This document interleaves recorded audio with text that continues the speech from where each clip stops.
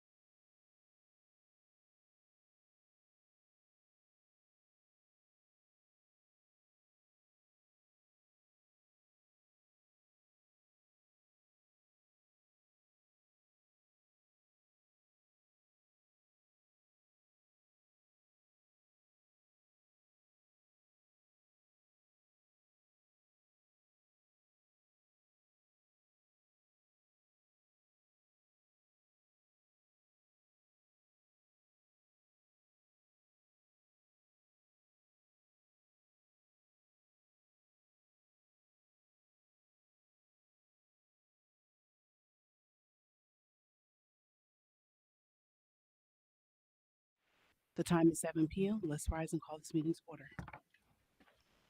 For the Pledge of Allegiance, please. I pledge allegiance to the flag of the United States of America and to the republic for which it stands, one nation, under God, indivisible, with liberty and justice for all. Thank you.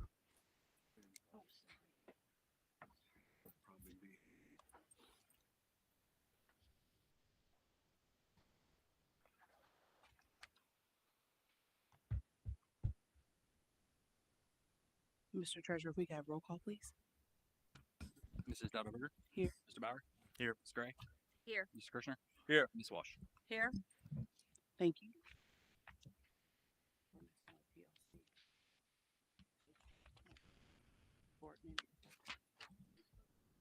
I know what the order is. Mr. Vice President, you can do the review of the belief statement and board norms. We believe all cruisers are valuable. We will unconditionally serve, support, and inspire. Therefore, every cruiser will maximize their unique purpose, potential, and power to produce the results they want. As leaders of the district, we'll always strive to support the mission and vision of the district, be prepared, informed, and ready for meetings, respect one another as elected representatives of the community, be open-minded, and recognize one another's strengths, the value of diverse perspective, and mutual commitment to the mission and vision of the district. Allow members to complete their thoughts and statements before others comment. Allow members to be heard and listen to all perspectives with an open mind. Stay focused on the task at hand and respectfully redirect each other when needed. Maintain confidentiality and communicate per board policies. Ensure trust and transparency in all dealings. And after a vote is cast, leave meetings united as one voice, no matter the outcome. Thank you, Mr. Vice President. If we could have Mr. Morpitzer come up to do our 5 principles of a cruiser, please. Could we get some more chairs put up for some people here? Thank you.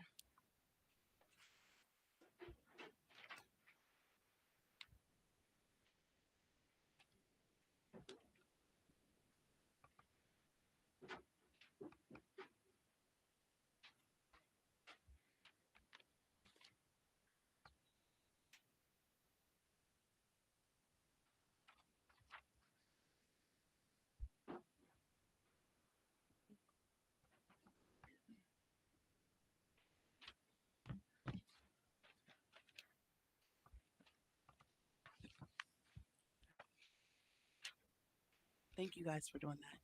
Mr. Morpitzer? I'm happy to share with everyone the 5 principles of our Cruiser PLC. I invite everyone to say them with me. We focus on learning. We collaborate. We take responsibility. We ask, what are the results? We decide what to do next. Thank you. Thank you. Next is our adoption of our meeting, of our agenda for today. May I have a motion? So moved. Second. Okay. Ms. Gray first, Mr. Kirshner second. There are a few updates.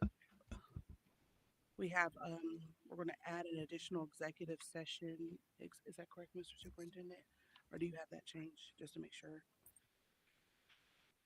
Okay.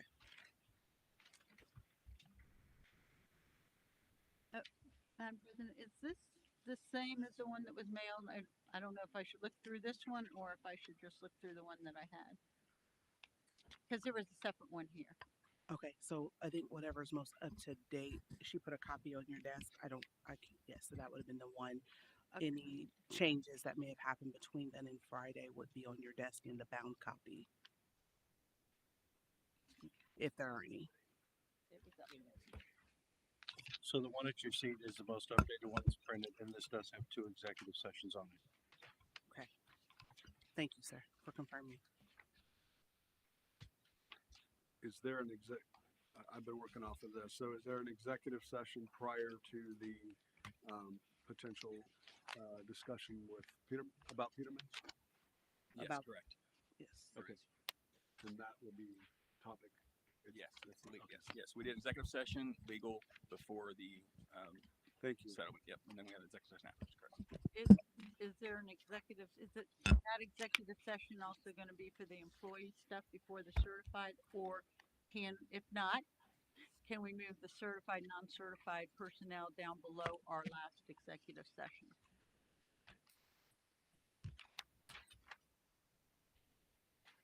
So you're asking to move all approval of employees to after item After item M. M1. Is that what you're asking? You want to move all of the personnel items in the superintendent's agenda after M1? Let me. I mean N1 or M1, excuse me, when we reconvene. I'm looking because this is a new one, so let me just see. No I problem. would say if that's what Adam says, that would be correct. Okay. No, it looks like J1, isn't it? Oh, There's two of them. So the first one is for Page 12, litigation. 13, okay. L executive session. Correct. After M. M1. Okay. Yeah. So Thank it would go after M. So Okay. is that's items, just to make sure this is items 10 and 11 on the superintendent's agenda, correct? The certified. That's what I'm non-certified. following, Mr. Treasurer. Can you confirm, Ms. Walsh, please? Items 10 and 11 on the superintendent's agenda, we're moving.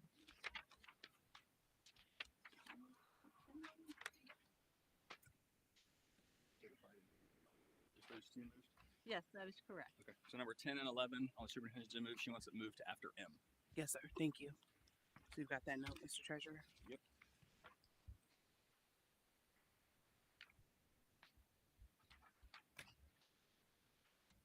And then we'll have for the board items, those, you're right. Let me, here.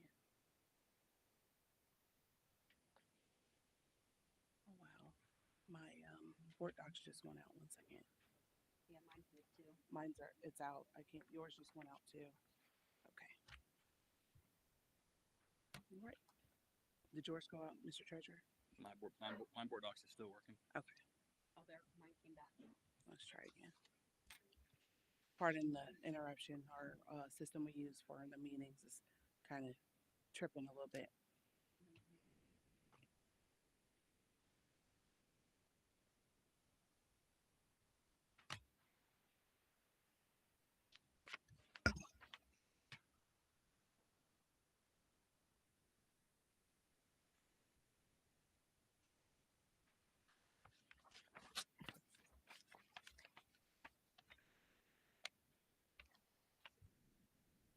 Just come back.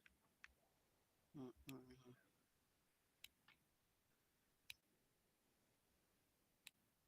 I just lost it again. I have the paper one, so we'll go with that.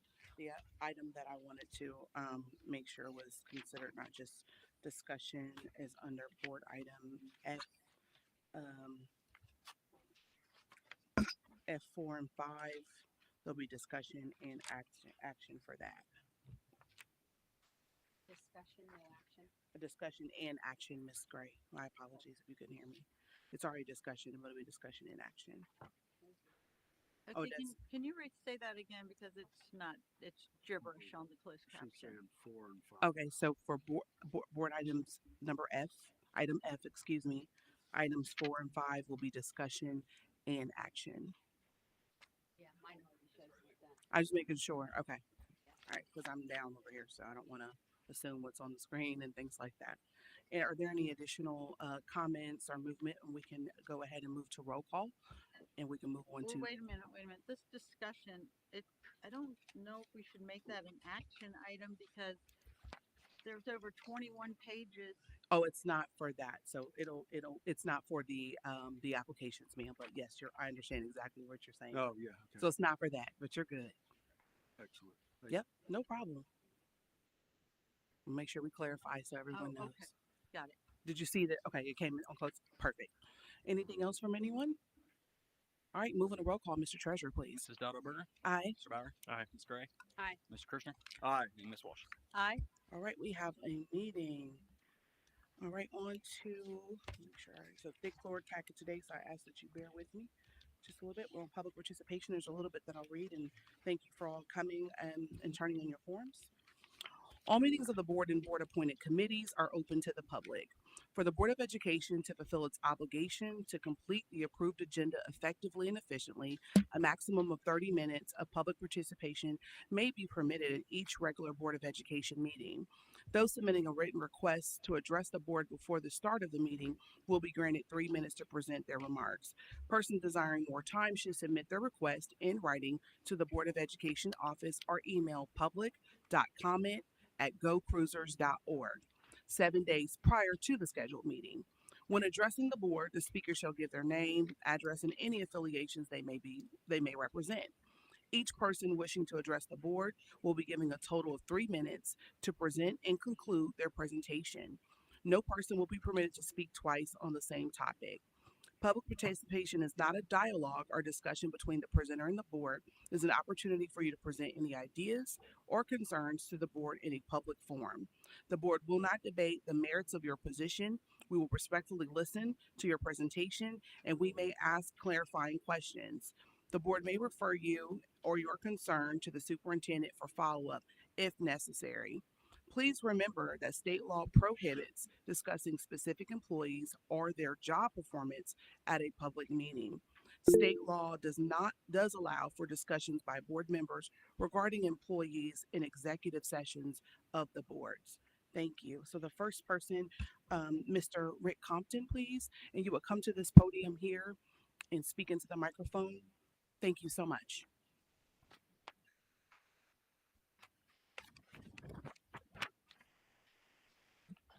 Do I have to give all my address and all that like we do at city council?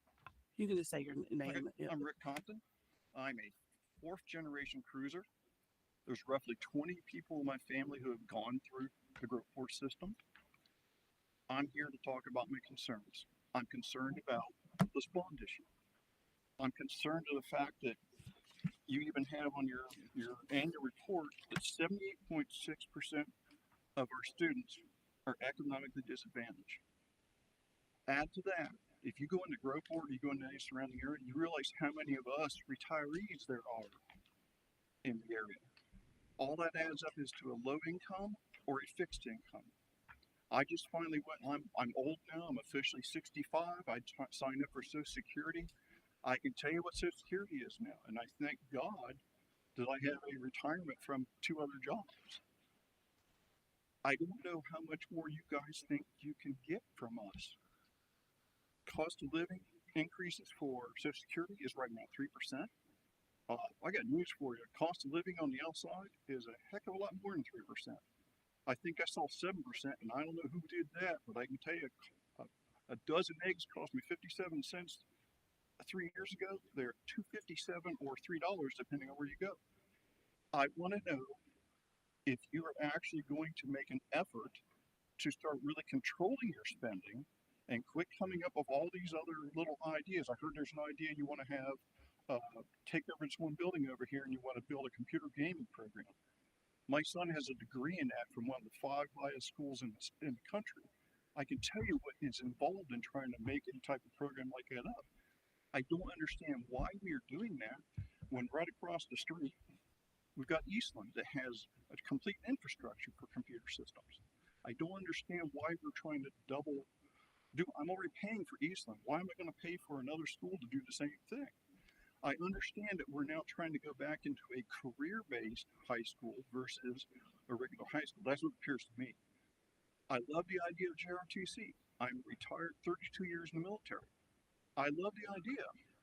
I just want to know how many kids you actually have that are going to be interested. You're talking about 2 niche programs. I work with Civil Air Patrol kids. We can recruit from anybody, anywhere from Franklin County to Pickaway County. We've got 40 kids. We're considered a huge squadron. That's out of a 2-county system. If you start taking kids in and they all go, I want to do GRTC, and then you start telling them, we make them come to 3 meetings, and we explain to them, am I done? 30 seconds. 30 seconds. You have to talk to them about wearing uniforms. You have to talk to them about grooming standards. You have to talk to them about manners. You have to talk to them, teach them how to take orders and give orders.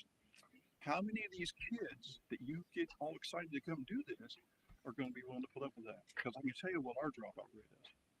Jumping back on the computer gaming, how many of these kids are going to do computer gaming because they think they can go into school and play computer games all day because there's a lot of programming, there's a lot of artistic stuff.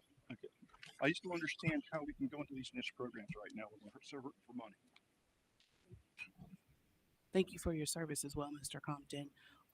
If Mr. Superintendent can maybe get Mr. Moberster to follow up with him, that would be great to answer his questions. If that would be okay. All right, thank you.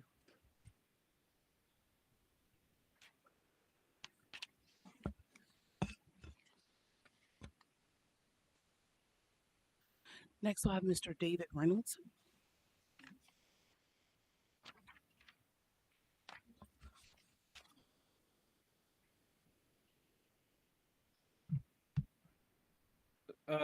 Yeah, I'm David Reynolds. I've been coming for a few months and speaking.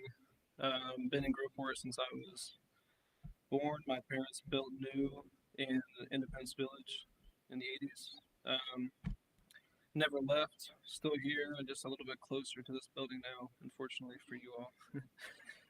So basically, this is interesting to see that the responsibilities thing that we discussed at the beginning, not sure that gentleman's hat, is now finally being managed by the superintendent. Thank you. It's really wonderful to see that. I went to Groveport Elementary yesterday with my kids. There's still a slide out there that's got a big crack in it. I'm not sure if you were aware of that. It seems like you can come here month after month and just kind of tell everybody everything that they should already know because it's against the law to not be on this stuff. And then they still don't go out and even look at it. And they act like getting a slide is an impossibility. Like you can't measure the slide you need, contact the company, and then get the slide.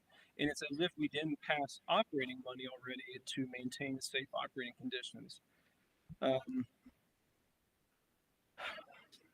It's appalling to witness you all sidestep responsibility and take no accountability, how poorly you are all conducting yourselves and how obvious it is the fights amongst you, legal battles. So much crap that you all have to stop talking on various subjects at these very meetings due to confidentiality agreements you made under oath. The way the president speaks to these two board members, I'm not sure which ones, but the distaste you have for one another, I have noticed a tone difference today. Thank you, man. That's also productive for the community when you think about it, to see you guys argue up here. The landscape locally and nationally is grim. The safeguards, the laws that you're breaking,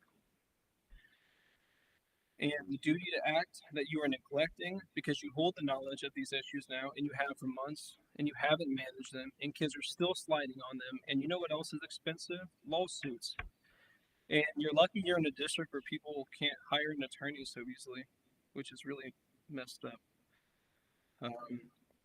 You are liable. I'm referring to Ohio Codes 3301-3505, 3313.77, 5101. I'll skip to the end. This is an issue abroad here, all across the nation, Columbus City. But what's interesting is a quote we have from our treasurer. I was interested in Columbus, coming to Groveport, Madison for many reasons, because it's home. And I don't think he's treating this place as home, considering he signs the checks. He finds this place to be a hidden gem, and he plans for Groveport to be fiscally sound, and it's not. You open a check for your home, and these two were co-workers, the superintendent and the treasurer. Look into it. Thank you. Miss Judy Beebe.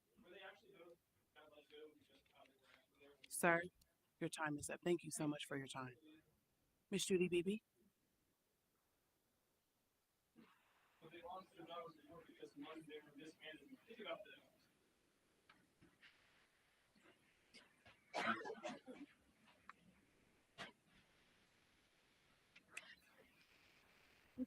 Good evening, school board members and administrators.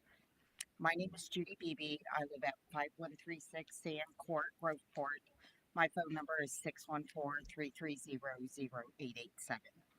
As most of you know, I serve on the board of the Groveport Elementary PTO, as well as the Middle School Central newly created PTO, and I'm a very actively engaged parent with the Groveport Youth Athletic Association. I'm here today with my other parents who volunteer tirelessly because we care for our students in our district and we want to see them given every opportunity to succeed. There are many other parents that wish to be here tonight, but they could not make it. However, we are very passionate and dedicated to our students. They deserve the best that we can give them. We want to each personally thank each and every one of you for listening to our concerns regarding the school usage policy fee changes.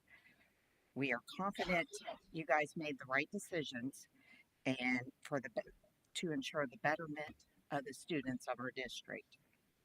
We hope that we can use this as a stepping stone, and we propose that we search for ways to work together. We, as volunteers, have a unique, great platform to reach parents with communication.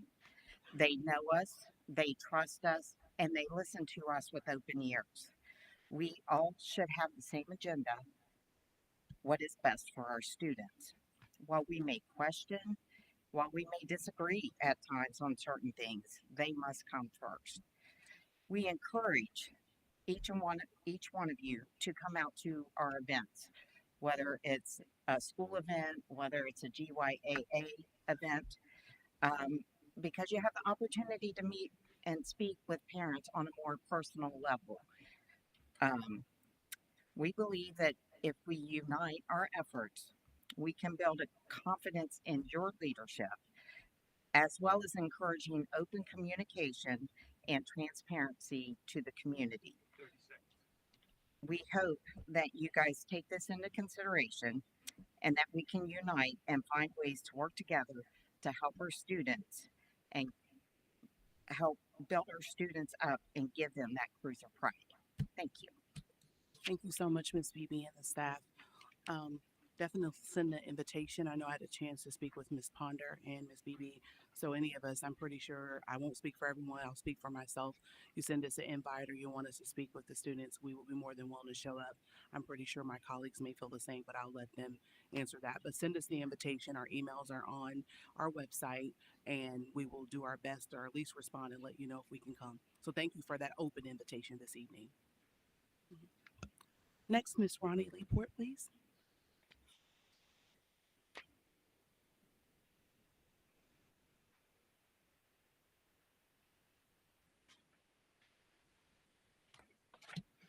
Hi, I'm Ronnie Leeport. I live at 3418 London Lancaster Road in Groveport. Phone number 614-649-3870.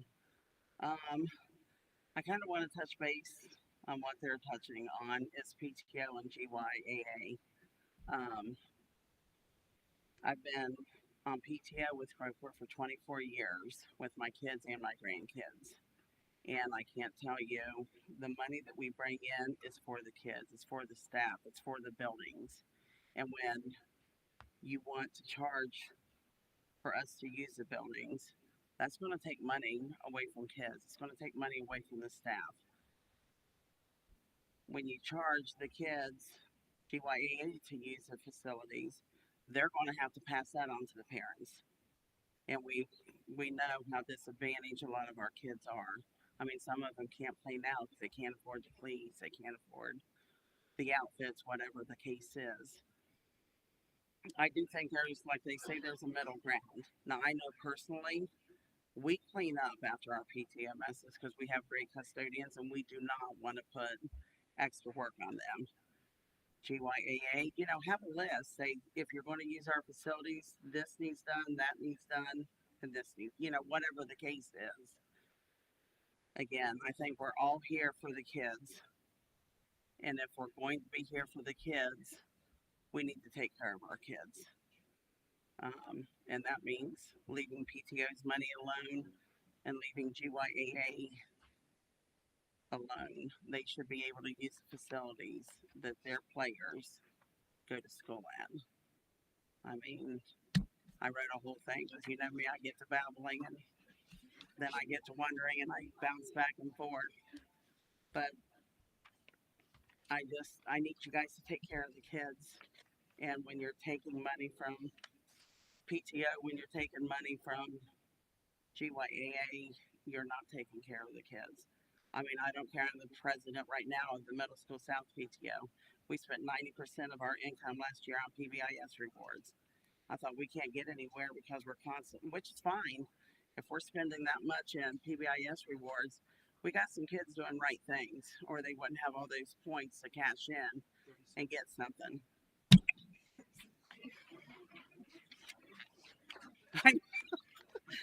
So I'm just asking you to reconsider your vote, at least for your kids, the kids that you are sworn to help take care of in this district. You guys know how to get a hold of me if you have any questions or if you want to talk further. Call me. Thank you. I do want to state that we did hear from the community, and that we also postponed the last board meeting and did not take action. And we were all asked to provide any additional recommendations to be presented tonight. And that recommendation is already in the policy for us to review, which we had a week or so to review that, and that is what we're voting on. So that has already been looked at. There was a meeting between the parties and our business manager prior to tonight, which then had the update for the board to look at prior to the board meeting, and that is what we are planning to take action on this evening. So I just want to state that for those that were wondering, and we did pause it. I think it was Miss Walsh that asked for us to table or postpone to this meeting, and we did so and made adjustments. So thank you.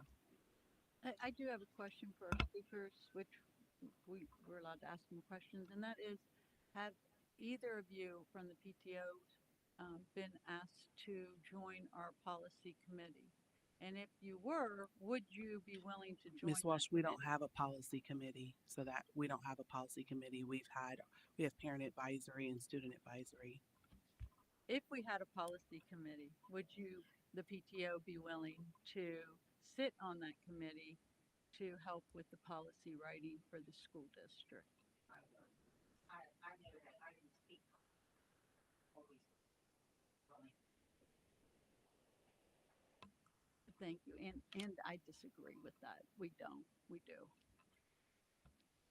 Well, ma'am, as May 1st, the board meeting is there where we had our in-service, and that is where it states that we decided when we switched over from our Neola to OSBA provider that we didn't have a policy committee after that point, and that is available on the YouTube channel.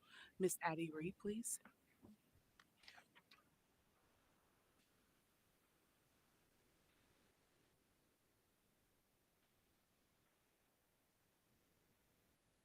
Addie Red, 6848 Wormsley Drive, 614-638-0776.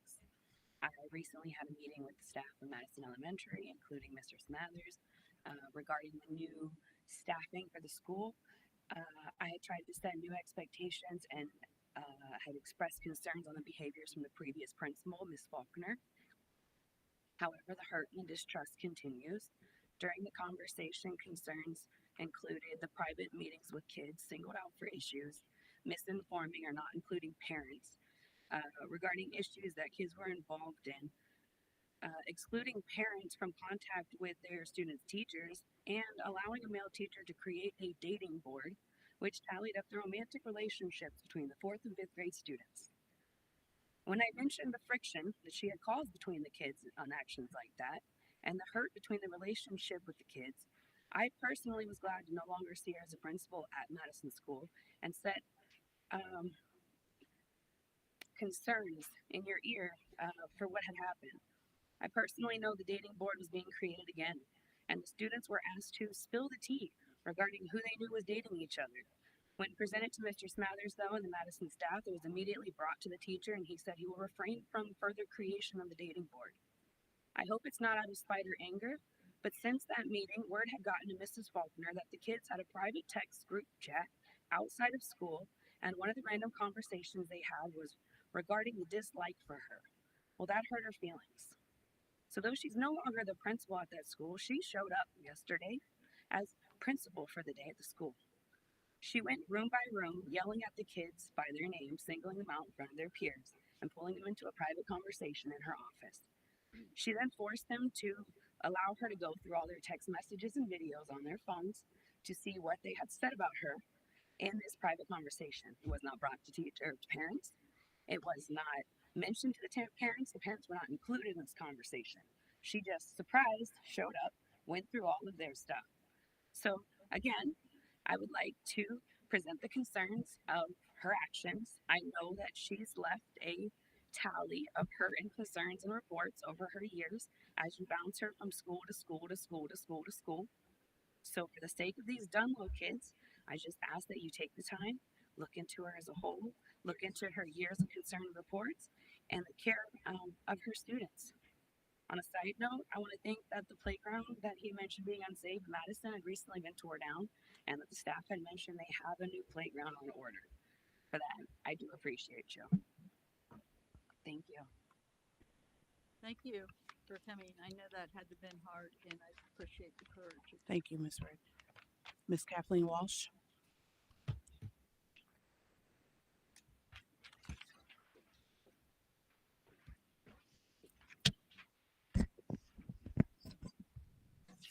Hi. Everyone knows me. I'm Kathleen Walsh. I live on Winchester Pike, board member, and I'm speaking tonight to address comments made about me during the last board meeting. Some of my fellow board members feel comfortable talking on TV in front of reporters. I do not. First, remarks from Nana Watson, head of the Columbus branch of the NAACP, claimed that since I did not respond to a social media post, I was racist. Let me be clear. Not responding to a social media post does not make someone racist. I value the opinions and feedback of all members of the community, regardless of their race or background. As a board member, I'm committed to serving all residents of the Groveport Madison equally, and will continue to do so with integrity and fairness. I've always been committed to equity and justice for all individuals, regardless of their race. In fact, my track record of promoting diversity and inclusion within the community speaks for itself. The charge leveled against me by Nana Watson is not only unfounded, but also damaging to my reputation. I will not let these false accusations tarnish my dedication to creating a more equitable society. The NAACP leader, Nana Watson, most certainly owes me an apology for her baseless accusations. I'm also going to address the statements directed at me by the district's security committee co-chair, Kimiata Kondo. As a board member, I have a duty to report to the district information that is given to me that is a clear violation of our policy. I will not tolerate any attempts to intimidate or discredit me in retaliation for fulfilling my responsibilities as a board member. I am also disappointed that our board president did not follow our board policy pertaining to public participation when she allowed Speaker Nana Watson and Kimiata to address board members directly. They're only supposed to be directing to the board president, and allowing Speaker Kimiata Conwell to make statements to board members that were meant to frighten and intimidate, also in a violation of our policy. This behavior is unacceptable and undermines the integrity of our board. Moving forward, I will continue to advocate for transparency and accountability within our organization, and I urge my fellow board members to do the same. It is crucial that we uphold the policies set in place to maintain a respectful and productive environment for all stakeholders involved. Thank you. Thank you. On to recognitions and presentations.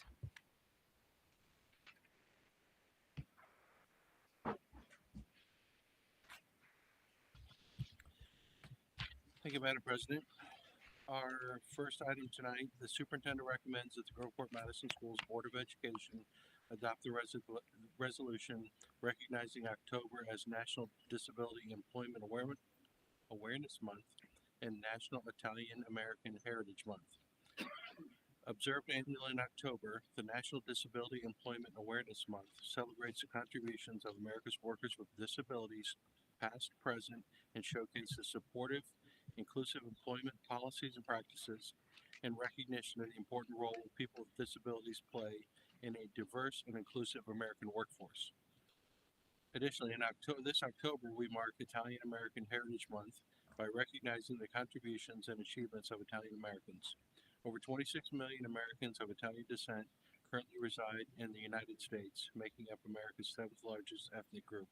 The Heritage Month is in October to coincide with Columbus Day, the national holiday celebrated on the second Monday of the month. Italian American Heritage Month celebrates the distinguished cultural contributions of Americans with Italian lineage. Okay. Do I have a motion? So moved. Second. Ms. Gray first, Mr. Bauer second. We gotta have roll call. I have a discussion item. I think it's a good place to insert this. I informed the board at my first meeting, due to my exposure to artillery, heavy weapons fire, and high explosives, that I could not hear hardly anything out of my right ear. I asked to be seated on the right side of the board so I could understand the proceedings. Here I sit today on the far left side. I just wonder how that goes along with our National Disability and Employment Awareness Month and our desire to be diverse and inclusive. Thank you. We have roll call, Mr. Treasurer, please. Ms. Dottelberger? Aye. Mr. Bauer? Aye. Ms. Gray? Aye. Mr. Kirschner? Aye. And Ms. Walsh? Aye. Resolution passes. Okay, our next presentation is going to be with Mr. and Mrs. Morbitzer, and we're going to go over our state report card results and trend.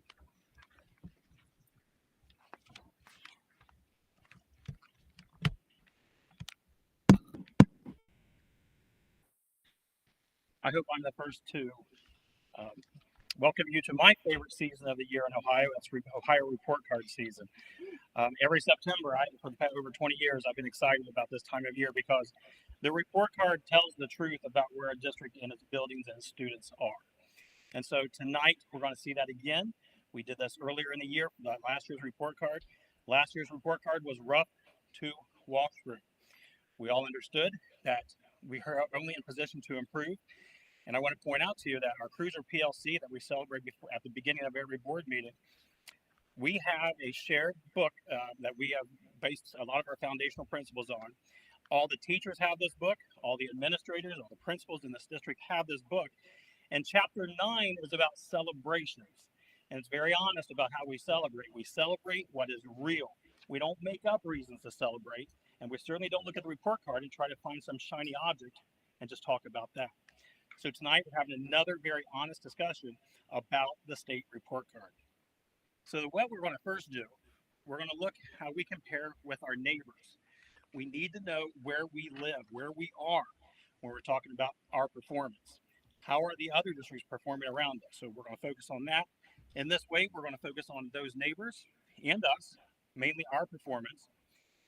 So we're going to pull them apart and take a closer look at starting with some of our stars.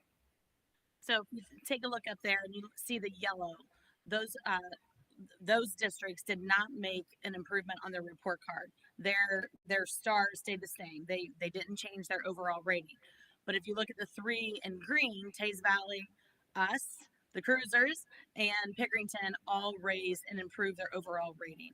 So just to look at our neighbors and to see that we improved our overall rating and that some are staying with that same rating is exciting for us to celebrate. And everybody needs to understand what that half star means. We talked about this last spring when we went over the report card then. We were in the bottom tier at that time. The 28.7% of the school districts in the state of Ohio have 1 star through 2.5 stars, or 3 stars. We had that status last year. This year, we move out of that status, and we're among the 71% highest performing districts in the state of Ohio. We are not in the bottom quarter of performing districts in the state of Ohio anymore. So you can see 3 stars and above, or 3.5 stars, includes 135 schools. Then it goes down to 129, 101, 68. I highlight those other 3 areas because we're going to be there soon. Love to talk about this one. Now, this one's really exciting. Our college, career, military, and workforce readiness component That is a measurement that's actually 1 year behind. This really speaks to the success of some of our pathways that have been created here in this district, those kinds of opportunities. You look at this one, there's only one school district among our neighbors who exceeded our score, and that's Bexley. This score also includes those who are attending four-year universities. At Groveport, we're at 63.3. That is almost 40 percentage points higher than it was last year. So that's the improvement that was made 2 years ago. We're now getting the measurement of that. This is not a component that is part of our score. So this didn't help our 3.5 star status at this point. This is not counted toward until at least 2025. The state says at least because they're not sure if that's going to be the year or they're going to delay it. But nevertheless, here we are, number 2 among all of our neighbors in college, career, military, and workforce readiness. So we just want to look at the overall stars for all of our buildings. So starting with the elementary, we're going to go north to south in the district. Dunlow at 2.5, Sedalia at 4 stars, Madison at 3, Asbury at 3, Glendenning at 3.5, and Groveport to celebrate. Groveport Elementary went up to 4 stars this year. And then we'll go ahead and do the same thing for middle school and high school. Middle school north also went up to 4 stars. The high schools stayed at 2.5, middle school south at 3, and middle school central at 3.5. So let's take a closer look at what this means in much the same comparison. So as you see on this table, 3 stars and above represent 78% of the schools or the school buildings in the state of Ohio. Those who are in that category, Asbury, Central, Glendenning, Groveport, Madison, North, South, and Sedalia. We're no longer having most of our schools in that lower tier. Likewise, this is the 4-star rating itself. So now with 3.5 of those buildings at 4 stars, that 4-star rating places them in the upper 44% of the school buildings in the state of Ohio. We're moving into rarefied air for all of us. We haven't seen that kind of success on the state report card since about 10 years ago. So now, this is really my favorite part of the night.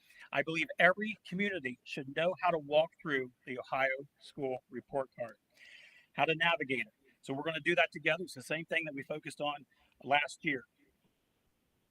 Let's go to a search engine. I want to start at the beginning. You put in Ohio school report cards, and then you can go to each one of the buildings individually. We're going to start with, since this is about the district, we're going to start with Groveport Madison, put that into the search bar, Groveport Madison Local, and Franklin County.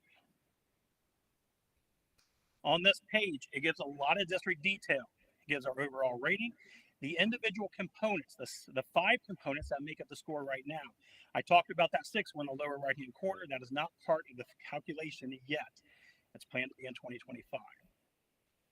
As you go down this page, you see it broken down into all of the buildings' performance. Everything that Carol went over with the geographic map of where all of our buildings are and how they are performing. It's also summarized here with each of the individual components listed as well. So what we're going to start with is achievement. You go to district at a glance, you click on achievement. Here's a section of the state report card that I focused a lot last year, focused a lot on this. I talked about what performance index means. This part really shows how it's broken down. It's not quite big enough. Let me make that a little bit larger. I hope we can all see that.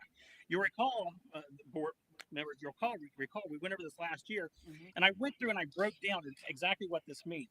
The expectation for the state of Ohio is that students perform proficient on all the tests. They're at least that category. We get 1 point for each student who is proficient. This shows the percentage, this category, this part of the table shows 22% of the students are proficient, and then it shows you what students are above proficient and what students or percentage of students are below. We had more students last year in basic and limited than we do this year. We're making improvements. What you'll also notice is you get extra points for the higher they perform, higher the students perform. 1.1 for accomplished, 1.2 for advanced, and 1.3 for advanced plus. We get advanced plus, or a student earns advanced plus if that student is accelerated and then performs in the advanced category. You also remember that top line did not exist on last year's report card for Groveport Madison. So this year we do have Advanced Plus students in this category. Last spring, we went over this part. I walked through every single one of these, and I thank you for your patience from back then. I walked through every category, every grade. This year's is much the same. What I will tell you is that in our performance index, and that's what we're trying to improve, because that shows our students are learning and they're achieving. It's 2.25% higher than it was, and that's one of our goals, to raise our performance index so that we are being accountable for the students being proficient, advanced, or accelerated and advanced. Next, we're going to take a look at progress. And what I want to point out with progress is these colors down here, and it kind of looks purple, but on the actual side, it's more anything that's blue or green. Think of that as a positive. Green is students are making the expected growth. Anything that's blue, those students are making more than a year's growth. And we earn 4 stars in progress. Our students are, if you look at most of these, are making a year's growth or more than a year's growth. And this is huge. Our teachers have students coming into them that are below grade level, and we're at least getting them a year's growth and in some cases more. So progress is a huge component for us to look at. Really proud of the work that our teachers are doing with our students. Before we move on to the next component, I want to go back to the previous one, achievement. I neglected to say something that's very important and what we have to share with you. While we have improved, notice in the upper left-hand corner, it's right here. I'm going to make this larger for you too. We are still at 2 stars. I want this to be clear. This is what we're focusing on. We did move up in achievement in every category, every single grade level, but we did not increase our star status. That's somewhat expected. When you're starting as much of an organizational change as we are, the fundamental changes of getting into the classrooms, understanding exactly what needs to be done, and you're building the PLC, first year, second year, you sometimes see a drop. We didn't drop. Now we're looking for the achievement to increase. It increases through a lot of the things that we've been already talking about during the board meetings, especially, Carol's going to mention this too, especially when we introduce a curriculum, the English language arts curriculum. There had not been a new English language arts curriculum for 14 years. Remember, the teachers got together in a large group and decided as a district to choose the curriculum that we did. That's the kind of thing that gets consistency across all of your elementary schools, for instance, gets them really on the same page, gets them to work together in horizontal meetings and teachers working together. That's where you start making those changes. That's where you see the changes in achievement. Again, we're not dodging it. We're at 2 stars for achievement. That's what we aim to change. Let's go to gap closing.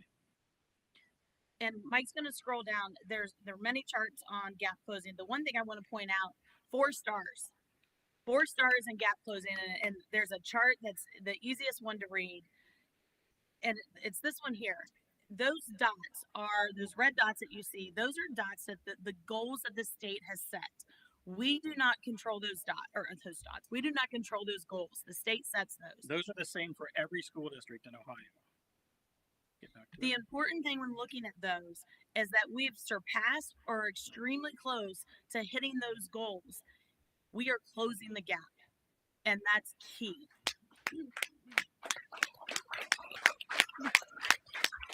That gives me chills because I just think of all the work that our teachers are doing with our kids, and it's so vital that we do that and we close that gap. So thank you. That is the work of the students and the teachers together. Remember, we had 4 in gap closing, we had 4 in progress as well.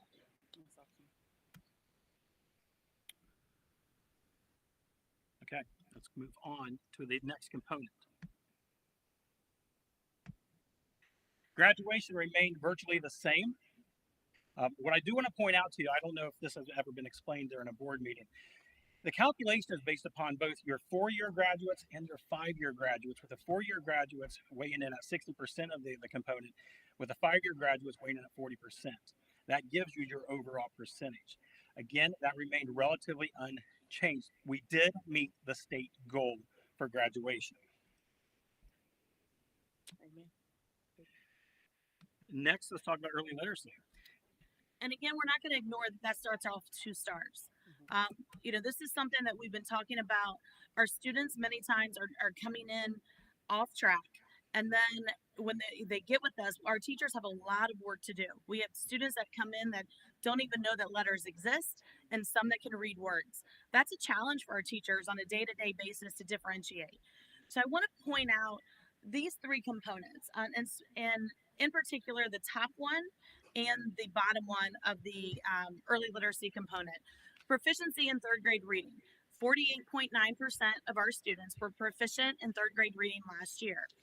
But I want to draw attention to that improving K3 literacy. That was only 27.2%. There's a lot that goes into that, and I kind of want to explain where that number came from.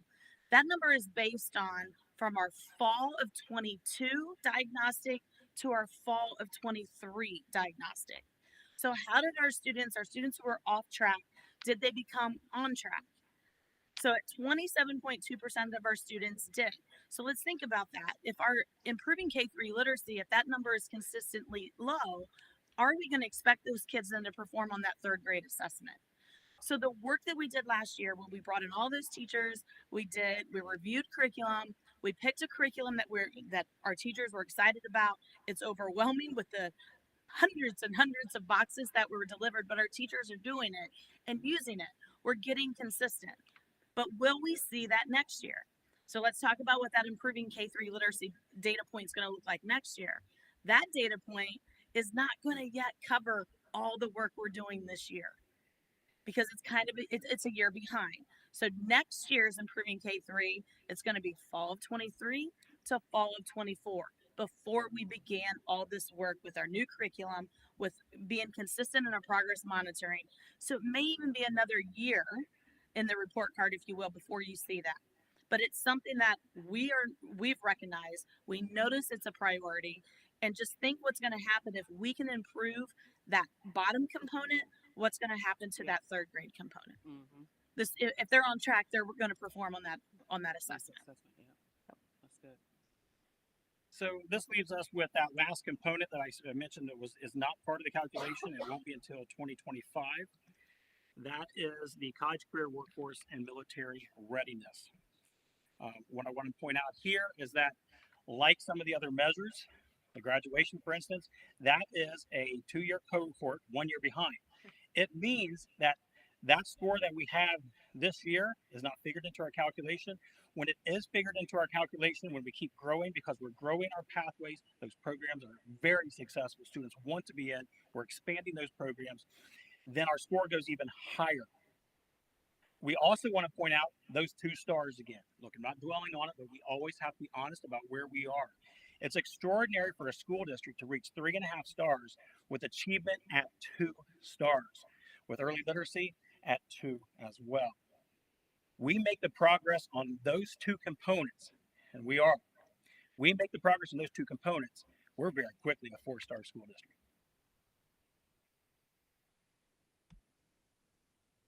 I also want to point out before we conclude, again, I want the community to always have this at the ready. I want you to explore this yourself. Over here, you click on the upper right-hand corner, you see our state report card. You can download data from around the state. You can compare yourself. There's some advanced report that does the same thing. You can look at our archives. Now, when you look at last year's archive, I believe it just shows you 1 page. You go back more than 20 years, you can actually see where Groveport has been.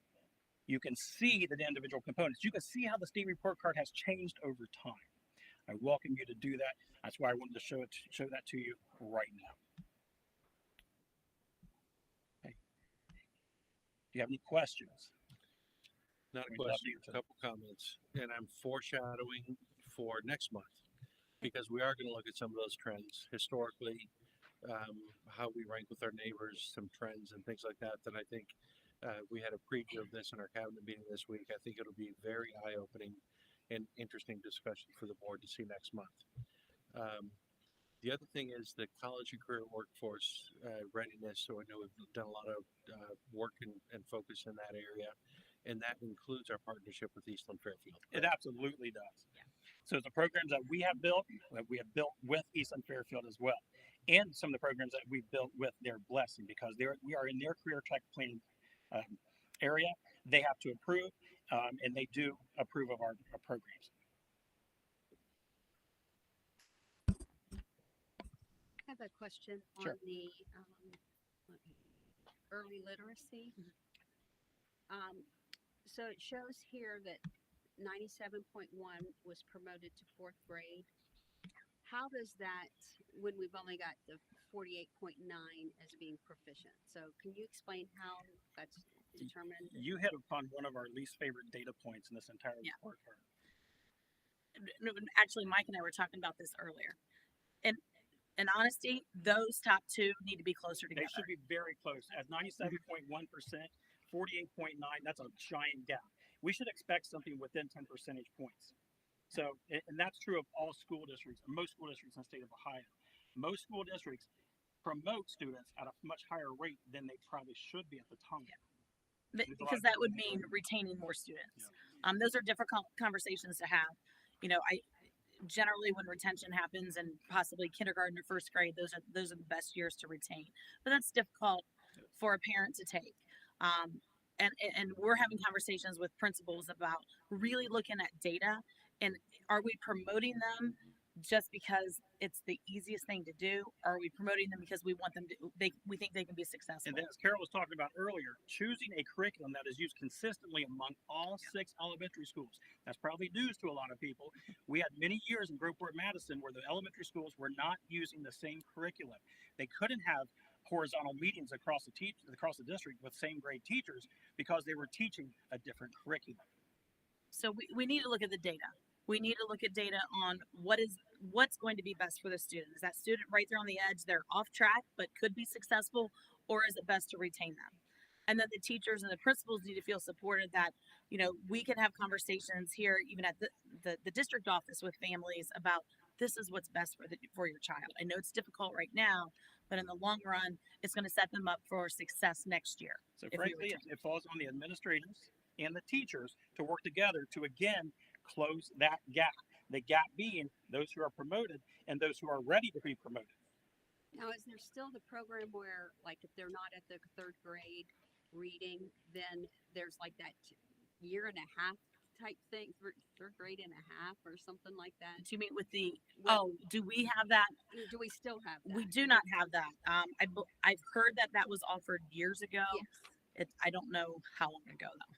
Yeah. Where it was like you second and 2.5 grades or you got promoted, but yet you would have your reading done in the lower level until you got yourself built back up to grade level. And I don't know how long ago it was that the district offered that. I'd be curious. We can look at that. Look into that. Okay. That's when that third grade guarantee came out. That's when it was implemented. Okay.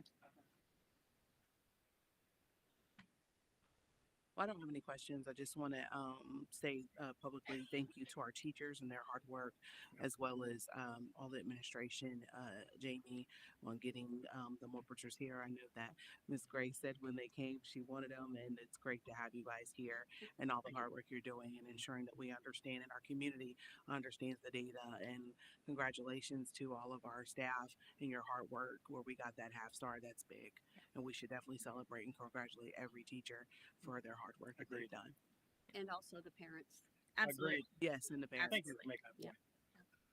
Because we're going to continue to have that partnership with the parents, and they're going to celebrate our success with us. Thank you. Thank you.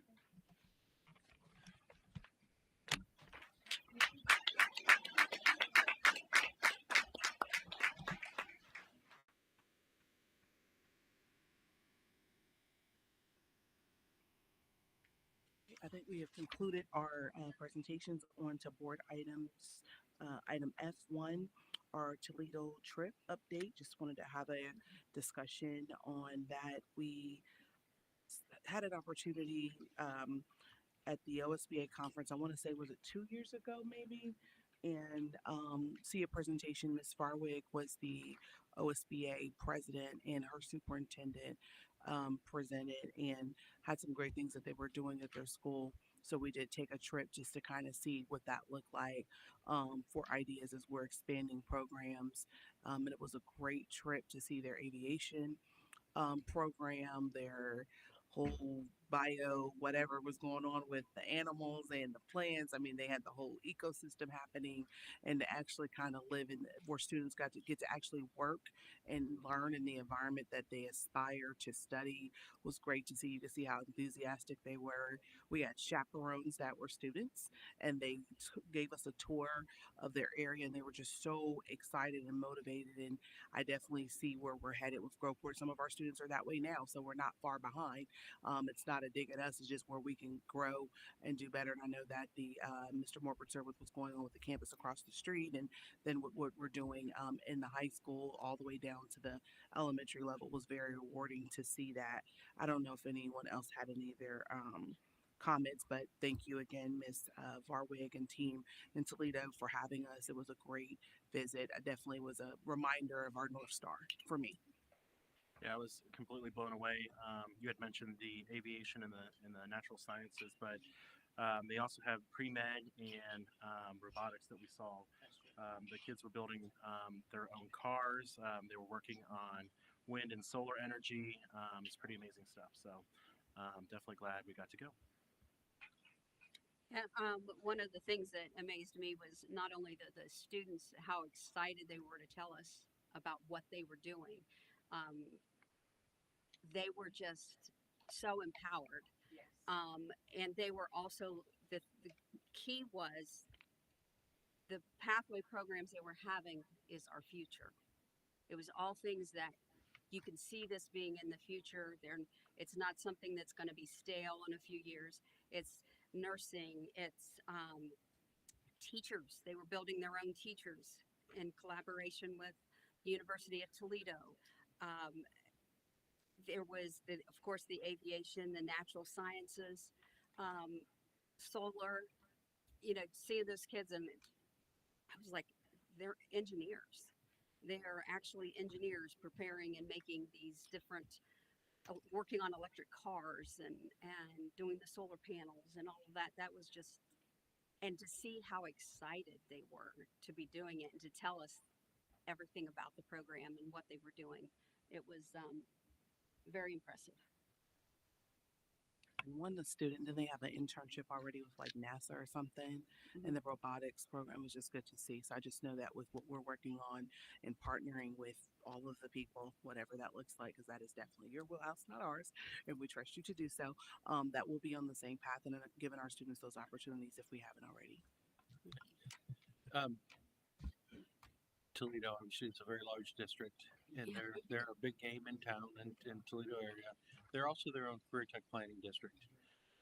So I also came away with a lot of ideas and excitement.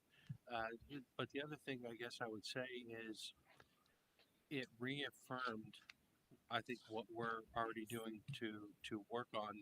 If you saw the growth we made in our measurement that doesn't count yet this year, that doesn't even begin to account.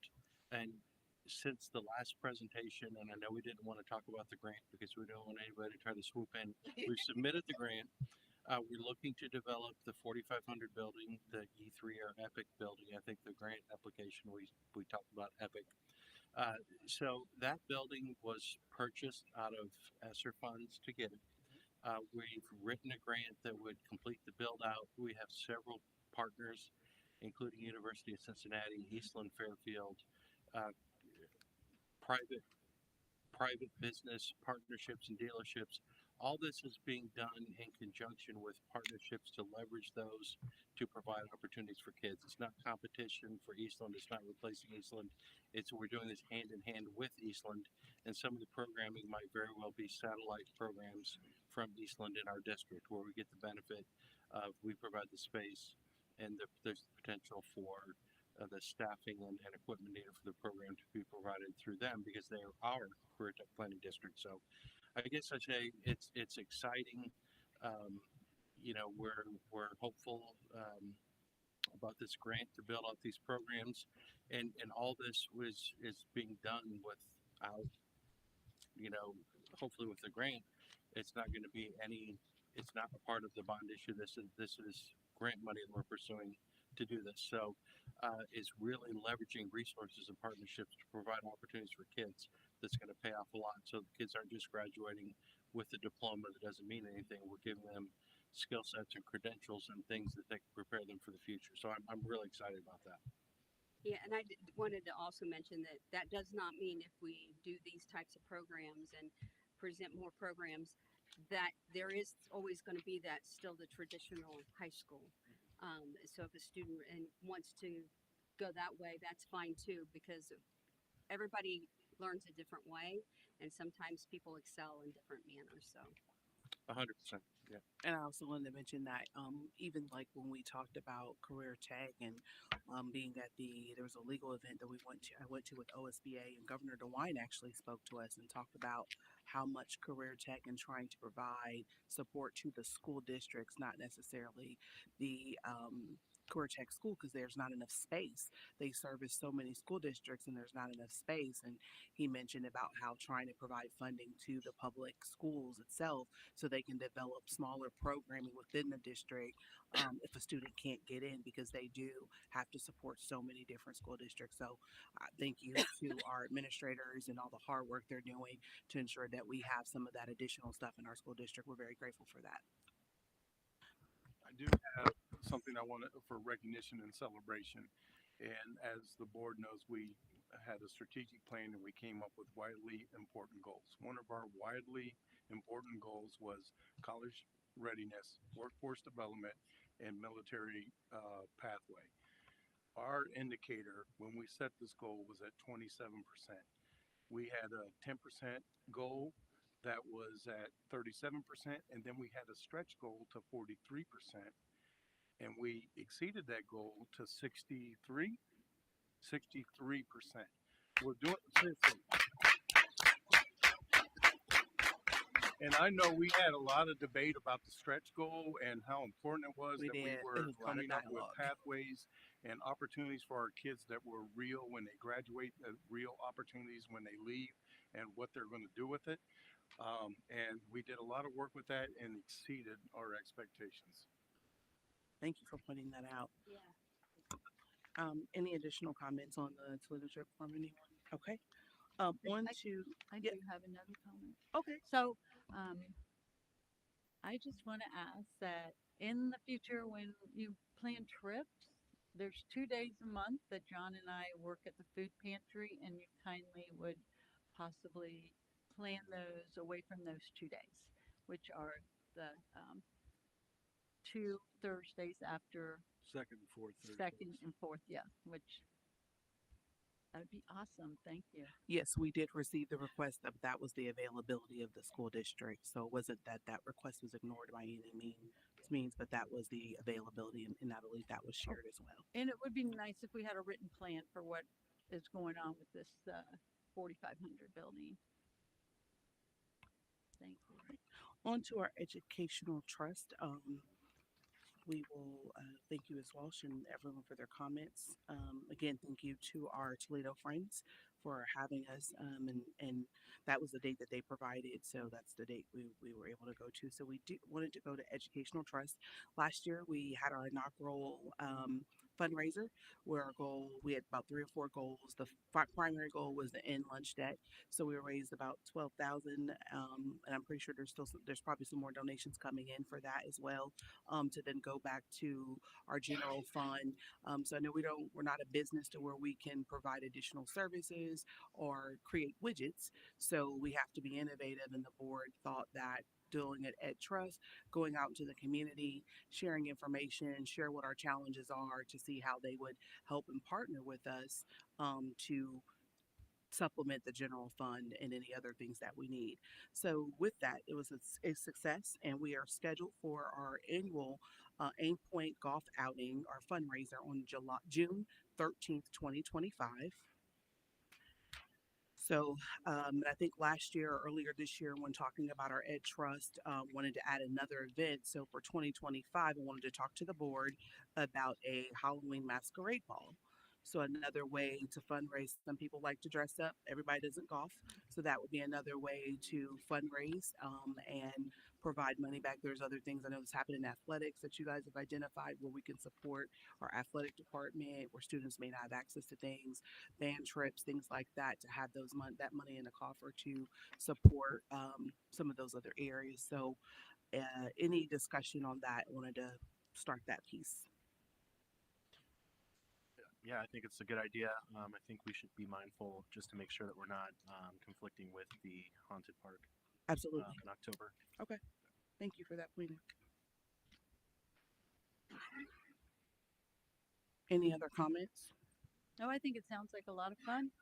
I wish I could help you guys with that, but I'm booked up for October with dog shows for agility trials. So Oh, for 2025 already? Mhm. For 2025? Well, probably, yeah, because Okay. that's a very busy time for that. Yes, ma'am. So we'll move forward. We're trying to decide where, thinking possibly the high school, and then go that route. That way, it's something we already have access to. The space is nice, and then it wouldn't cost. We'll just bring things in. If anyone has any additional suggestions, so we can kind of plan that out further. And even, I know Ms. Walsh, you mentioned you're not able to be there, but definitely any other ways that you be willing to support will be greatly appreciated, or anyone else on the board. So now we're up to 2 events for the Ed Trust, and how I know that makes Adam happy, our treasurer, to make sure we have extra money coming in that we didn't plan. May not be a lot, but it's definitely something. Something is better than nothing, and we do identify those. So if you know anyone that's listening in the community that wants to find a way to give back to our schools, we do have an Ed Trust. We can provide a letter for 501, so we can provide you a letter of your donation, etc. You can contact the treasurer's office. All right, on to our first read. We have some policies, and I think I'll turn this over to Mr. Treasurer, Mr. Superintendent. Okay, so we have, we're now with OSBA and we get their quarterly policy updates. And I kind of want to give a quick overview. And I'm learning this, and Adam had worked with OSBA in a previous district, so he could jump in. But the process that we've done today is we go through and we look at there's the summary page, the update that has all the different policies, and it gives a quick overview of what it is. And any of those that have an asterisk by the policy identification are required policies. So June was a very small update. There was only a few things. September, as you can see, was much larger. So we go through, and the ones that are required, we pretty much, those have been vetted by OSBA and legal, and they're told that we need to do this. A lot of times those are just some updates with either naming conventions or legal references and things like that. The other parts are there are policies that are not required that we may or may not already have in place. And of those policies, there are recommended revisions from OSBA sample policy to do that. And it's kind of what our policy was before versus the new, or again, it could be some cleanup things. The third thing, and then I'll let Adam jump in, is there are policies that there is there's permissive language or there's either or choices. So we make a decision: do we want to do this or that? Do we want to add permissive language that allows additional things, or leave it as the basic policy? And so that's kind of the three big buckets of the types of policies. Would you agree with that, Adam? Yeah. Yes, that's how it's kind of how OSBA kind of runs their thing is they go through their vetting. So like we have, if you go through, and you guys all got these ahead of time, if you go through all of these policies, you'll see ones that say this is a required policy. Okay, so in other words, the law changed. If you look here, House Bill 147, House Bill 29. So once the law changes, then we have to change our policy obviously to meet the law. Not much we can do about that. It's a required policy. So that's probably most of these, majority of them is. And so that'll be the first read tonight. We go through it, we can ask some questions, but those kind of OSBA says, the law changed, you got to update your policies. Then there's a couple of them that there's, I think there's two, there's or. So you can pick this way. I think cell phones may be one of them. Pick this way or this way. Both of them are legal, already looked through the law. You just got to pick as a district. And then some of them are not required, but they're just giving us policies because that's what the majority of the school districts do, or that's what their legal counsel or that's what OSBA is saying to do. So that's kind of the process that we do. And so. And then all the changes are designated with the red strike through, green is new Correct. language. So it just identifies, and then there are a few places where there's an either or if we have to add something specific in there, then we make those recommendations as to how we want to do that. Right. And there's one in here, I know, like the bidding requirements. It's been $50,000 for bidding requirements for years upon years. The law just changed to allow us to go up to $75,000. So that's one of them. Again, it's a law change, and if you look in their bidding requirements, it's left blank, but we just got to put in there $75,000. But again, that was a law change where they said you can go up to $75,000 now for bids because it's been $50,000 for, I don't know, 10, 15 years. And the good thing though about that is they got smart and said, all right, you can go up to $75,000, and then each year it goes up 3%. So you don't have this problem where they don't do the law for 20 years and it's still stuck at this, figure about 20 years ago. So like that's one of them where you'll see a blank. There was another one, Jane, if I remember, where there was about the 5 classes. Was that Paul? Well, I forget what it was, but I have a note in here about you have to have 5 classes to participate in sports. I forget. Go ahead. I forget what it was. It was actually the 5 classes was for eligibility for graduation for valedictorian. Oh yes, for valedictorian. Sorry. Yeah. For home instruction. Right. So that you'll see that left blank in there, but you're right. So valedictorian, salutatorian, you have to take at least 5 classes at the high school. So stuff like that. Again, it's law changed, and so we'll just add that in. Again, this is the first read. So if you have some questions, also, if you don't want to be here for 18 hours tonight, you can do the first read, and then you can always email us questions if you have it, and we can answer those over the next 3 weeks. And then again, this is just discussion today. There's no action taken today on this first read. And then in November, we can have the second read and then have the questions done in the next 2 or 3 weeks and then present them at the next board meeting as a second read with the questions made open to the public and all the questions you guys have. But yeah, a lot of these policies are law changes. So, I wanted to also remind our colleagues that even before we became a policy provider with OSBA, we do receive the legal update emails from them that goes over the changes with the law which he's speaking of. And at the time we weren't a policy owner of OSBA, but since we are, we can also call the legal hotline as well and ask questions. That was a big issue in the past with us being with the other policy provider. We could not go through our association and ask questions and go through their legal, which is a benefit with our membership. So if there are questions that you may want to ask, you can contact the legal hotline, and there's tons of legal update emails. If you sort your email, they will have those updated, and they kind of break down the changes as well. And then if you are a policy owner, it explains that process in that email, so that is available to you. And I found most of these in there, and I've been kind of watching it anyway in the email. So just wanted to remind our team of that. So on the page 5, say, of the September, it has the updating policy quick reference checklist. Now, I take it that that's something that once we voted on the policy, then someone goes in and updates it that way? Well, could you which policy are you direct talking about? 5? Which policy? On page 5 of the September, it says there's a page that says it's updating policies quick reference checklist. In our book, it's page 1-1 in the big book here. Oh, it's page 101. It's 1-1. Okay.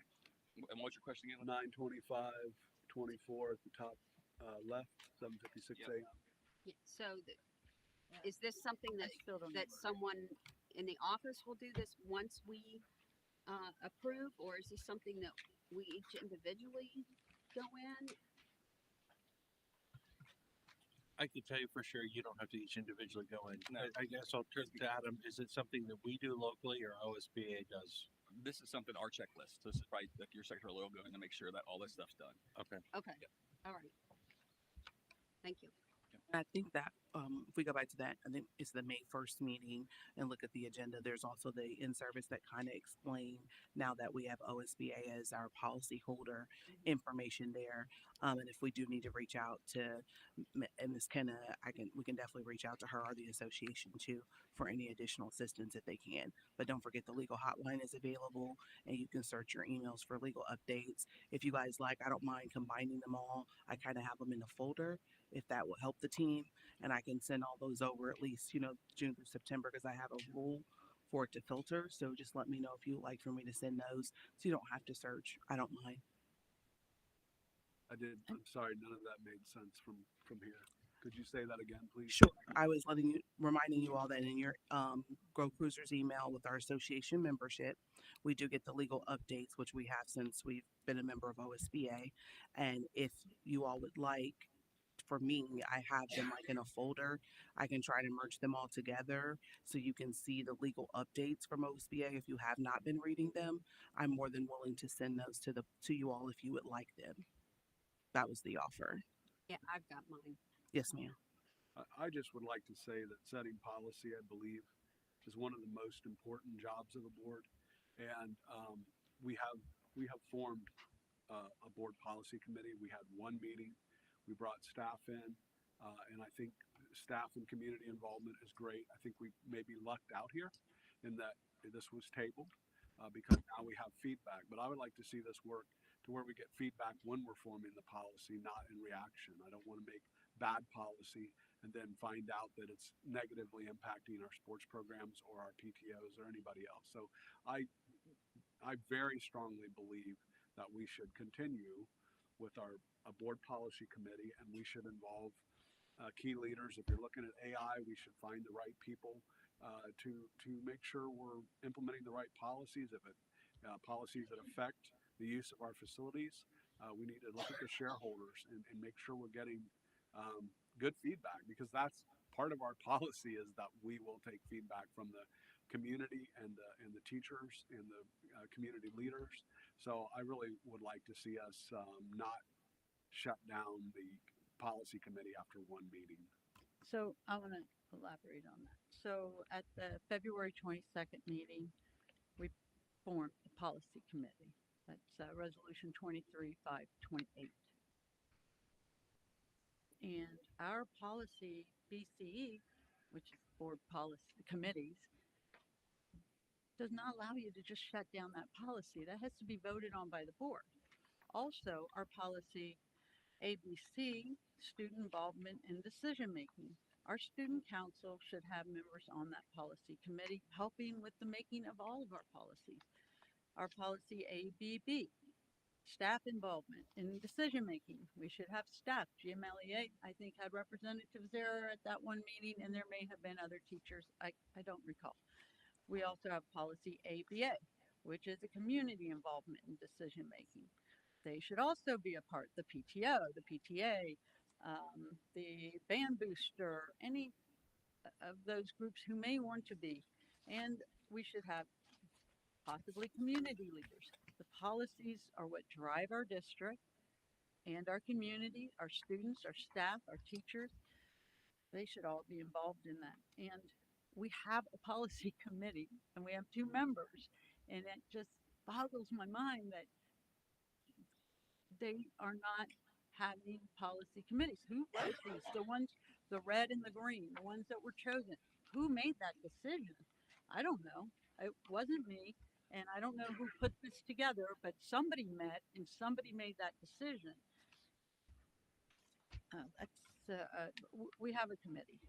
And I would ask, you say we don't, where's the resolution that says we do not, that we voted to not have this committee? All right. Any other comments or questions? All right, I will get some additional information from legal counsel and follow up. On to our next item for board item F, our student advisory committee. So board members, you all received packets, and I spoke with a couple board members before the meeting, and we may need to go back and just make sure I think the way some of the packets were, Mr. Superintendent may need to make sure they're grouped because it was confusing just a little bit on which ones were elementary and then which ones were middle. So if we could go back and kind of look at that again and resupply that to the board. So then when we come back to discuss the findings for each advisory, you know, the middle school, the high school, and elementary, that we've had time to do that. So if we could just make sure that it was a first read anyway and a first review. So if we could kind of get that kind of quick, that way there's the full 3 weeks. So we've got a lot of reading between the policy updates and then reviewing the advisory council, student advisory committee um, packets. I also had one other thing on that for student advisory and the um, parent advisory, which I don't have to read it twice, but you know, in interest of full transparency and or fidelity's sake, I just want to make sure we officially reestablish these two. We talked about this in the 2022, I think it was an OSBA conference we went to in 2022, and there was a presentation that most of us attended where they were talking about the importance of having a student advisory committee and actually hearing from the students, and that was one of the goals of the board is to maintain that. So I'm grateful for every parent that has applied. I know last year we didn't get as far with the parent advisory because we were hyper focused on getting student advisory up and running. We have a group of students that we've grandfathered in, which tonight you heard that we're reevaluating again those applications for the new applications we got. So thank you for applying, students. Hopefully you're asleep, but if you're not, thank you for applying. And we will take a vote and get those folks on the board. But it is definitely a commitment of those committee members and their support, selfless service, their willingness to invest their time, talent, energy to help us monitor and improve the cruiser experience.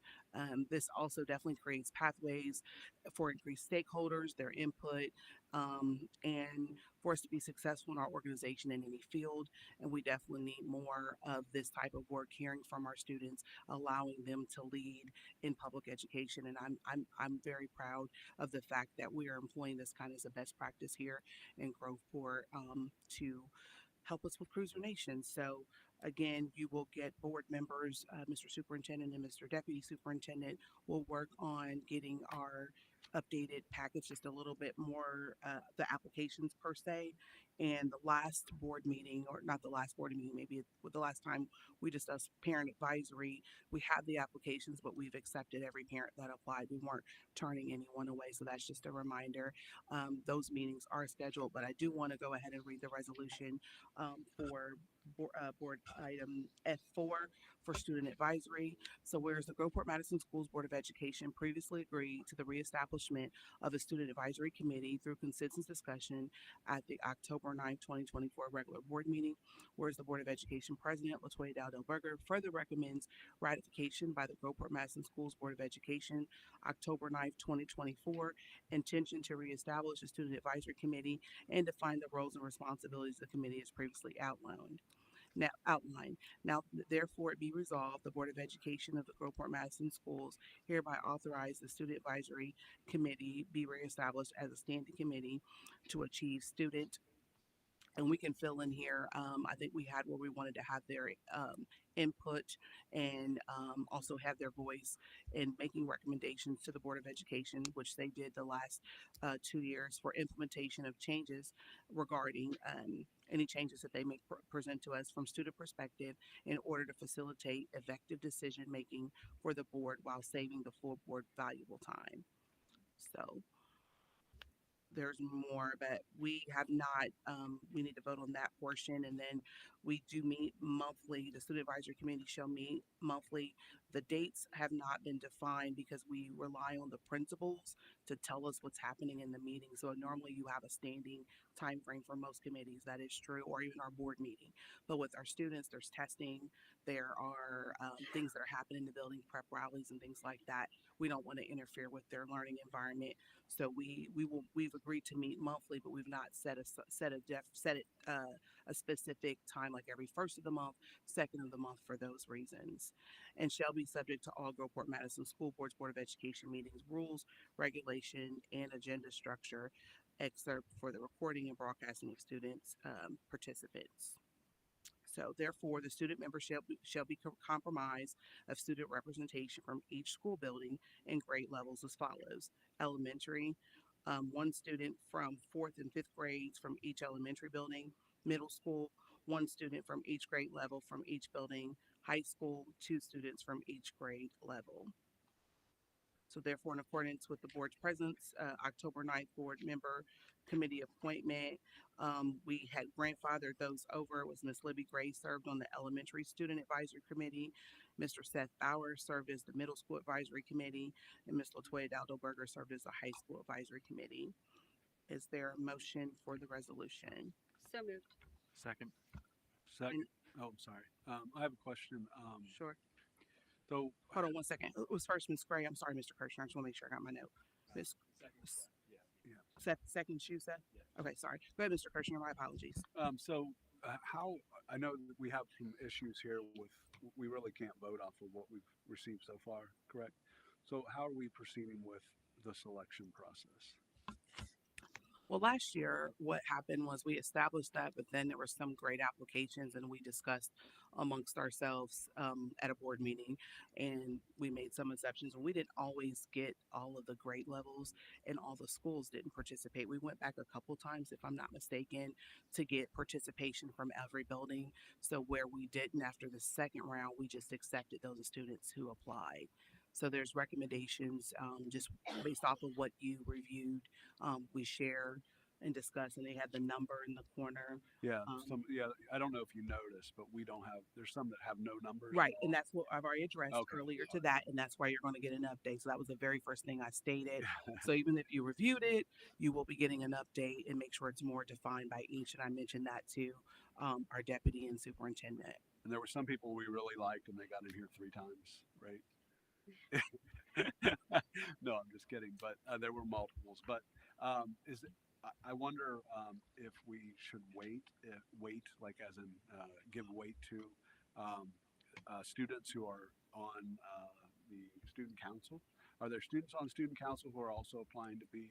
We don't know that, and we didn't want to know that because we didn't want to be biased in that way. However, we did encourage each building principal that we wanted any student. So it's not the student that's on honor roll. It's not the athlete. We want the quiet student in the corner. We want the student that doesn't get the opportunity to be in those spaces. So that was the ask, and I know our deputy did a really good job, as well as the building principals advertising it as such. Because I had some great students last year who normally don't come out and speak, and they were on the advisory, and it kind of changed the game, and you could see them kind of light up. So it's a mix. We didn't have a grade point average requirement or anything like that. That's why at the high school we're doing it during a time that does not remove them out of instructional time, of course. So it's more like cruiser time, things of that nature. So that's why the time frame, and when we do meet, and we're meeting monthly, it's just not a set day of the month that we're meeting because of the things that are happening in education. So okay, thank you. One of the things too that we have here that it's one student from 4th and 5th grade. I would say change that and have it at least one. Okay. Because I know for last year, I think we had 12 students and 10 of them were from one school. So, and that's why we had to go back. So that's why I we're want saying we yeah. Go back a So couple of times. I don't want to limit that. And then also I opened it up to the other board members to be a part of this too, because it's great to be able to hear from our Absolutely. students. And we can have 2 board members be at any of these events. So based on what you're saying, I think it would be good if when we redo these, if we kind of break them out so that we know that this is Asbury, Right. is without knowing who the people are, obviously, but we break it out by school so we make sure we're not stacking the deck. Right. Yep. Yeah. And last year that's all that we ended up accepting every student. We ended up pretty much. We ended up just taking them. Yeah, it wasn't that we selected. And then we didn't have a lot to choose from either, so we took whoever applied. So that is, they already have those marching orders or any other items, and we can move to roll call. And then, Wait a minute. I have a question. Sure. So, I would again say we have a student advisory committee already, correct? We It's do. established. I'm just I met with legal counsel. We just want to make sure we reestablish. It's what it says reestablishment is what the wording was. So yes, that's correct. We just want to make sure we reestablish everything is dress by dress, and then we also have our meetings coming up. So, and that's exactly what my Can you statement was. repeat that? This is talking about Ruby, and I'm not sure who that. Yes, we have one, and we're just doing a resolution of reestablishment. That's it. Reestablishment of our committee. Got it. Okay. So The are- members change every year. oh, they do. Nobody carries over. They do carry over, but some graduate or some move on to different schools. So Right. So Last if year they're was on the now, first year. they're going to be on again. And Yes. they're eligible. Yep. Okay. Thank you. And are these meetings are like not where other students can attend who aren't part of the advisory committee?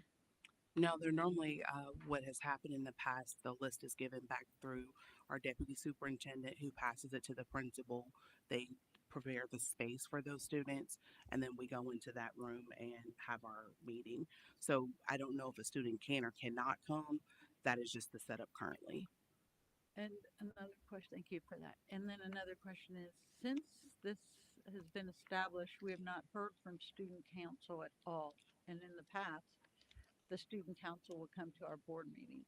Is this taking over, or is it stepping on our student council's toes? No, this is totally separate from student council. Okay. Yeah, and that's what we had established because we felt as a board we weren't in our schools. At least that was the original conversation in 2022, especially when we established the Ed Trust as well to have more involvement, and that these two committees were the priority to reach out. Wait. Mm-hmm. Can you start that again? Because I'm Sure. sure you didn't talk about warm vomit. We did. We Oh, did. you did? We did in 2022 when we Oh, originally wow. talked about Oh, my when we originally had talked about our committees, that the two committees we would hyper focus on were student and parent. Okay. That is what we talked about. Am I missing anything? yeah, she thought you said something else. She said, Oh, I didn't hear sure what you she didn't said. talk about warm vomit. I didn't hear what she said. Okay, yes, It's just the closed captioning is messing up. got it. So She didn't say? No, those she are did not say more warm vomit. involvement. That was our commitment to our students. More and our involvement. Okay, got more it. Sorry. Yep. involvement with our students and our parents. So that is why these committees are the priority of our board, and we did not, due to getting in with the students and our other responsibilities as a board, we didn't get as far as getting the parent advisory where we needed it to be. And so that is the next focus, which we'll talk to on item F5. And we already have a date. We've already got the flyer. We already got everything ready to go. So I'm excited about that. But wanted to are there any other questions on the student resolution? And I have to do the same thing for parent, just to make sure we're good. We had the parent advisory council. We just never had a meeting or the committee because of the busyness with what we were doing and focusing on the students first. So any other questions on the resolution to reestablish? Oh, the one other question I have Sure. is like, this is already filled out with committee members, so you're just having one committee member for each committee? No, I know. We kept what we had because we talked about grandfathering, but like Ms. Gray said, if we wanted to have two, but we served as last year, no one else volunteered, so that's why. And it was us three in the buildings. Well, I would like to be on the high school committee. All right, I'll see you there. I mean, I was there a lot of times anyhow.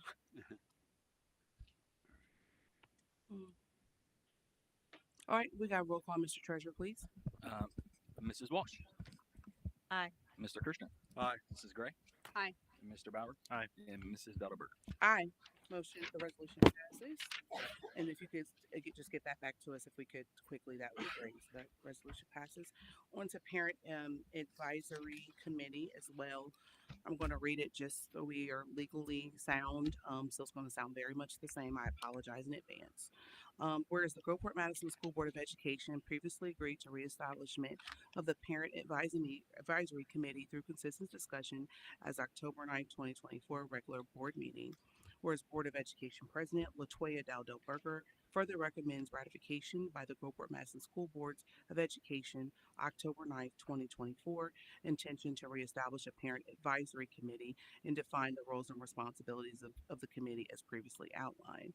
Now, therefore, be it be resolved, the Board of Education of the Groveport Madison School hereby authorizes the Parent Advisory Committee be reestablished as a standing committee to achieve, and we have to decide what we want to achieve, but at what the original goal was to kind of reconnect with our parents and to hear their concerns and work on the things that we're working on the board. But we can decide that after I finish reading, okay? Objective by making recommendations to the Board of Education for implementation of changes regarding and whatever that would be from parent perspective in order to facilitate effective discussion making for the board while saving the full board valuable time. Furthermore, the Parent Advisory Committee shall meet, and we have identified either monthly, semi-monthly, quarterly. We talked about monthly the last time, but I definitely want to give an opportunity once we have our inaugural meeting with Parent Advisory to solidify that and then come back and have that discussion with the board if that's okay. All right. As needed, but shall at least be shall meet at least let no excuse me as needed, but in case shall meet less than semi-annually or annually, and shall be subject to all Groveport Madison School Boards of Education meeting rules, regulation, agenda structure, except for recording and broadcasting of parent participants. Therefore, parent membership shall be comprised of parent representation from each school building. Therefore, in accordance with the board president's October 9th, 2024, board member committee appointment of Latoya Daldo Burger, and Seth Bauer was originally from last year to serve on the Parent Advisory Committee. So, do I have a motion? So moved. Second. All right, I have Miss Gray first, Mr. Bauer second. You have three of us listed. Is that Yeah, proper? it was supposed to be the just the two, so Okay. that was a mistake, and I had that. Is this something that we can rotate Absolutely. members to be a part of? Yep. Okay. I think we should have one standing. I know that I had volunteered last year and we didn't get it off the ground, and so I definitely want to stay on the parent. But maybe we could discuss how that we can discuss that. You know, if we want to. Yeah, You and I I could think rotate. that for each board member should at some point be able to listen to the public. Yes, and I think we should definitely coordinate and communicate. So as long as everybody's willing to communicate and we work together, I'm fine. I don't have no problem. I would also say that the parents who were already chosen to be on the past one, and they never took off the ground, I guess, because I've heard from one of them that they be chosen to be on They the are. committee. They are. Okay, great. We're not turning, as I stated earlier, we're not turning any parent away. Thank Yeah, you. so there was, Okay. I was trying to count how many applicants. It was over 100 applicants. So Yep. that's awesome. I want to thank the community for that. Absolutely. And the other thing is great. everybody is not going to be able to come at all times. So we don't want to pick certain individuals and then something happens. We want to give everyone an opportunity. So So do we have a clear understanding of the number that we're trying to get when it comes to the parent advisory committee? Maybe No. I missed that, but we didn't have an established number for parent advisory. We just wanted to ensure that it was comprised of parent representation from each school building. And That was our goal. we had decided before that we weren't turning any parent away. Correct. So we would have it.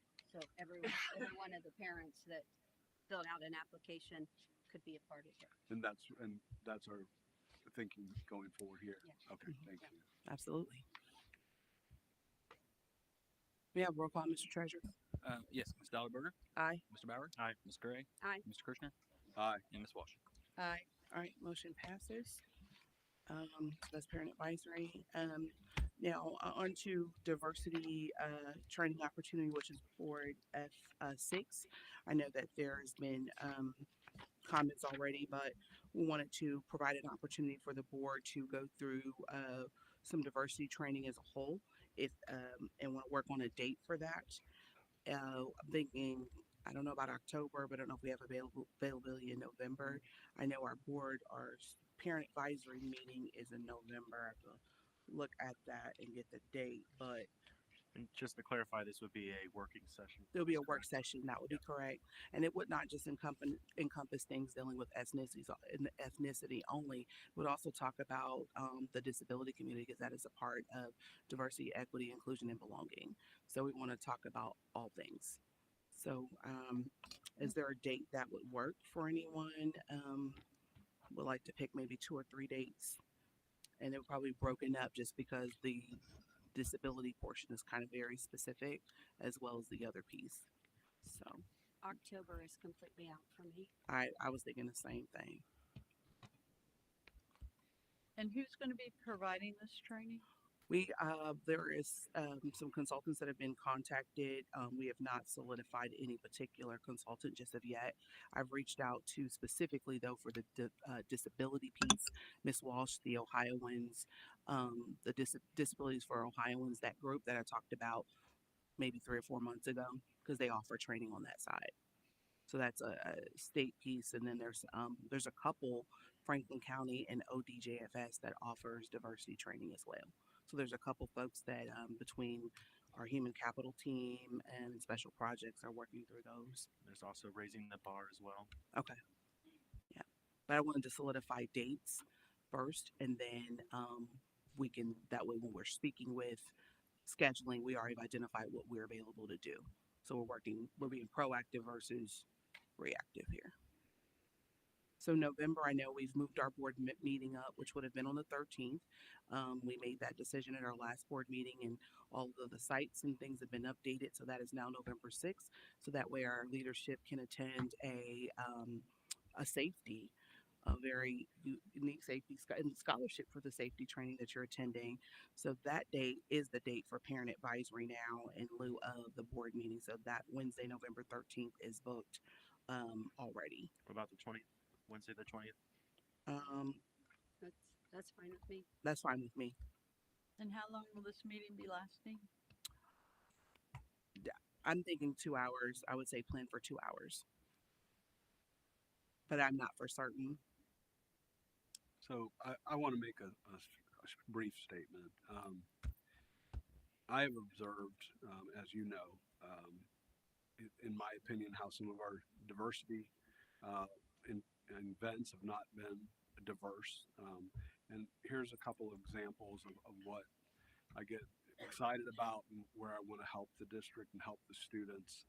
A cheerleader came to us at one of our major events and told us that she was uncomfortable having to shake her booty for the horny boys and do raunchy cheers.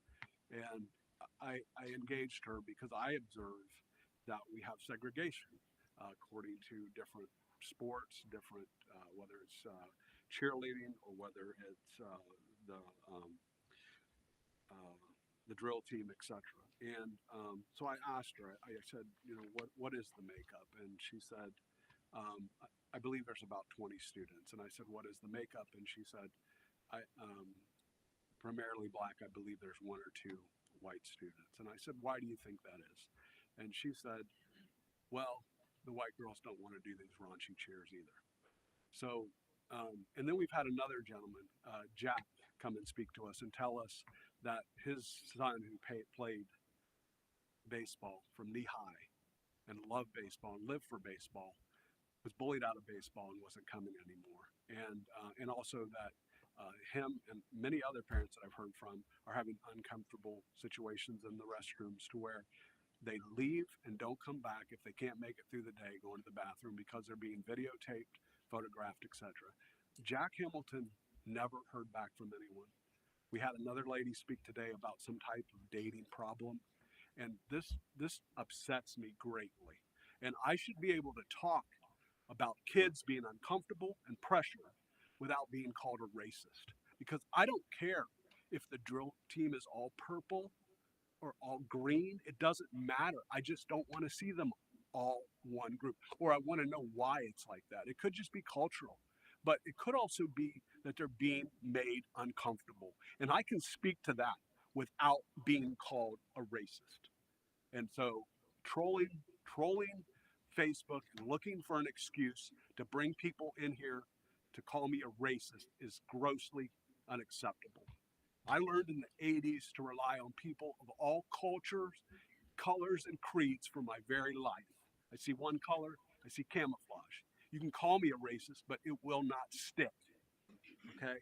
So I don't want to get diversity training until I know who's giving it because I've already been attacked for it. And we also had a promise that we were going to do boardmanship. And I want to see that first because we need to work as a board. Until I trust, I don't really care for diversity training because I see the diversity training being needed by some other people.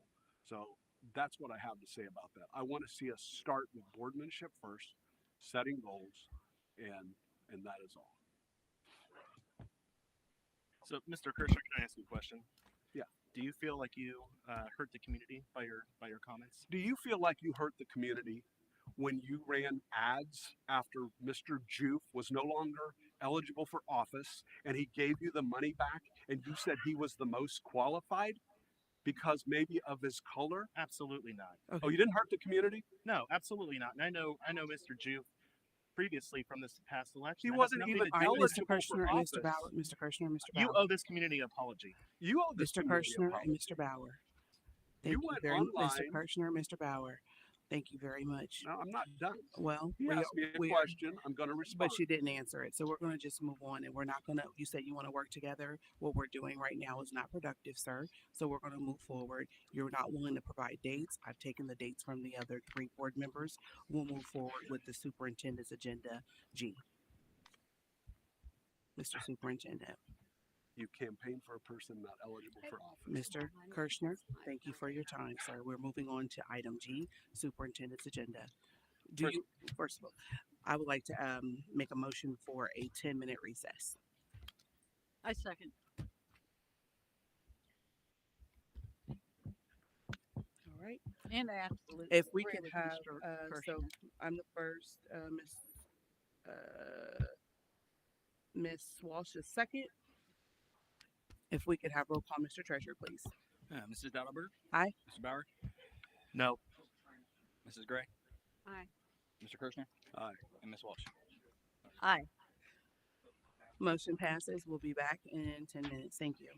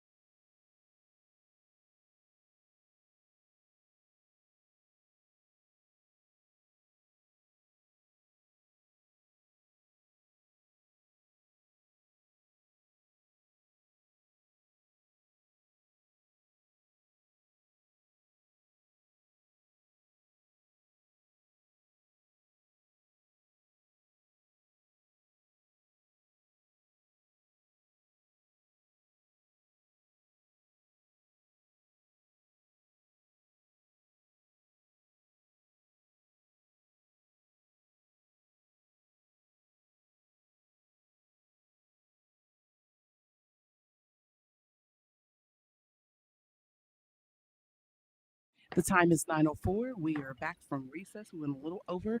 On to item G, Superintendent's agenda. Mr. Superintendent. Okay, our first item on the agenda is a business services update.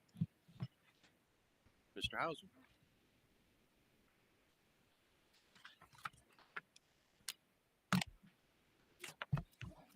All right, good evening.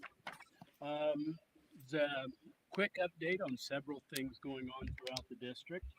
As far as the playgrounds go, which I know we've talked about for several months now, some of the things that have been put in place to help ensure the care of our playgrounds. Head custodians will be issued monthly playground checklist. They're still also supposed to go outside and do a inspection every day prior to the start of school, but they will have monthly checklists. This has been added to Public School Works, and they will be required to complete that on a monthly basis. Jeff Kreutz, our construction specialist, and who also has gone through some of the training classes for the playground equipment, he has been issued the annual playground inspections, and that will also be housed in Public School Works. So from this point moving forward, we'll be able to keep those documents in a secure database, so we'll always have them. We'll be able to refer back to them if necessary. So, and again, just trying to make sure that if there are any issues with the playground systems, that we're catching it ahead of time. So it will be electronic. What system is it? Are you just going to use like a Google form or something like that so then you can pull the metrics?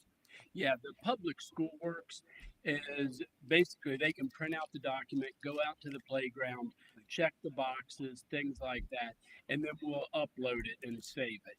It's not ideal, but if they were going to do it electronically, they'd either have to remember it or take a tablet or something like that. So this way they can walk around the playground and actually check the boxes and make sure that everything is satisfactory. If we can find a little bit better way, we will, but at least right now, Public School Works is a database that we're currently using for all our staff trainings. And it's a compliance manager is what it is, and this is something that they do very well.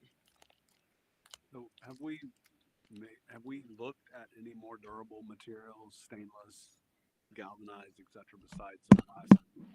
Yeah, we've been looking at playground equipment. Nothing has been decided. As far as durable equipment, depending on what you look at and what websites you want to look at, both plastic and metal slides, for instance, depending on who you want to listen to. I mean, there are opinions on both sides, but more of the opinions for metal slides. The concern is them getting hot for the children. I was trying to stay away from the manufacturers because they're going to just try and sway you to their product. For instance, there was a gentleman, his name's Sam Westrich. He's a PhD. He says, why do metal playground slides get so hot? A metal slide feels hotter to the touch because it can readily transfer the heat to your skin much faster than plastic. As far as some of the other things that I've researched and I found out lately, metal slides specifically can heat up quickly under the direct sunlight, reaching temperatures that can burn skin on contact. Plastic slides, while generally not as hot as metal, can also reach temperatures of discomfort. There's also another report that states metal slides can reach dangerous temperatures that can burn a child's skin in less than a second. Metal slides can be treated to resist high temperatures, but they still tend to get hotter than plastic slides. So I've been trying to do some research on this to find out what is the best way to go for our students. Nothing has been determined at this point. We're getting quotes on playground equipment, but no final decisions have been made. I was just going to ask about fiberglass. At the moment, I'll be honest, I haven't researched fiberglass. I've been researching plastics and the metal that was brought up at the last meeting.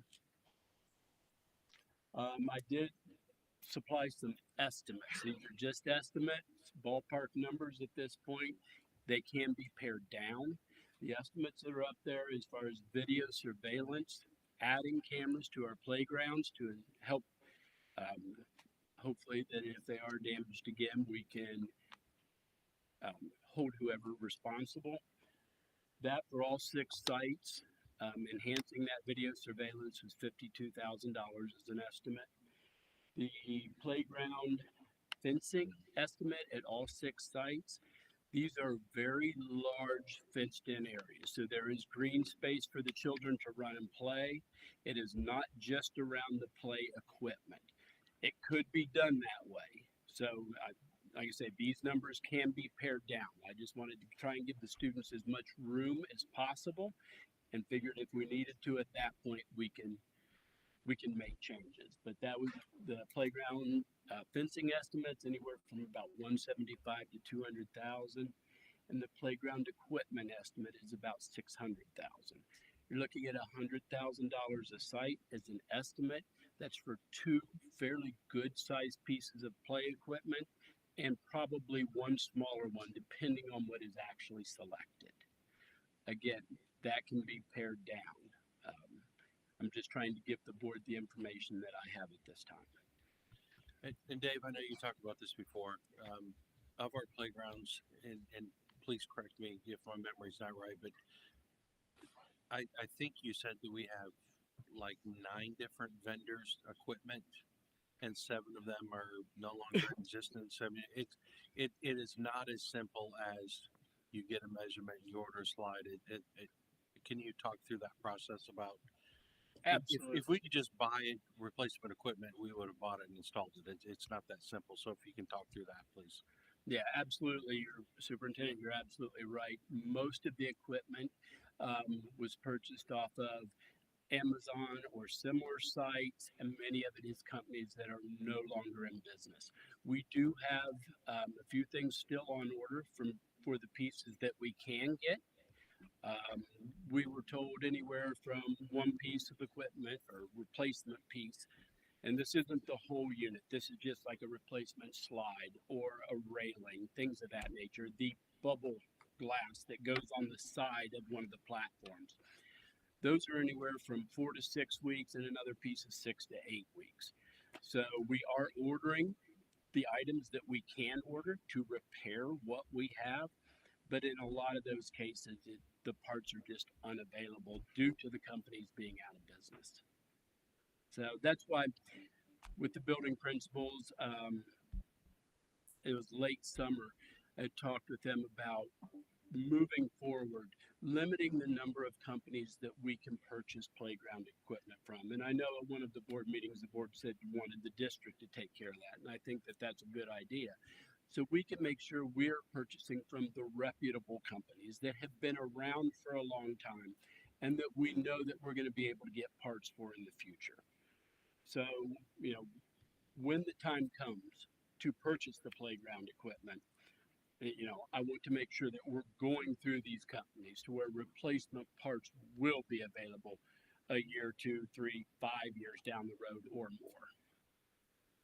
So when you're talking about the fencing, what type of fencing are you talking about? And are you thinking that there would be a lock or something on it at night, or what's the plan with that?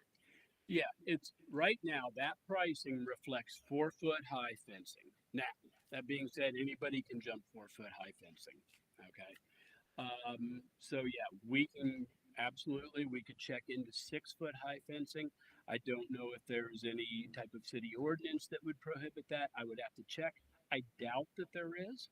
I think it's something we could do, but again, for an estimate, that is reflective of 4-foot high fencing. Obviously, 6 foot would be more costly.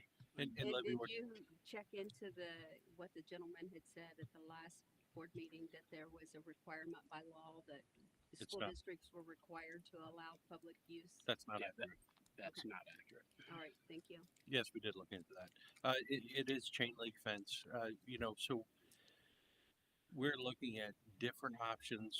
One way to do it is just general flow control to have like on the side of the building to make it more difficult to access, versus fencing in each individual area versus fencing in a whole playground area. all of those have different implications about levels of security and cost. Obviously, we think that cameras, having the very high definition cameras that we can see things better, possibly with some type of motion sensitivity, would be um, our goal is to fix, add to, or replace this equipment, and we can see it's very expensive. And to put that kind of money into doing this with the equipment, we want to make sure that we're protecting it and monitoring it as best as we can to do that. So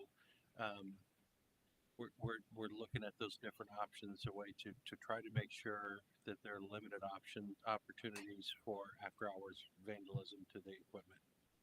Because I mean, like you reported at the last meeting, we replaced something, and by the time that we met the next time, it was already destroyed. So it's like I don't want us throwing money just at keep replacing and keep replacing. If maybe it's that we look at very simplified items that go out there. I don't know. And I agree. I think either the simplified items or the upgrading or installing the camera system, the video surveillance system, I think will do more good than even the fencing. I mean, I think we can probably do some fencing and it's probably necessary, but being able to see who is causing the problems or who is doing the damage and being able to hold those people accountable, word will get around. And because again, fences, even 6 foot high fences, they can be climbed. People can get over them. So that's no guarantee. It's a deterrent, definitely. But I think my recommendation would be probably to concentrate on the camera systems first with some limited fencing and then expand as funds permitted or necessity dictates. Yeah, because I hate that the community wouldn't be able to use it just because of a few bad apples, And if we do fencing, what my recommendation would be to have the third or the second shift custodian go out and lock them up at dark and then have the first shift custodian unlock them.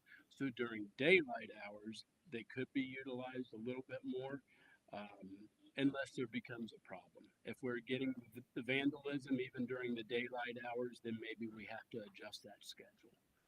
But that would be one way that we could at least keep it open for our community. My thoughts on the 4 foot fence is not a good idea because kids will be jumping it and they're going to get broke. The fences can be broken. That's 6 foot fences are a little more expensive, but I think they're going to last longer than 4. Are you looking at just like a very immediate perimeter? Is that what you're looking at when you talk about fences? Just immediately around just the little play area? No, right now the fencing is very large, fenced in green spaces so the children have room to run and play, kickball, whatever. That's why I say if necessary, we could scale back the fencing to where it is more just around the play sets. Again, just trying to get estimates for the board.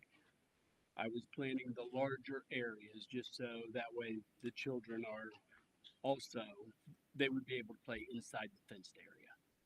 Gotcha. I think that should be perimeter, and then it should close at dusk, just like a park, And if you have staff, you said you had staff that could lock it up. You could also look at it more like what we do with tennis courts and the way you go in and you can lock it at night and it's just around the play area and then have the regular perimeter fence.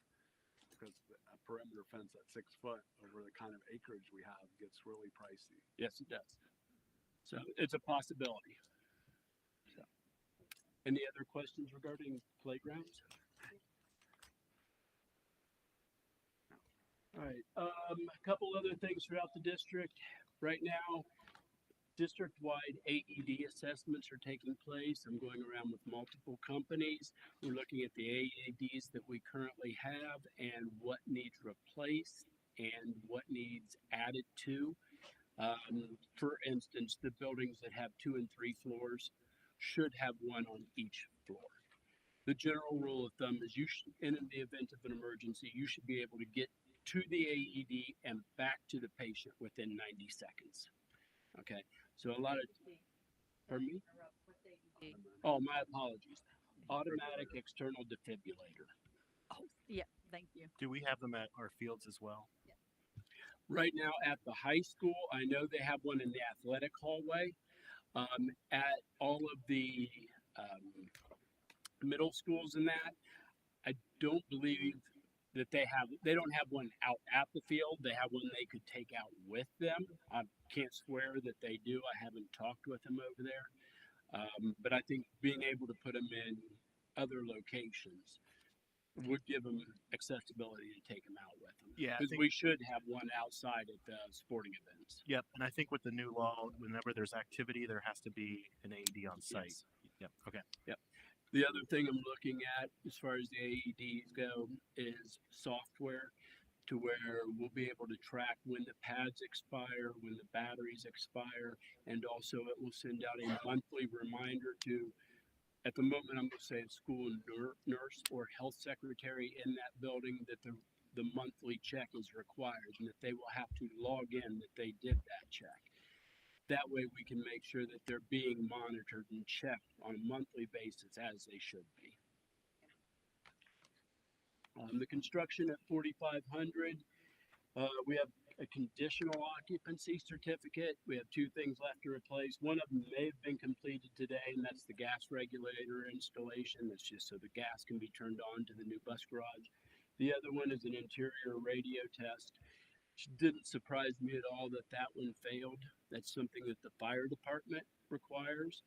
And anybody who has been through the 4500 or Epic building knows it's built like a bunker. So basically what happens is the fire department has to be able to communicate with each other inside the facility in the event of an emergency.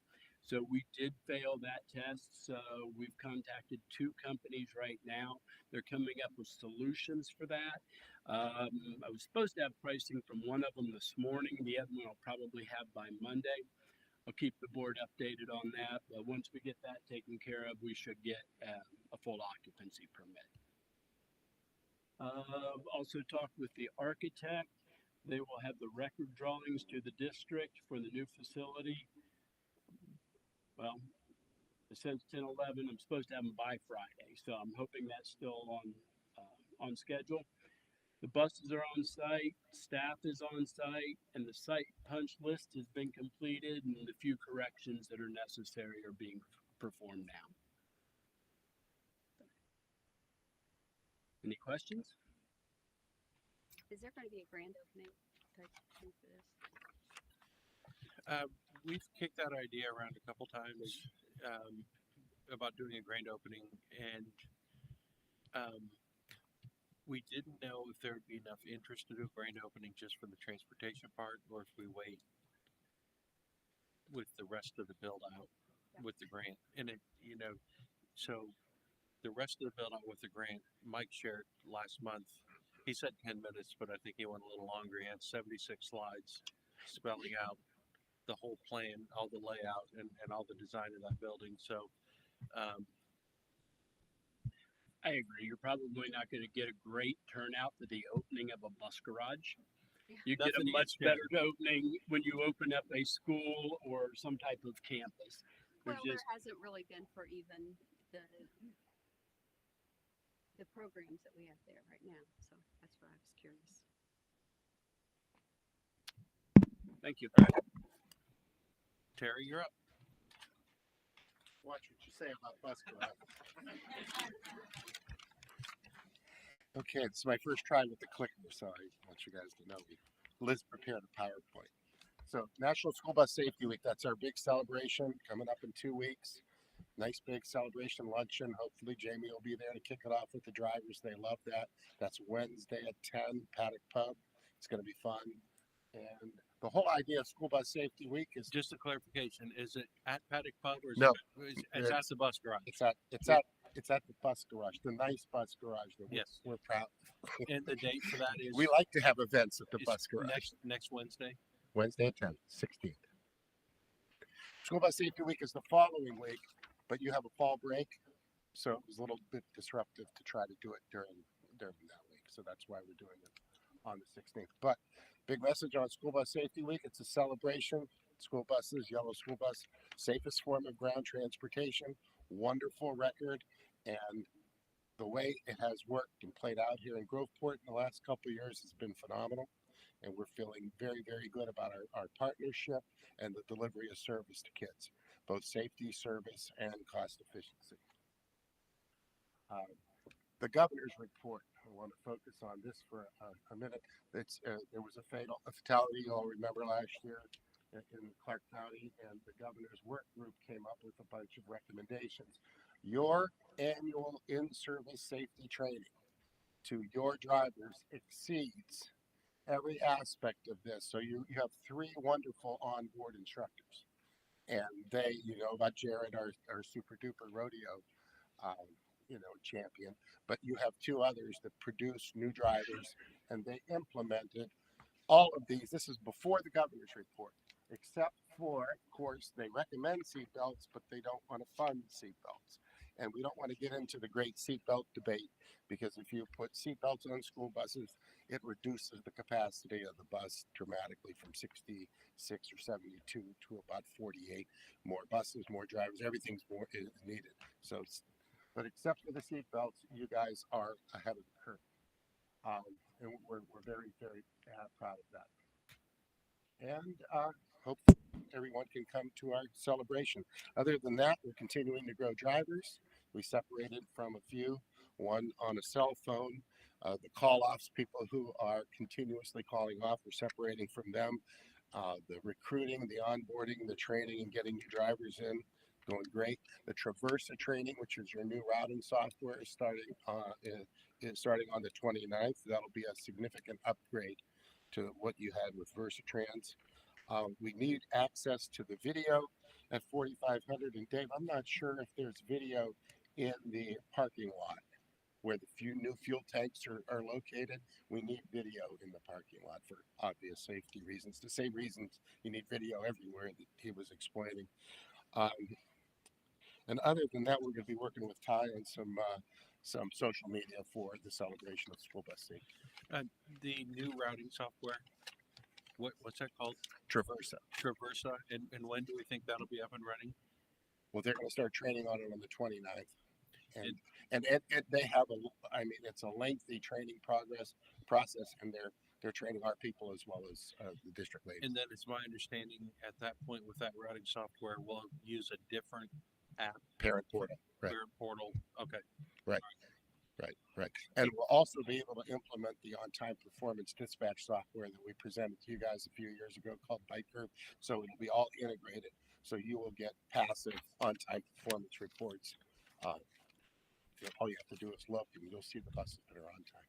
And with the new software, will we have aids and things for parents? Like, will there be like a training opportunity for that? Okay. Right. That's mostly social media, letting them know how to. Okay. Yeah, and then they can call in and we'll walk through them with them. Okay. But it's very, very simple. The new one is much better than what we have now. Any questions? I enjoy working with you very much. Thank you.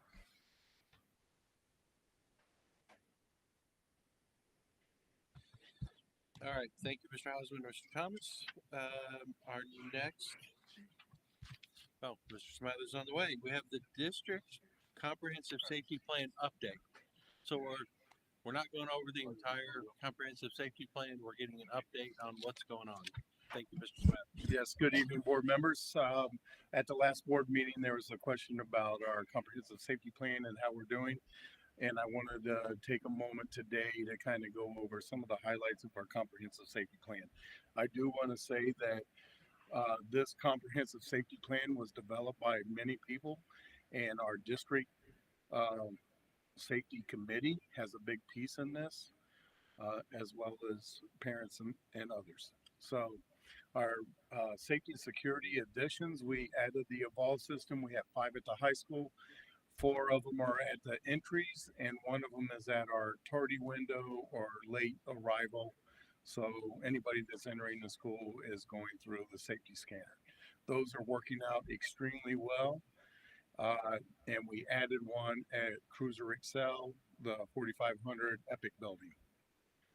We got to stop saying 4500.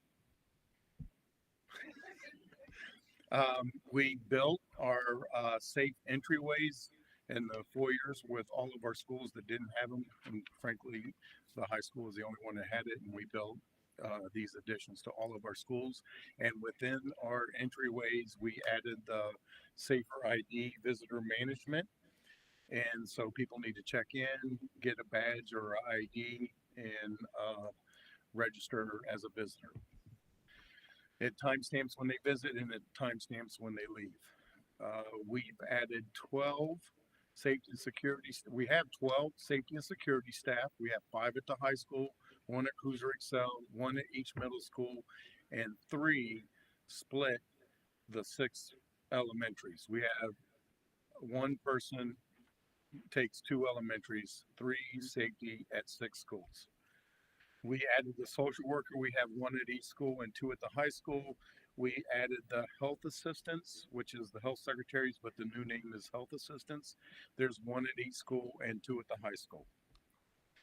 The proposed additions that we're currently working on, because this is a ever-changing, evolving, continuously improving, and the priority of the safety of our school. We are adding Navigate 360 and their features. One of their features that we already have in place are the threat assessment format and protocol. We're still working on fine-tuning that. Our emergency response 911 alerter and mapping. We just finished the mapping. We're waiting to get the maps back and working with first responders about our emergency response and 911 alerter. So the best thing I can say is the last tragedy that happened, unfortunately, people's lives were lost in that, and it was a tragedy. But that more people were saved because they had an alerter system and they had the badges, and I'm going to talk about that later. That's part of our system with Navigate 360.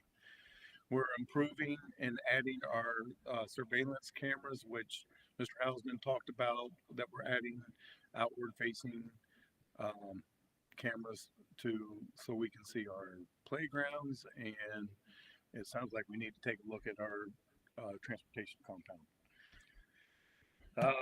The playground repairs, Mr. Hausman went over that, repairs, improvements, and maintenance. I will say that we do have a system of checking the playground before school, during school, and after school.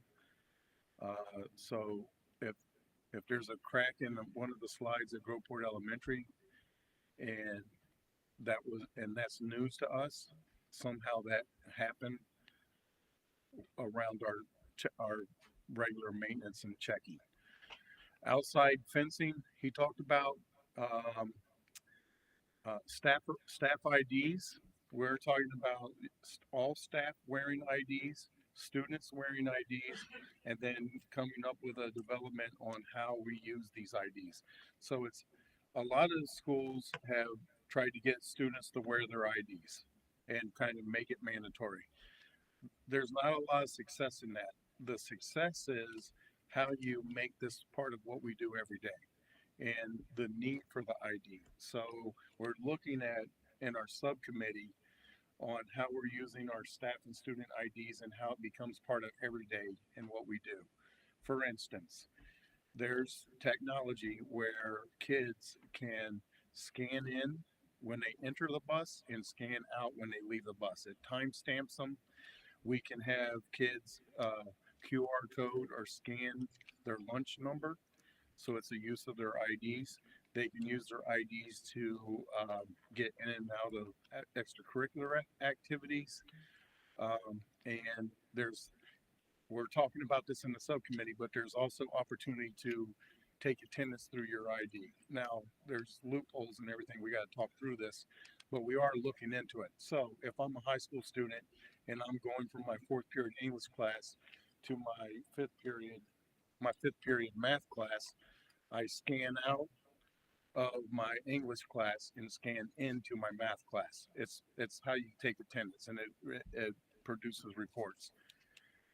This is fairly new. There's not a lot of schools that are doing that, but we are looking into it. And the subcommittee is a subcommittee of the district safety committee, and the subcommittee will report to the district safety committee. We're adding stop the bleed kits, working with our the Madison Township Fire Department. And as Dave mentioned again, we're adding and updating our AEDs. Any questions about the comprehensive safety plan? The evolve system, is that, do I understand right? Per unit, it's 106,000 per year. Is that right? Per unit? Yeah. How much Per what's unit the is about lease? 25,000 per year. What's that? Each unit is about 25,000 per year, 25,000 per and year. it's a 4-year lease. Okay. So the total is around 100. Okay. And it also it care, maintenance, and we have a rep who comes at anytime we need them, and they do software updates. And then at the end of 4 years, what? Well, before the end of the 4 years, we're going to evaluate this. We'll look at some other options, and if we re-up, great. If we don't, we'll look into some other ones. And we'll use the district safety committee, of course, the board, and Mr. Group's cabinet. I'm concerned about, there's nothing on here about drugs being in our school. I've heard that there's been a couple overdoses. I'm thinking that a lot of the violence and weapons and all that are directly related to drug use in our schools. What are we doing in our safety plan to address those issues? So currently, I don't know what you call an overdose. That's pretty serious. We haven't had a couple overdoses. We have had a couple of people who have had a whole edible, and that doesn't go well, so they don't feel great, but it wasn't an overdose. But we do need to have some education about these edibles and vapes, and actually working with Mrs. Scott about working with our principals and doing some awareness and education. Talk to Officer Bozo and Madison Township about doing some training with our kids. And so I just want to say this is a real issue. Kid will take an edible. We're not condoning it or supporting it, but a kid edible and where they happens right away. So they're like, oh, this was nothing. And they take the rest of it. And then something happens, like they get sick to their stomach, they get lightheaded. And it wasn't necessarily an overdose, but they had some reactions. Well, I understand that edibles are a problem, but I've been hearing that there's other types of drugs that are a problem too. So I just want to make sure I think we need to have a plan to address drug use and awareness and all that, also part of the plan. Sure. We've talked about this in our safety committee meetings as well, and I think that in the future we'll talk about it too. So that's a great way for the community to get involved, is come to our safety committee meetings, because that's where we hear direct input from parents. We've had kids in the past that have shown up as well, and to hear from them as well. So hopefully we'll continue to have a proactive approach to this. Well, I'm glad to hear the safety committee is talking about it. That's awesome. Yeah. Have they come up with a plan? What? I said, has they come up with a plan? Has there been anything past talking? Well, the safety committee was instrumental in helping to craft the safety plan that came out last year. So, again, I think it's a great way for our community to get involved. And I would, again, encourage anyone in the community to come out to our meetings. We do have things that we normally do as a school and have been doing for years, for a long time, about trying to help kids make good choices and healthy choices and say no to drugs for a long time. I don't want to downplay this though. It is serious. Our kids are at stake, and I don't want to make light of it. And yeah, we can come up with a plan. I think I appreciate you mentioning that. So I want to talk before you go. Yeah. So I want to take just to give one example, and I know this is safety plan update.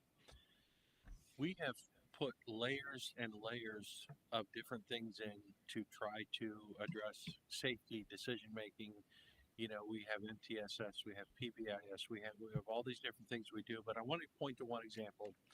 If anybody has been to one of our home football games, when I was a high school principal 100 years ago, a home football game, a football game on a Friday night was something it was a long week. You were tired, but it was fun. You'd go there, you could watch a game, and you might have to deal with a few things. If you look at what a production we do now for football games, we have the secondary barriers out there. We have the evolve system set up. We have the people staffing doing that. We have people assigned to different locations, including central office administrators and building principals who are not part of the high school team. Everybody there has a responsibility, is working, is doing things. And so that goes from earlier than 6 o'clock at night to going out patrolling the parking lot and trying to get people to disperse and not fight in the parking lot. So I I guess when we put things up on what we're doing and what we've added, that's just a little indication of the real work that goes on. We have kids go through the evolve systems, we screen them, we interact with them daily. Again, a football game, you think of something relaxing as fun. Our principals do not watch the game. Our principals are working their tails off. They're on the walkies. They're interacting with students and families and visitor side. So we are actively supervising. We're doing things all the time, and I guess I just wanted to make that point because it's not that we're not doing these things. We spend a ton of time and energy and resources making sure we're monitoring all these things. And just because Paul didn't mention, um, drug specific things, those aren't things that we're ignoring. So we're doing things about making good choices and healthy choices. And when drugs are involved in school, we take that as a serious consequence, and we try to work with counseling to make sure that they know how to make better choices in the future. So how things used to run in schools 20 years ago and how things run in schools now are vastly different. I guess I just want everybody to be able to appreciate that the job has changed from everyone from the custodians to the teachers to the principal on what they're doing on a daily basis. And by the way, between all this other stuff that's going on, we're trying to focus on instruction and learning so kids can be successful. So I'm sorry to interrupt, Paul, but I wanted to say that it's there's a lot to this. Yeah, and I appreciate that. And this is a good point because I couldn't go through everything and still us get home at maybe midnight. Yeah, and I'm sorry you misunderstood what my concern was. I know you guys are doing a lot. We hear about the Evolve system and the security staff and the nosebleed. We hear about that at every meeting. And I know you guys are working hard. And I know the games are safer. I go to them. I was at one where fights started. And yeah, I realize that. I don't want to take that away from you, but I would like to hear more about what we're doing for the drugs in this school. And I've asked in past meetings, it's not to take anything away from all the hard work you have done that I appreciate and I have acknowledged several times that you have done. I'm just saying I'd like to also hear about that because parents come to me and they're saying, and you know, you said that didn't happen, and I believe you because you know we hear things. They come that they call us all the time, and I said I would bring it up. I brought it up. Yay! Thank you. I'll make a deal with you, Kathy. At the next safety committee meeting, why don't we put drugs on there? And instead of me going, you can go in my place, and then that way we've got two board members there, and then you can help with the plan. No, I'm being serious. You can help with the plan. I'm not being petty. It's I no, I'm being serious. I'm sorry if I butt burned you and you don't want me to bring up stuff, but No, come okay. on. We're gonna no. Chill We're gonna out. and I hold on. Wait, understand you're everyone. angry. 1 second. 1 second. 1 second, Take it everyone. down a 1 notch, second, please. everyone. Let's get 1 along. second, Okay. everyone. We're 1 second, everyone. Again, so thank you, Mr. Smathers. Thank everyone for their comments. I do think I don't think Mr. Bauer, at least to me, was trying to be Was not. petty at all. But you know that it does bring a big good point. We talk about boardmanship and things, and there are other opportunities for board members to participate in the things we already have. And that was the thing we just talked about rotating. So that suggestion was presented. By all means, you can definitely decline, but it was not That's uh, that's a, all. a particular dig. So we can move on to the next That's real quick. item. That's not what I was not trying to be petty. I was trying to be serious. We cannot have three board members at a safety committee meeting. True. So you can go in my place so that we can remain compliant and go to the next safety committee meeting. And I I was will not be trying to be more petty. than happy to participate in any board committee meeting. Okay. So that's not a board I'm not committee meeting. available for that particular meeting. And so our safety, Okay. just for the public, our safety committee meeting is a district committee, which is an admin committee. However, two board members serve on that, where we work with the public. Our lovely local police officers and other fire department educators have come, principals as well. So it is open. I think the date was on the screen, October 30th at 7 p.m. right here at the district service center. Um, excuse me, 6 p.m. But there will be a post and it will be posted, so don't quote me on the YouTube. 6 p.m. Here at the DSC 4400 Marketing Place. So anyone is welcome to attend. And thank you for those that do serve on our board and the great work that you guys are doing. Back to you, Mr. Superintendent. Okay, thank you. And Kathy, I wasn't trying to say anything either. I was intending to say what I said about, I wanted to give the example of the football game because it's easy to look at a plan and think that it's just some bullet points on a list and there's a lot to implementation. So I hope that wasn't perceived wrongly from me. And I, like I say, I wanted to thank you for doing that. A lot of times I hear from constituents that they don't understand the details, and when we're in a meeting, because we're trying to get through a lot, and want to make sure we're thorough. So, kind of giving that example was very helpful. We've got some nods in the audience, so thank you for that. All right, Mr. Trace, HR report. Thank you, Mr. Root. Good evening, board. Oh, don't break anything. First of all, again, last month I told you that our certified staff hiring had slowed down a lot, and I'm happy to say that we did find a nurse this time. We're very happy about that. Hope I'm gonna push the wrong button. There we go. Classified, on the other hand, we have been seeing several resignations. We are continuing to hire more educational aides every day.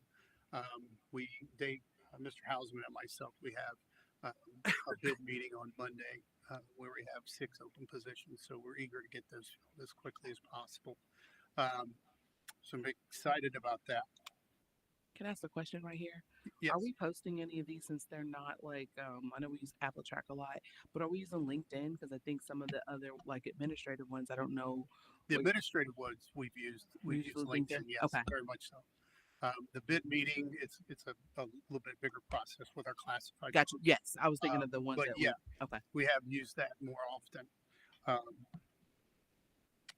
Not that it's recruiting season yet, but I just wanted kind of to go over just a little bit of what we do for recruiting. There are larger universities that have obviously larger teaching fairs, such as Ohio State, Cincinnati, Bowling Green, University of Toledo. We do Ohio University also. I will say this: that the largest one used to be Ohio State, and it used to be a gigantic cattle call. It used to be awesome. You could get so many kids. Last year when I attended, it was I'd say 20% of what we've seen in the past. So there is obviously there's a shortage in teachers. We also attend our local local universities, job fairs, Capital and Honor Vine and High Dominican. Dayton we also go to. I'm kind of looking forward to. You're going to get a list of more of a solid list of what universities we're going to be attending. But obviously, we also do it on social media. We advertise on social media for recruiting and on Apple Track. So that's just a little taste. Last year, just to kind of show you a little example of how competitive it is now. In my previous district, normally I would sign up over the holidays and sign up for all of my trips and set up hotel rooms and things like that, and then start choosing administrators that are going. I tried to sign up for Dayton last year, and that's the first time in my career that I've ever got waitlisted for Dayton. So I've been checking to see if Dayton's opened their sign up yet, but they haven't. So, but that's a really good place to hire. They have tons of sites and school counselors and SOPs, I believe. So it's just one of the places that's kind of a pretty nice place that I've hired many teachers from that university. So that's just a taste of what we do with recruiting. As I said, I'll have a more solid list to you at the beginning of the year. And that's all I have for you. I have a question on the recruitment piece. I know that we're kind of slowed down now, and I don't know what capacity looks like, but have we looked at what positions are like hard to fill and mission critical, and then developing like a solid marketing plan? Because what I've noticed, at least in my field, is it's not selling them on the job, it's selling them on the culture and the climate. And so if they can see the supervisor and there's like a cute little video and it shows the workplace, it changes. You sell them on the mission. So I don't know. Yes. So I don't know if there's a plan for that, but that was just the idea, like just knowing that one of our mission critical occupations that we have a hard time filling, considering like scaling out something very robust because you're going to be competing with everybody. Everybody, you're right. I'm pretty aggressive. I need to sit down with Mr. Groove and make sure that he's as aggressive as I am. But I will say this: one of the things that I did in my previous district was Ohio State was good for hiring several intervention specialists, and Miss Angelini doesn't know yet, but she'll probably be attending that particular university. But it's a really good place to take, as you said, specific positions and kind of fine tune them and try to find those people for those positions. And again, I'm big on trying to sell the people on the people that are here and using the town, the small town feel. So, and that's all I have for you. All right. Next, we have technology update with audio visual information.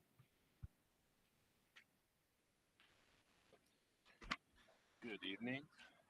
Before I introduce Sam, who is the rep with NPI Audiovisual Solutions, I want to make a couple comments because I know we've talked a couple times about transcription and changing transcription so that each person could be identified.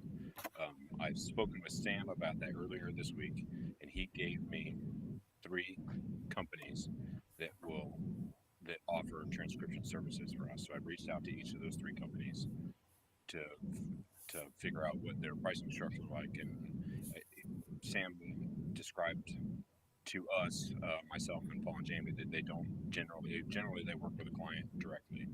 So we would do this AV proposal to upgrade our sound system and add cameras in our camera system, and then we would work with another vendor to get transcription services. And I believe, if I remember right, Sam may correct me later, that that would also entail another piece of hardware that would need to go on the AV rack to get an output to the transcription service. And with that, I'd like to introduce Sam. And Sam, I hope I pronounced your last name correctly, Avalon. That's correct. Okay.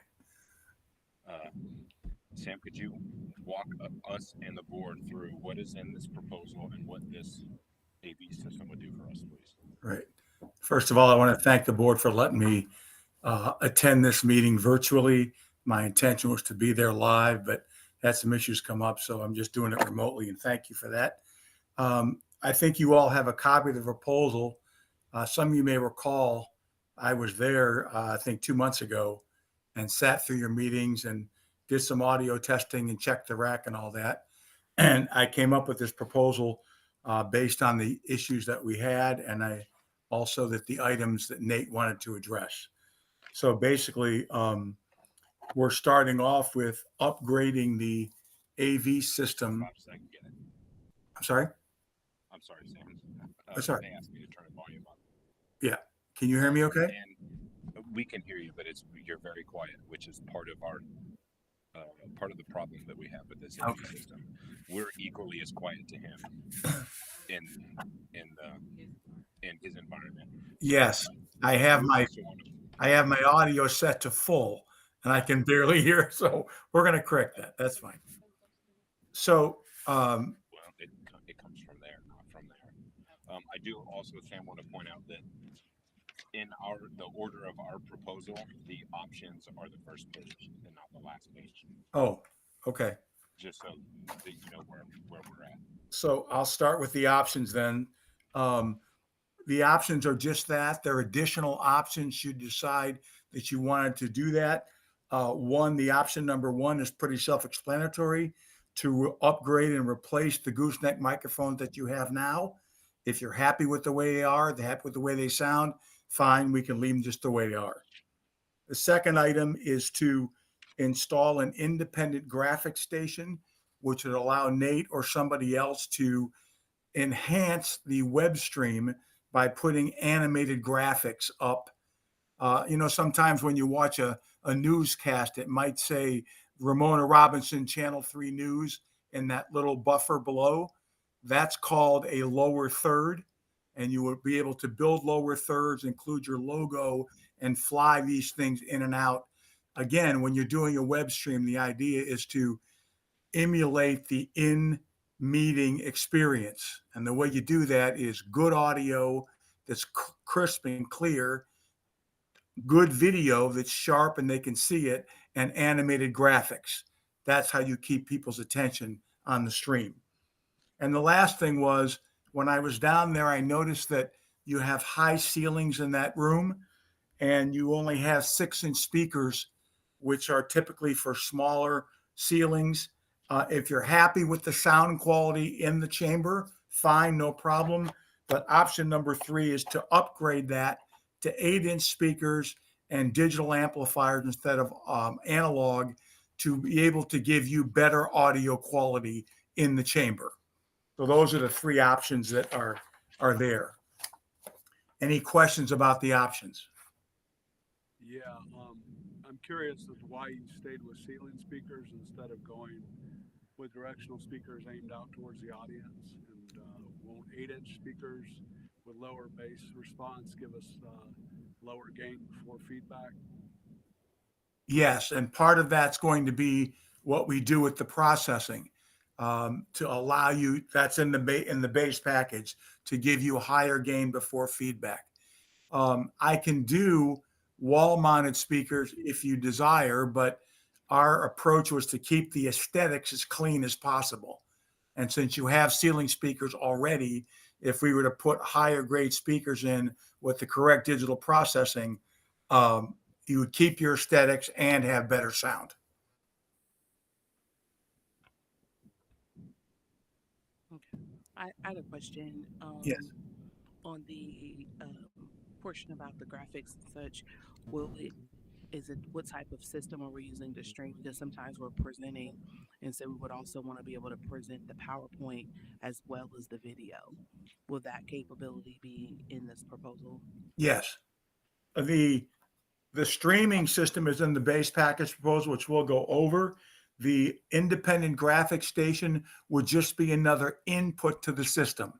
So it operates just like a microphone is an input to a sound system. The independent graphics station would be an input to the video system. So you would be able to work independently in the graphics and then add it to the program whenever you wanted. I'm trying to get what program, and then is, technology changes all the time in streaming platforms. So we purchase this. Are we stuck with this, or does it, is it upgrade? Is it cloud based? The graphics program is a program called Captivate 5. It's an animated graphics package. Has nothing to do with the streaming. It's providing you, just like video cameras, the graphics system is a source that goes into the video switcher, and then the output of that goes to your stream. So the graphics themselves are independent of the stream and can be put on the stream, but can also be put on the monitors in the chamber as well. So this is like a full media production type system like you would see for a church service or a conference center, but a Correct. smaller scale for our district service center, Correct. correct? And if you'd like to see something similar, we just put a system in the Groveport High School. Now that's a broadcast studio.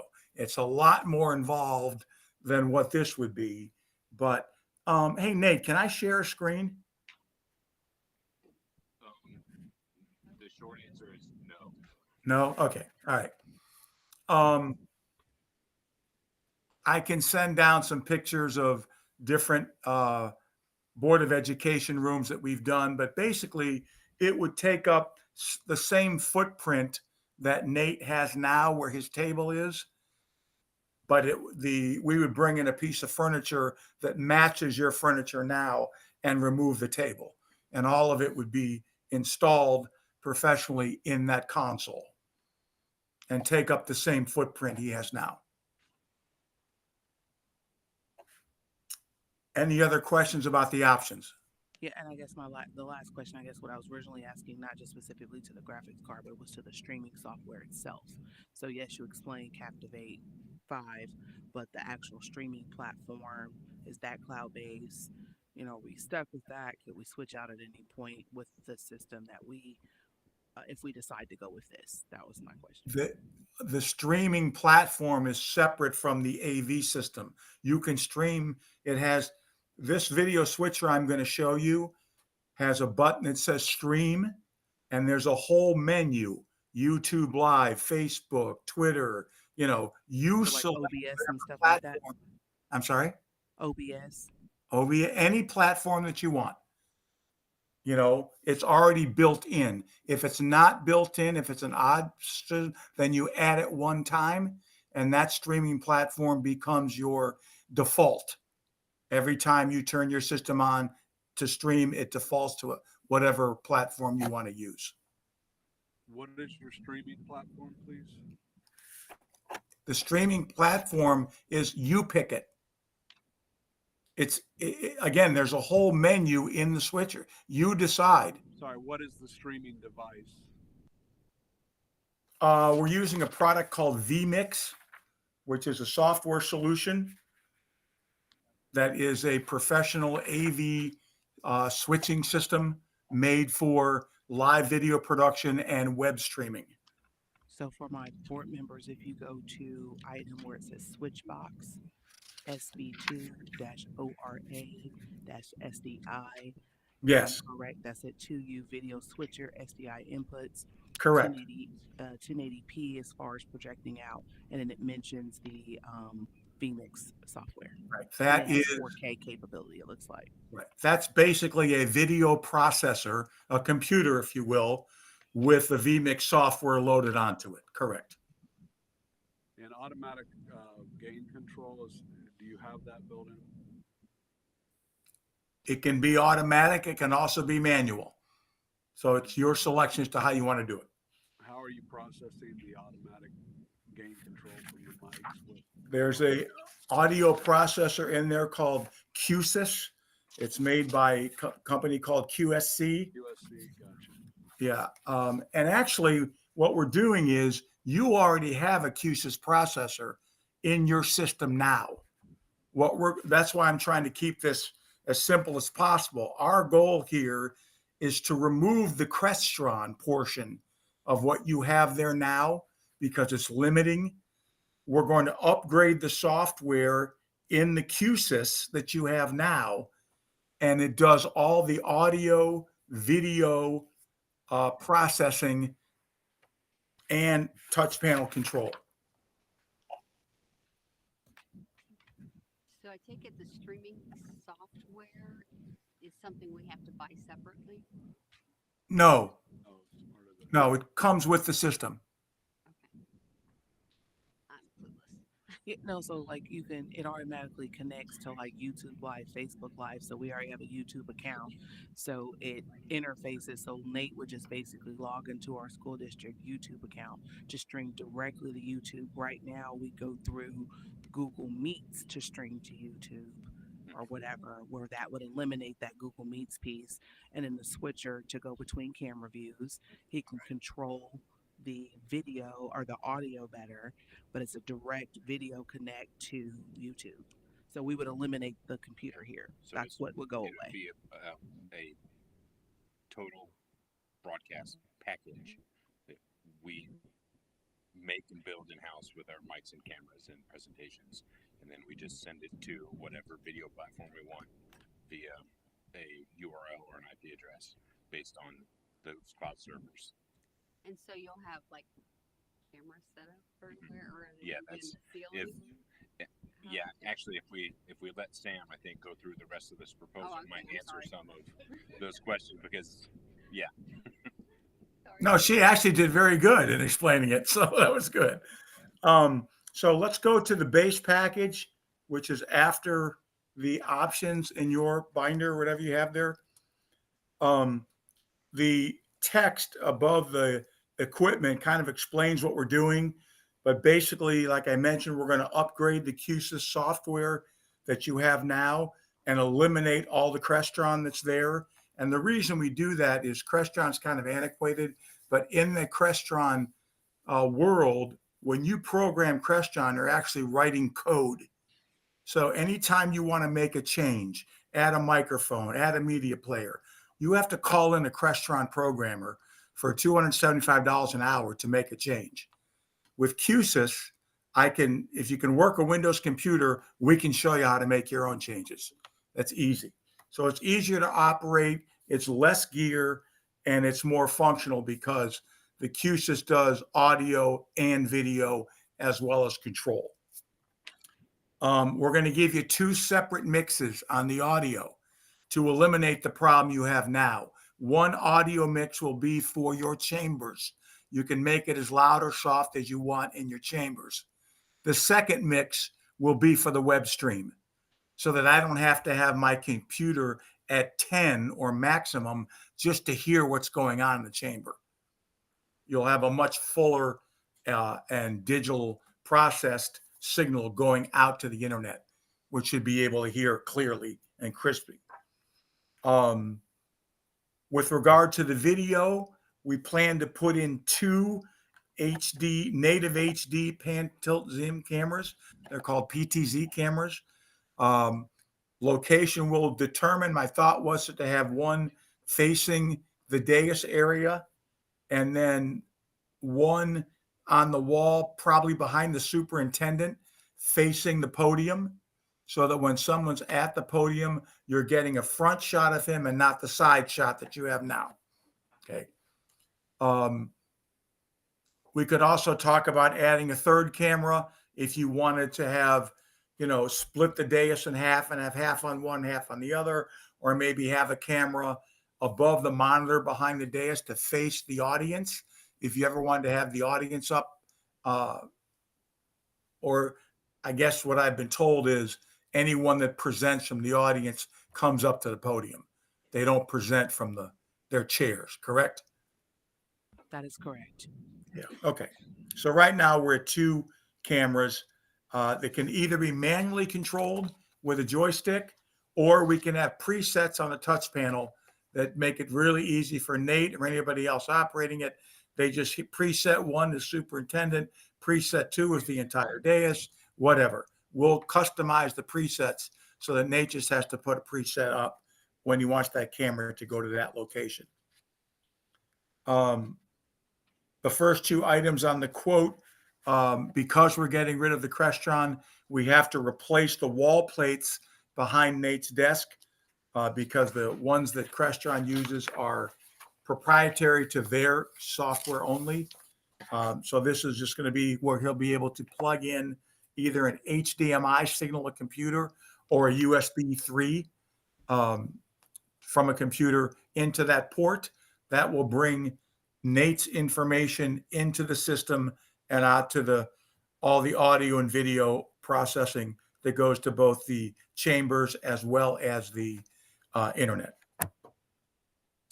There'll be 2 touchscreen control panels, one for Nate at the control area and one in the rack, where in the event that you have a smaller meeting, a finance meeting where you don't need full production, Nate doesn't need to attend, then you could preset it at the rack in the back room. One touch might say finance meeting. The mics come on, preset levels, the cameras come up, predetermined levels, and away you go. You don't have to have someone there to run it. Going down the quote, you have the camera controller and the switch box controller, which we talked about, power conditioning to protect from power surges or surge protection, a UPS to back up everything in the event that you lose power. You won't be able to operate the entire system for a long period of time, but the UPS typically is to allow you, when you have a power outage, to close the program, shut it down properly so you don't lose data. That's what the UPS does. The rest of it is pieces and parts, storage drawers and vent panels, that kind of stuff. A UPS pass through, so you can plug in a laptop or an external device to the system if it's not permanent. And then programming, installation, fabrication, on-site training, as well as after-sales support. We're going to provide on-site training by certified technicians. We're going to have video tutorials available if you want to go online and look at a specific feature of the system. And I'm old school. You'll get probably a 500-page binder, color binder. If you want to dog ear the pages and write notes on the page, you'll get that too. So, any questions? How do you think the QSC QSys that stacks up to like the Allen and Heath for automatic level control? I think it's superior because it's all digital, and it's part of the entire control system, where the Allen and Heath is just an auto mixer. This has the auto mixer built in, and we can adjust it and then assign the DSP to each microphone individually. I noticed, for example, that, one microphone is louder than others. We want to get that unity balance. So whenever someone is talking, everybody's the same volume level. Right. Yeah, I'm confused as to what you mean by the QSC QSys is digital and the Allen and Heath would not be. The Allen and Heath has what they call an auto mixer. It's analog. I'm not sure which model you're talking about, but the one that I'm aware of it's an analog device, and it's an auto mixer. Gotcha. Okay. So that's what you're saying we currently have? That's what I was going to ask. Are we analog or digital now? You're half and half. Okay, that's what. And that and all of our mics are on one channel. That's why we can't make the changes, right? We can't we're not on a board where each mic has its own designated channel for us to. That's correct. Okay. We're going to upgrade your software to the most current software and have independent control of each microphone. Yeah. And the associated, digital signal processing that, if someone talks very loud into the microphone, and you always sit at the same place, we might put a compressor or a limiter on that person. So it's unity across the board. Where someone else, if they're very quiet when they speak, Kathy, for example, okay, we can raise the level of her microphone to the same level as the superintendent, if that makes sense. And with the biggest thing, if we're going to make all these changes, we'll be able to identify the mic and name it. So when individuals speak, that name will also populate on the screen for the viewer when we stream. You can label the QSys touch panel with their names. I'm not sure about sending it to the stream. That's typically what the graphics station is for. You would build 10 what's called lower thirds or a nameplate. Like I started to mention, if you watch Channel 3 News and you see Ramona Robinson is the anchor, that graphic is called a lower third. So you could build 10 lower thirds, one for each one of you, and then Nate could just call it up and overlay it across the bottom of the screen when that person is talking. But that would be a manual process, you're saying, correct? Well, he would build it one time and save it. Then he could just click a button to call it up. So he would have to be pushing buttons to follow the speaker. Is that what you're suggesting?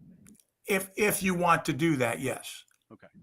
And the microphones, if we were to go with a new microphone option, are those push to talk or are they always on? Actually, they're programmable. You can decide what they are: push to talk, always on, push to off, or mute, meaning it's on until you hold the button to mute it.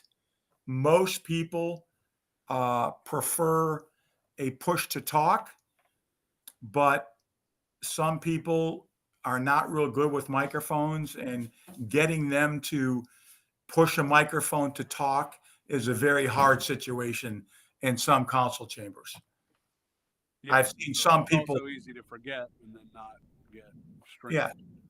I mean, are you right now, are you all set to always on and push to mute? Right. Is that what you prefer? We're pushed to talk right now. We're pushed to talk. Well, I've got mine locked down. You can lock it down. So I just lock it down. I don't push to talk, but I'm not sure that you want that if in a chamber where people are talking, because you can forget to push the button and not be recorded or streamed.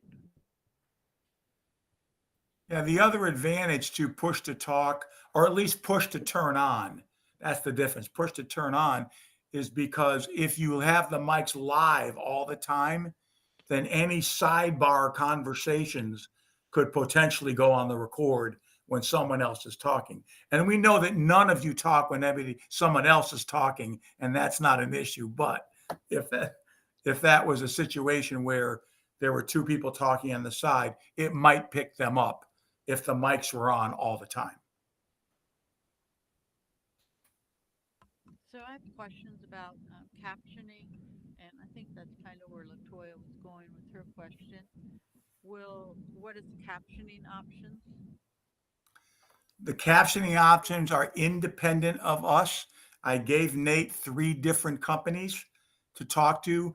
Captioning companies typically do not deal through a dealer network or integrator network. They deal directly with the customer, which is you guys in this case.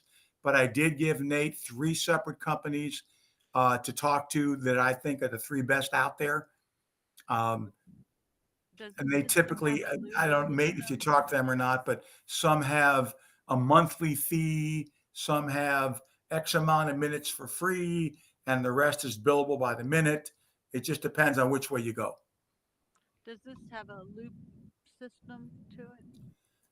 Actually, believe it or not, you have a listen system now with a lanyard loop in the drawer.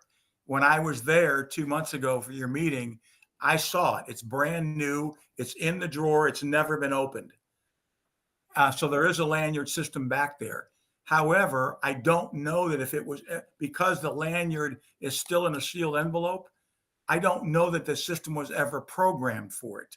So we can do that. We can come down and activate that lanyard if you want. And the other thing we talked about, Kath, when I was there, is there's also a different type of lanyard system, which is done by Bluetooth, where you Bluetooth from your phone or whatever. Your system right now is old enough that it doesn't have the Bluetooth functionality. I could replace it. I could do an add-on and replace with one that does. But one thing you should be aware of is when you're using Bluetooth, it's been our experience that there's some latency or delay. And I want you to be aware of that if you're using Bluetooth, because sometimes it looks like a bad Bruce Lee movie, where you see the mouth moving, but you don't hear it until, I just want to make sure that you're getting as crisp, clear audio in real time as possible. And the lanyard direct, I think, is the fastest and better way to do that. But we can look at the Bluetooth option if you'd like as well. I would like to also ask you, so if there's any more questions or as we review further and go back and do research, is it okay if we schedule or reach out if everyone's okay with that to kind of ask any additional questions to the vendor and include you on the communication, Mr. Psalm and Mr. Superintendent, just so that way we're keeping track of any of those things. So if we have additional things like you mentioned, Miss Kathy, on the loop system, that seems like that's an add-in. So we may want to ask him to provide that update too with the quote, I guess. I would feel a whole lot better if we found out it wasn't programmed because I tried to get it working Okay. Okay. and I was not successful. Okay. Would you all be okay with if you have additional things as you do further research or think about this more? Would you be open to reaching out to Mr. Psalm and Mr. Sam? I think that was his name, and Mr. The Superintendent. Is that all right with the team? I would agree. We should definitely do, a little bit more looking into it and be thorough. So then maybe if he has one-on-ones and demo time or something, if we want to reach out or if there's a different videos or things he could send through you to us, I think that would be helpful for the board as well. Sure. And just a couple other comments.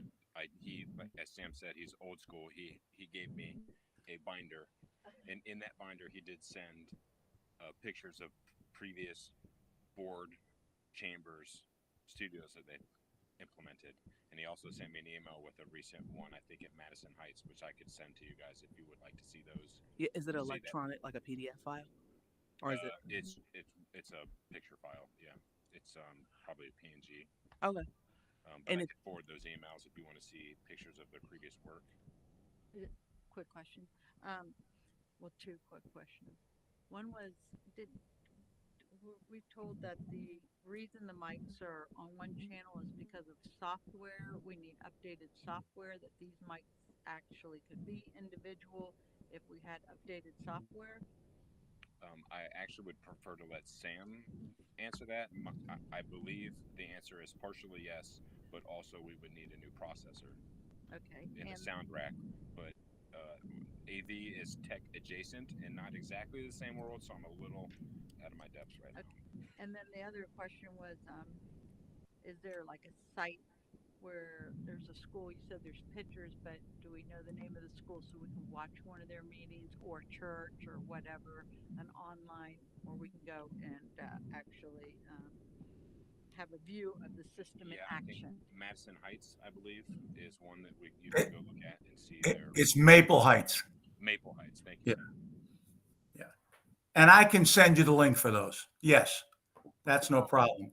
And to answer your other question, by upgrading the QSYS processor, we're going to have individual channel control of each microphone.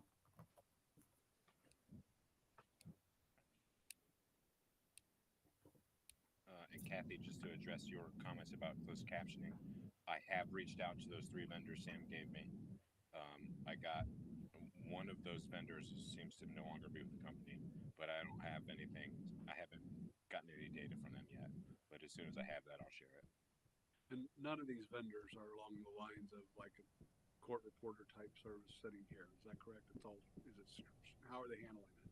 I'm sorry, could you say that again? I didn't hear the full question. It's like a stenographer in the room, closed captioning. That's not what we're talking about, right? No, we're talking about voice to text transcription. Okay. And I've reached out to them to ask specifically for voice to text transcription to be live and not after the fact, which are different products apparently. Right. Thank you. Thank you. Very good, Mr. Nate. I really appreciate it. Thank you. Thank you all very much. And thank you, Mr. Sam. Very good questions because, like I said, AV is not my wheelhouse. I think some of you guys know it better than I do. So thank you very much. Sam, thank you very much for your time. I appreciate it. If you want to send me a follow-up email, Nate, with any questions the board has, I'm happy to answer it. And I can also send down some links to and updated pictures of different systems that we've done so you can see how it works or what it looks like in action. So happy to do that. Perfect. I will do that probably later this evening. Okay. Or you could walk over to the high school and just look and see the larger version of it, but it'd be much smaller than that. So Thanks for your time, everybody. I appreciate it. Have a great night. Thank you.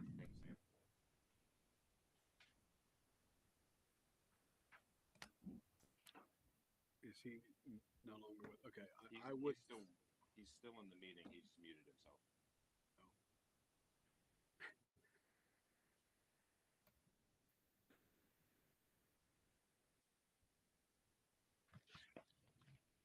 Okay. Item 5 is the second read of policy KG-R. Superintendent recommends the Groveport Madison Schools Board of Education approve the second read of board policy KG-R, community use of school premises. Before we get to this, I'm going to recuse myself again. Thank you, Mr. Bauer. So moved. Second. If you look at their policy, the changes from our last discussion have been highlighted in yellow. A couple things I'll draw attention to. We moved PTA, PTO, GYAA, and boosters, MYA organizations and boosters, into Group A, which is no charge. The other part right before that on line 19, fees may be waived by the superintendent at his discretion. The reason we put that in there, there are different organizations, for instance, community choir, that we didn't want to do an exhaustive list of putting a bunch into A, but would give me the discretion of organizations we've historically worked with those partnerships to waive fees as appropriate to do that. We thought there would be a catch-all if something else came up over time that we might want to do that. Otherwise, we default to the standard fee structure. If you flip over to the next page on 5 of 6, a couple other things we highlighted: the theater advisor, auditorium manager services, Fiji utilities, and then Group D. That was some discussion last time. Would be required to donate 10% of the event ticket sales and/or admission gate fee to the district education trust. So I think those are the changes from the discussion and feedback at the last meeting. Dave, is there anything you need to add to that? Say that again. He said he thought I covered everything. I asked Dave if he had anything to add to it, and he responded. He said he thought I covered everything. Okay, thank you. Sorry. Who responded? Dave Hausman. He's hiding back there. Got his hand over his mouth. So, can you just summarize what you see as the improvements in this policy versus our old one?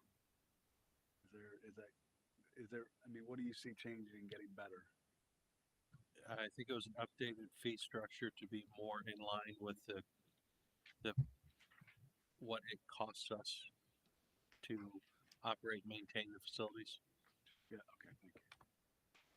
Okay, so I talked to you this week about this. First, I'd like to understand where the money goes. I was approached and told that, for example, the softball field, when that has been rented out, that money goes to the softball team so that they can help defer some of the costs to go on their trip. And I guess I need to understand what kind of changes are they staying exactly the same? So,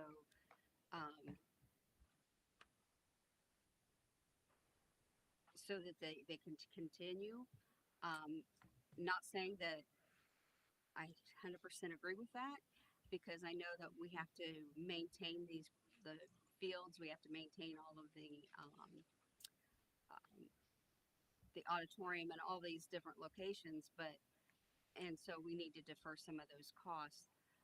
But for right now, we have organizations that are counting on that money, and if we're pulling it away from them, I don't think it's quite fair to do that right now. I think that there has to be some type of understanding when this takes effect, if the money is coming out of their pockets or not going into their pockets, I should say.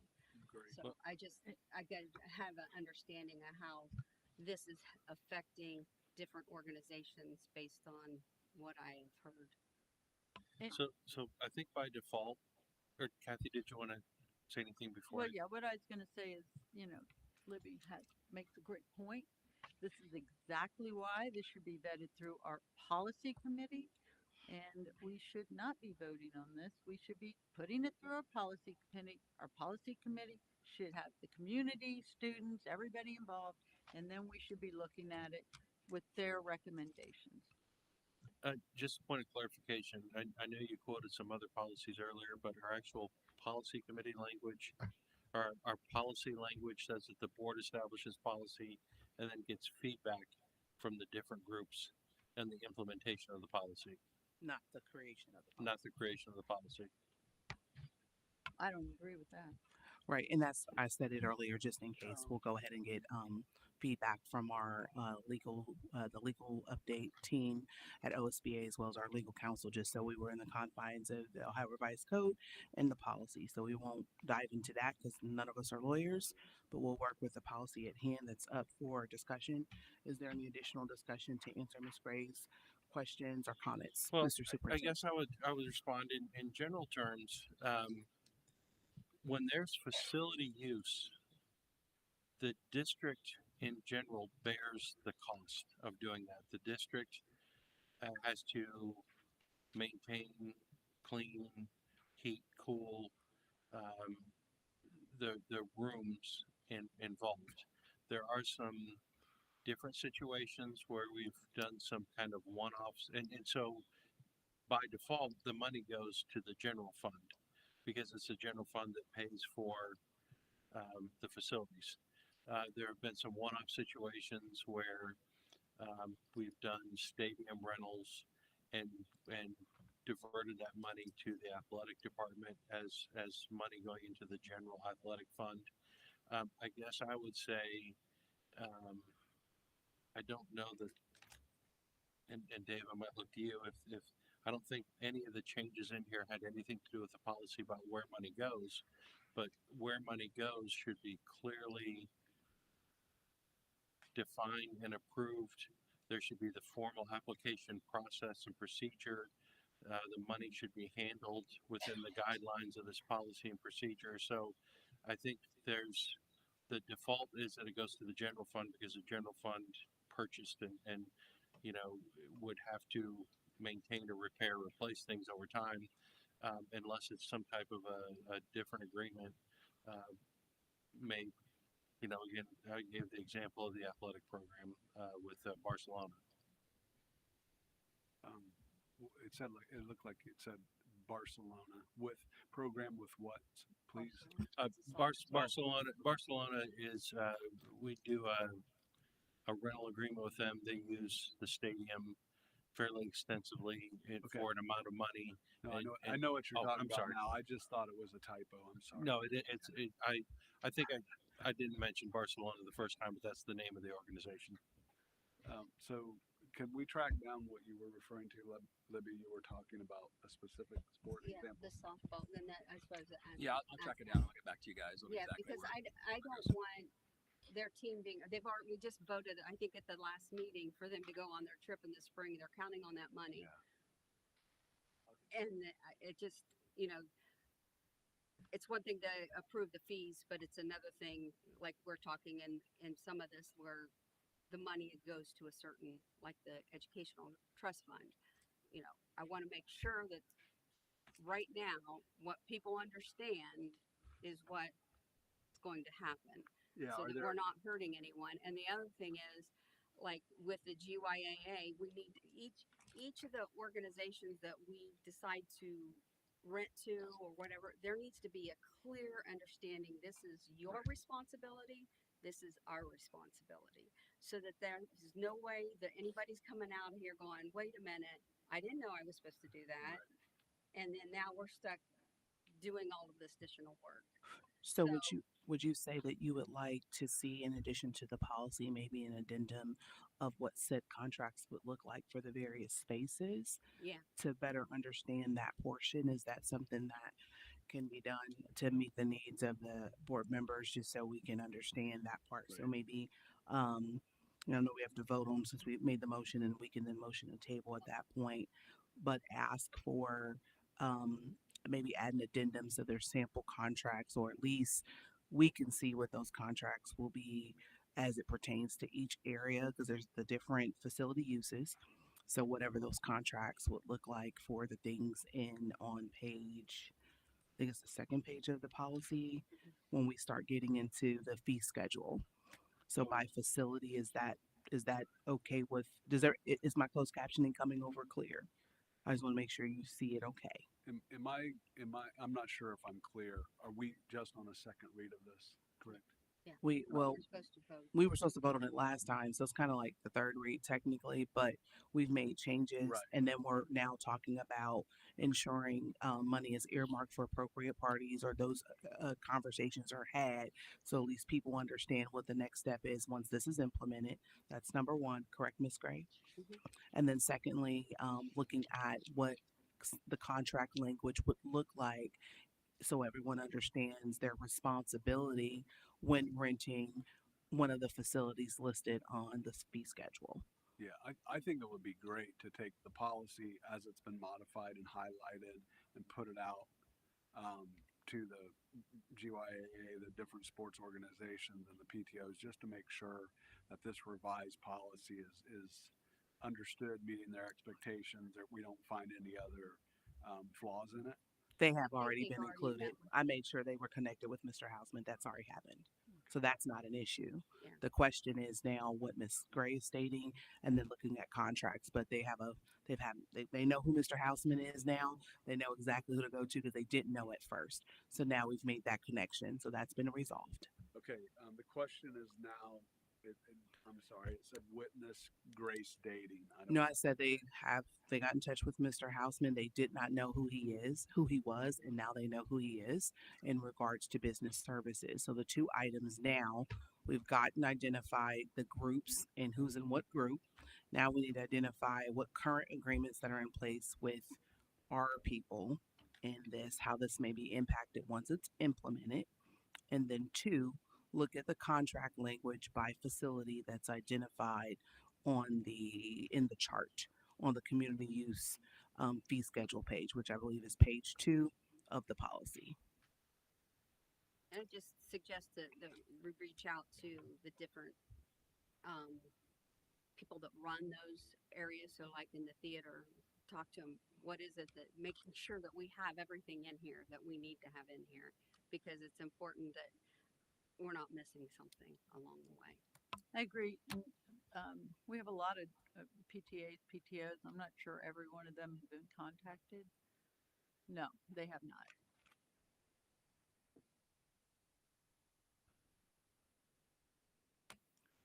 Well, no one said that they all had. It was just the ones that had reached out. So we did. And if there's some more that we need to reach out to, that's not a problem as well. Thank you. No problem. Thank you. All right, we can move on to roll call, please. Because we want to make sure I'm right, Mr. Treasurer. We made the motion. We still have to vote on it, and then we can move to a motion to table to November. So could correct? you read the motion? Oh, the motion to table. Is there? No. It's the motion to vote. We have to vote on it because we had the motion, and we need to vote on it.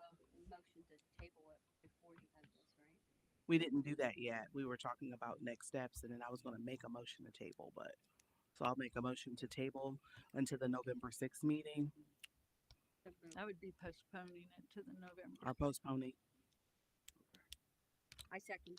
Thank you.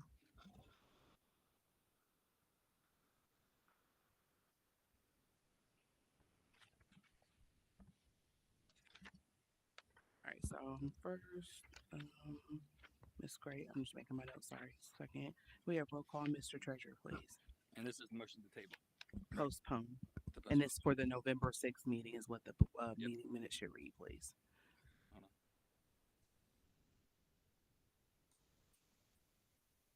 Okay, Mrs. Dadelberger? Aye. Ms. Gray? Aye. Mr. Kirschner? Aye. And Ms. Walsh? Aye. So if I get some clarification, what we need to do between now and November 6th is to contact all PTOs, all youth organizations, any other clubs and groups, sports, and see if they agree with the policy or if they want changes. Just to have an understanding of what existing agreements are out there. We just want to make sure about the existing agreements, not necessarily, and if there is some changes that you need to present after communication, definitely do so. And then the contracts was the other thing that was asked for. So they understand who's responsible for what, meaning if group A is renting, is that different from group B, or are the checklists the same based off of the various rooms that are listed in the table? And then would that also be the expectation of what we do with all the policies we did the first read tonight? I don't think so. I think this one was very unique. The other ones are, some of them are by the law, of course. For me, I'll speak for Latoya, are based off of changes in Ohio Revised Code. So there's not really much canvassing to do on that. I think this one's very unique though because we're talking about our facilities, we're talking about renting. Where we have not had this before. So this is new. So thank you. I want to say that, Mr. Houseman, for putting it together and getting that discussion going to put something in writing. But I don't see that being necessary for the others as far as for me, unless it involves impacting one of our community groups or programs within our school district. Is there any desire from the board just to leave it as is with the old policy? That's why I was asking what the improvements were. I personally think this is spelled out better, but without having it side by side at this very moment and kind of line by line, I can't necessarily say. I actually think this is very detailed, and I think I like the way it looks. I just think they're. I guess the question I'll ask you this question is: are you saying it's becoming more trouble than it's worth? And maybe we should just leave it. This has been 3 meetings already. We're the 4th meeting, and we need to survey several groups to find out if they want to pay the fees we're asking them to pay. Well, I think the PTOs is not. It's zero. So right. I know, but she mentioned, Kathy mentioned talking to all the PTOs, but they are in the other group. I don't think they would want to go to group B, but as she mentioned, we haven't, I think there's an audience member that said we hadn't, so we want to be respectful and sure we reach out to everyone, even though we only had a couple here today. Yeah, so. the main difference between the one we currently have and this one is the increase in fees. Because the things that you guys are asking about is not in the current one we have. You know what I mean? So if this one gets postponed and it never happens, we just stay with the old policy, but then we're losing out on money because that policy was a long time ago and these fees are now updated. Dave, is that an accurate statement? That's the other thing that's really changed. So, but I think the one thing that needs to change is that we have to have these understandings, these MOUs with everybody saying, this is what we expect from you. This is what you expect from us. Yeah, and I agree with you. And I could be on the facility use page about what your responsibilities is and what our responsibilities is. Right. Correct. And that would be kind of an addendum to this policy. Right. Addendum to this policy. And I guess that's what they're saying they want to see now. And then maybe, because it would be a contract. When you rent something, there is normally a contract. But I assume that was just what operations took care of. We made sure the policy was there and you ensured that there was a contract. But we're asking now to see said contract. That's the only difference. Correct? Am I missing anything, board members? And just making sure there's not already agreements out there. Okay. All right. So those are the 2 things, sir. Thank you. And we then have to vote on the original motion, correct, Mr. Treasurer? Thank you. If we could have roll call for that, please. And then I will ask before we do that again, if there is something else you think of. I know I reached out to Mr. Houseman and just shared my thoughts so that way when we had another read as a board, you had time to process that versus us making any changes the day of. That way you could have seen that, agreed to it, or it was part of the discussion tonight. So I appreciate you, Mr. Houseman, putting that in. I'll ask other board members if you have anything. Let's get that to him in advance so it's available to the entire board to look at and be prepared for the discussion on our November 6th meeting. If we could have roll call, Mr. Treasurer, please. What are we roll calling on now? Because we already had the motion, the original motion to approve the policy. That we need to vote on that. So we had to postpone it, but we still have the motion we have to vote on. That's correct. No, we postponed the motion. We don't have to vote. We don't have to vote. No, we don't. I didn't think we did. Pardon? Yeah, she agreed. I think she agreed with you. Yeah, we're fine. Okay, I was just making sure because we can go on. Thank you. Okay. Back to you, Mr. Superintendent. Superintendent recommends the Groveport Madison Schools Board of Education approve the Groveport Madison High School band trip to Piqua High School as indicated in the attached form. I'm going to ask you to pause. I need to get Board Member Bauer. 1 second, please. Who's So is board this- member Ballard? Oh, I'm sorry. I should have figured that out. I'll so move that one. Second. On the band trip, can you repeat, Mr. Superintendent? please? Libby, and then John. Yeah. Superintendent recommends Groveport Madison Schools Board of Education approve the Groveport Madison High School band trip to Piqua High School as indicated on the attached form. So moved. Second. Any discussion or questions? Or can we? This is just a trip that's beyond the 50-mile boundary, so we have to get board approval. Thank you. I have one. It's on topic, but slightly off topic. Are you taking notes on the actual meeting minutes? Because when I looked last time after the meeting, it showed on the meeting minutes that I voted against the band trip, and it's kind of odd that the meeting minutes would change. You know what I mean? I'll look at that to make sure. But could you give me the exact? Not the minutes. I'm sorry, I said it wrong. The agenda. It's like you're taking notes on the agenda, and when you looked up the agenda after the meeting, actually on the agenda it said that I voted against the band trip, which was really weird. Was it last meeting? Yeah. Okay. Let me know which one it was, or I'll just obviously there's only one or two of them. I'll check that out on the minutes to make sure that you voted yes on it. No, the minutes were correct. Oh, the minutes were correct. I'm Okay. just saying, there's out there. If you pulled up the agenda for last week, there was That should be there was weird. notes on it, and it said I voted against Okay, it. I didn't I'll look really at it. see that, but I'll are we typically adding notes to They're the? right there. They're being added on the fly, right? Yeah. So Yeah, then the there's next question I have is what happens to the original? Like if somebody wants to see the original, the final agenda before we started voting, is that somewhere they can see it? The final, like the one currently right now, The agenda we're operating off of right now with no votes is on board docs right now. But will it have these notes on how we voted? Only if you join the meeting. Only if you right.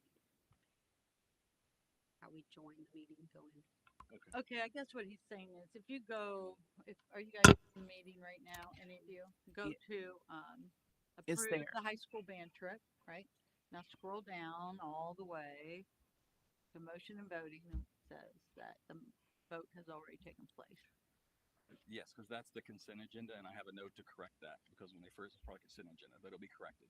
Because we took out consent agenda. But what John's saying is that for the past month, it's been on there, and people seeing it are thinking that he voted no for a band trip, and that kind of is upsetting. Well, that's it. No, it's not like, my feelings are crushed. It's more, I just want to make sure we're preserving an agenda without polluting it. Yeah. Yes. So my also understanding, and I'll confirm with board docs, we actually have to have a login to see the notes. The things that are public facing is just the agenda. Oh, I don't think so. Have you logged out and seen? Log Well, out and I have been told by people in the audience say they see it when we're doing it, they see it. So Okay. I can log out and look. No, I was just making a suggestion just to make sure that it wasn't, because normally I didn't think I could see it. I would always have to join, but we can definitely nail that down. If we could move to roll call, Mr. Treasurer, please. Yes, and this is for the high school band trip. Mrs. Delderberger? Aye. Mr. Bauer? Aye. Ms. Gray? Aye. Mr. Kirschner? Aye. And Ms. Walsh? Aye. Motion passes. Back to you, Mr. Superintendent. Superintendent recommends Groveport Madison Schools Board of Education approve the Model UN trip December 8th through 10th. So moved. Second. I have Ms. Gray first, Mr. Bauer second. Any comments or Well, questions? I will say, we'd originally planned on having them give a presentation tonight, but we decided to wait until after the Model UN to have them come with pictures of the students and give the board an overview of how the process actually went. Awesome. Any questions from the board? All right, if we could have roll call, Mr. Treasurer. Mrs. Walsh? Aye. Mr. Kirschner? Aye. Ms. Gray? Aye. Mr. Bauer? Aye. And Ms. Delderberger? Aye. Motion passes on to item 8. Superintendent recommends Groveport Madison Schools Board of Education approve the swim team trips for December and January as indicated on the attached form. So moved. Second. I have Ms. Gray first, Mr. Bowers second. Any comments from you, Mr. Superintendent? No, I think it's pretty self-explanatory. Any questions from the board? All right, roll call, Mr. Treasurer, please. Mrs. Dutterberger. Aye. Mr. Bauer. Aye. Ms. Gray. Aye. Mr. Kirschner. Aye. And Mrs. Walsh. Aye. Motion passes. And I think the next item is Mr. Treasurer, item 9, approval of the board meeting minutes. Treasurer recommends the Groveport Madison Local Board of Education approve the board minutes for the September 11th, 2024 regular meeting. But I do have one caveat. And I'll adjust these minutes when Mr. Bauer stepped out for board policy read that we just board, and he needs to be abstained for that. So I'll make that correction on these minutes. Thank you, Mr. Treasurer. Mhm. Do I have a first and second? So moved. Second. All right, I have Ms. Gray first, Mr. Bowers second. Where are you talking about? Adam, can you tell me? I'm sorry. On the board minutes, He's just putting down the September board meeting has him being here, but he actually abstained on that. Recused himself from the. For the Mhm. board So I'll update policy. those. He told me about this right before the meeting, and I'll correct those. And who first and seconded? It was Ms. Gray and Mr. Bowers, sir. Thank you.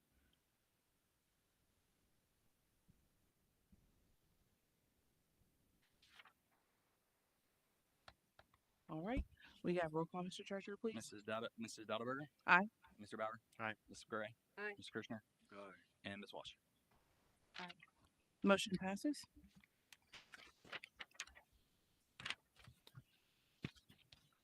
So we move the. Item 12. Correct. Mhm. Superintendent recommends Groveport Madison Schools Board of Education approve the following special education contracts for So moved. Solely Health. Sorry. So moved. Ms. Gray Second. and Mr. Bowers second. Any additional comments, Mr. Superintendent? Just that the file attachments are the employees, not the students, in case anybody thought that was a breach of information. Thank you. Any questions from the board? I thought the same thing at first, and then I read it again. Can you explain that? You said they're employees, they're not. The names on there are the employees. Yeah, it's not, So it's not, there's no the, breach. the file names, the Oh, the attachments name are on not that. students. Not- Okay. So that's not any confidential information. It was just the file of the contract sent. But the service is for the kids, right? Yes. But the names aren't listed. Right. And this is for more than one child or for multiple children?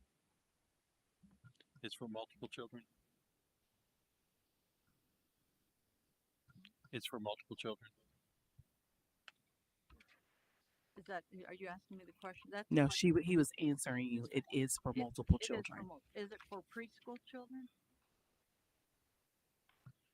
Miss Angelina, will you come up to the microphone, please?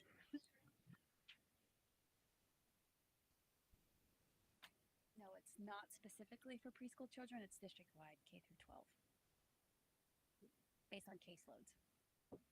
It's speech therapy, but it's on a teleprompter, so they can't be there to feel and all that, right? One is virtual, one is in person.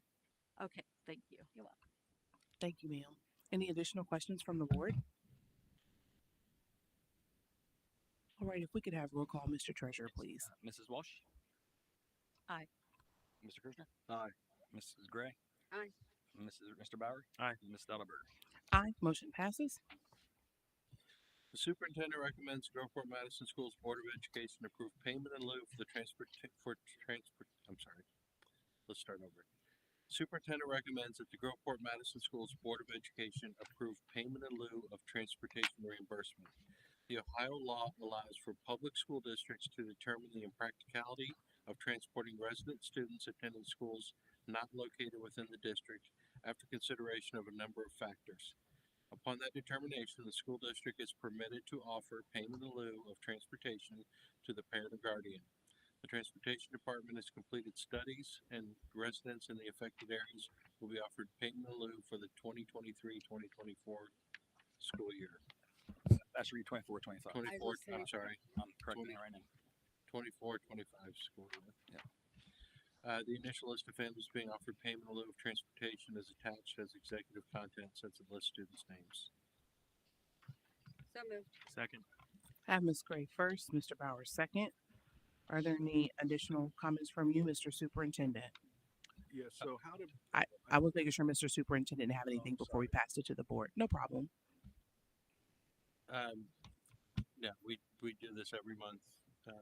Just the same rules and standards apply. Roger that. On to you, board members, if you have any questions at this time. Yeah, so I guess we have what, about 32 students going to Bishop Hartley. How have we determined that that's not practical for us to put those students on a bus? It's based on the the 6 items listed up above of Ohio Revised Code. Individual students are done. The determination is based on individual students when the request comes in.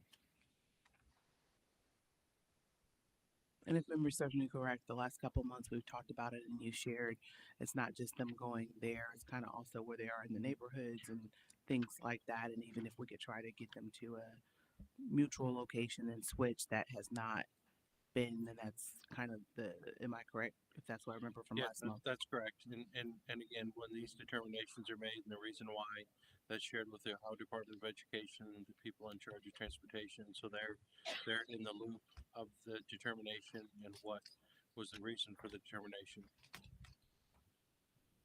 I would say that we've been transporting to that particular school for decades. And so now it's impractical. And we have other schools that have probably that many seniors that we are transporting to. So I'm just confused on how we're deciding. Is there any data do you have any data that supports it? Have we looked at how much it actually costs? Whether we've transported to them in the past is not relevant in the individual decision this year. And the determination to do it is 100% based on data, which is how it's determined and shared with the state to do it. However, I will continue to ask if you don't want us to follow this guideline and the board directs me to transport students to all the charters and non-pubs, even when they're impractical, we can do that if we're not concerned about spending that money. I don't think I'm certainly not looking for a wholesale change here. I'm just trying to understand. Bishop Hartley's pretty darn close, right? I mean, it's very close by school, and I just want to make sure. I just would love confirmation of this model. That's all I'm saying. We don't have many schools that are just like 4 miles down the road from us, right? This one's close. There's 32 students. I would love to know what the breakdown is between busing all of them, or if there's a portion of them where it makes sense just to make it. But do you feel confident we've done that? Yes, I do.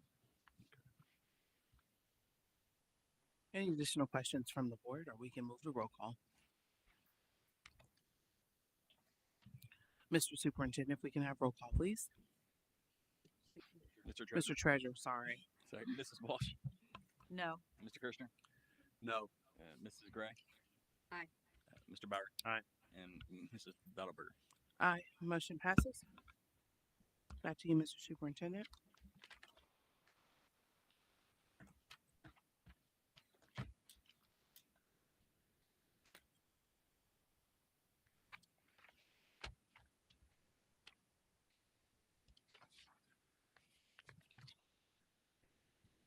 I guess I'd like to ask for clarification before we move on to the next item. What is it desired that we do? When the recommendation for payment in lieu is based on the criteria to do that, I mean, if we had a third no vote and this would go down, then I guess we'd provide transportation. I don't understand. But my reason for questioning is because of the problems, for one, that Columbus is having, right? And I'm not quite clear on where we stand on this one. This one looks like it's a lot of kids and it's a closed school. So Okay. it just got my attention for that reason. Okay, so you're not asking me to do anything differently at this point? I would love to know what this particular transportation costs us versus what we're paying to the families. And if it's narrow, I would just like to know that. If it's a real minor thing for this one school, I would like to know that, just because they're so close to our backyard. That's all. And it's a greater number than I thought it was. All right. And I would like to see the schools when we see one here, one here, one here. I don't maybe see how many for all the schools And the ones that we are transporting, how many students do we have going to Madison Christian? How many schools do we have going to Eastland Preparatory Academy? And just on and on.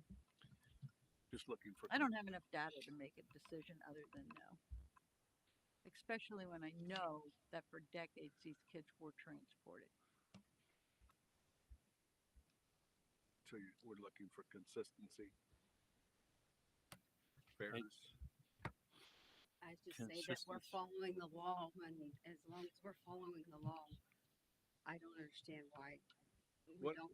And my understanding, Department of Education and Workforce gets a copy as well, so it's not that we're not including our the Board of Ed, correct? And well, yes, and the other part is each individual student. There's a determination based on each individual situation, so it's not a wholesale. And we're talking about one at a time. These are dealt with the next immediate board meeting after the request comes in. So that's why things have been. We've had these, I think, at every meeting this year. But I wanted to make sure that I wasn't. I was trying to understand the expectations of the board. I could have Teresa Ritchie come and talk again about the procedure and process about why this did or did not happen, if that would be helpful. I'm sorry. That didn't. I said I can have Teresa Ritchie come talk about the whole payment in lieu process, because it's more than just individual pieces and parts. It all works together, and what the rules and regulations are in determining this. Right, and I'd love to understand how and where Columbus got themselves in the woods. Yeah, I wouldn't be able to answer questions about Columbus, but we could talk about I our just wanna, process. I want to make sure we're not duplicating. That's all I'm saying. I don't want to duplicate mistakes that they've made. I just want to know that we're in the right. Okay, strategic planning portrait of a cruiser. We had hoped to have this presentation ready to go tonight. We are still working on it. We do have a pretty well built out draft draft document. We want to polish it, finish it, and then we're going to bring those presentations to the November meeting. I know we talked earlier this year that we'd hope to have it early this fall, and since it's taken a minute longer, I wanted to just clarify that the plan is for November 6th. Thank you for that update, Mr. Superintendent.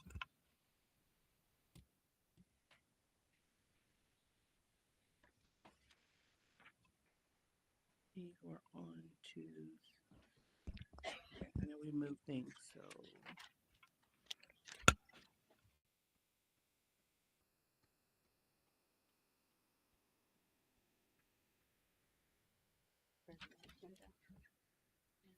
It's treasurer's agenda. Yes, that's what I was making sure I'm following along. First action we have is donation. So treasurer recommends the Groveport Madison School Board of Education accept the cash donation of $1,100 to purchase a special needs bicycle. So moved. Second. I have Ms. Graves first, Mr. Bowers second. Are there any additional comments from you, Mr. Treasurer? No. Any questions from the board? Moving to roll call, Mr. Treasurer, please. Mrs. Dowdberger? Aye. Mr. Bauer? Aye. Ms. Gray? Aye. Mr. Kirshner? Aye. And Ms. Walsh? Aye. Motion passes. Thank you to the donor. We appreciate that. I'm just trying to share my screen real quick here. I'd like to make a motion that we adjourn. It's 11 p.m. in the evening, and that we continue this meeting on, what do we got? October 23rd. Well, I need to get through my stuff because my permanent appropriations and stuff has to be done by October 31st. Okay. So, and it'll be quick. So then I make a motion that we adjourn this meeting until October 23rd after the treasurer's agenda. Do I have a second? Second. All right, so the motion is to adjourn after the treasurer's agenda. Do we have attorneys standing by for executive session? Yes, we do. We'll go ahead and vote on this motion. So I have the motion came from Ms. Walsh. Yes. Second is from Mr. Kirshner. Can we have roll call, Mr. Treasurer?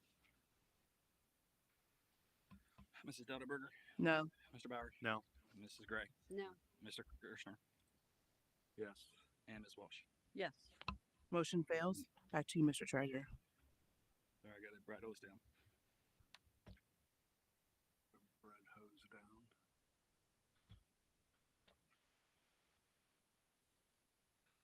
Okay, so going on the mic.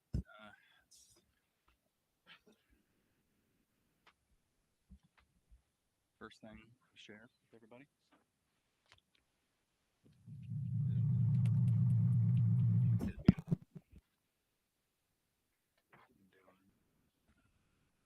All right, so the first thing we have is our monthly cash flow. In September, we had 5.8 million coming in. We had going out 7.8 million. Again, it's a 1.9 million dollar expenses over revenue. Last year was about the same amount, but I'm again very happy with my numbers so far.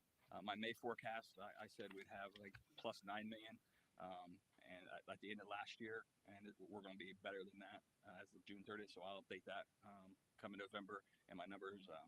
I like where my numbers are at. I think they're even looking better than the last forecast I gave with cash flow.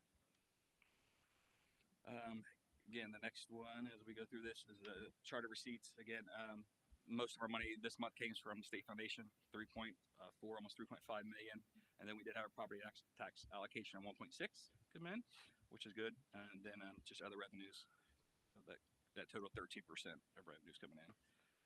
Expenditures, same thing, about 73% is personal and then employees' retirement, insurance benefits, which is normal. And then the change from the prior year is, as you can see, I noted some of these things on here. Last year we had a county settlement that did hit in August, so we didn't have adjustments like in 2023. So that's the numbers, line 7, the 1.2 million we didn't have this year that we had last year. Other than that, things are pretty much stayed the same. Our state foundation went up a little bit, 355,000 from last year. Our property taxation obviously hit in H instead of G columns, so in September instead of August. Other than that, personal expenses went up a little bit.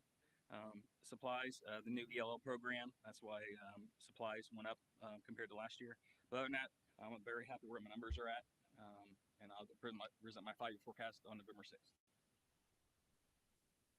Next item.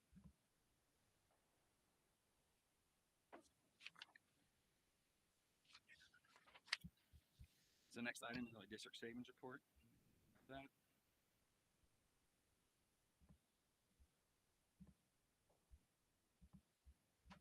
So I did this last year, if you guys remember, and at the end of the year, the total was over $5 million.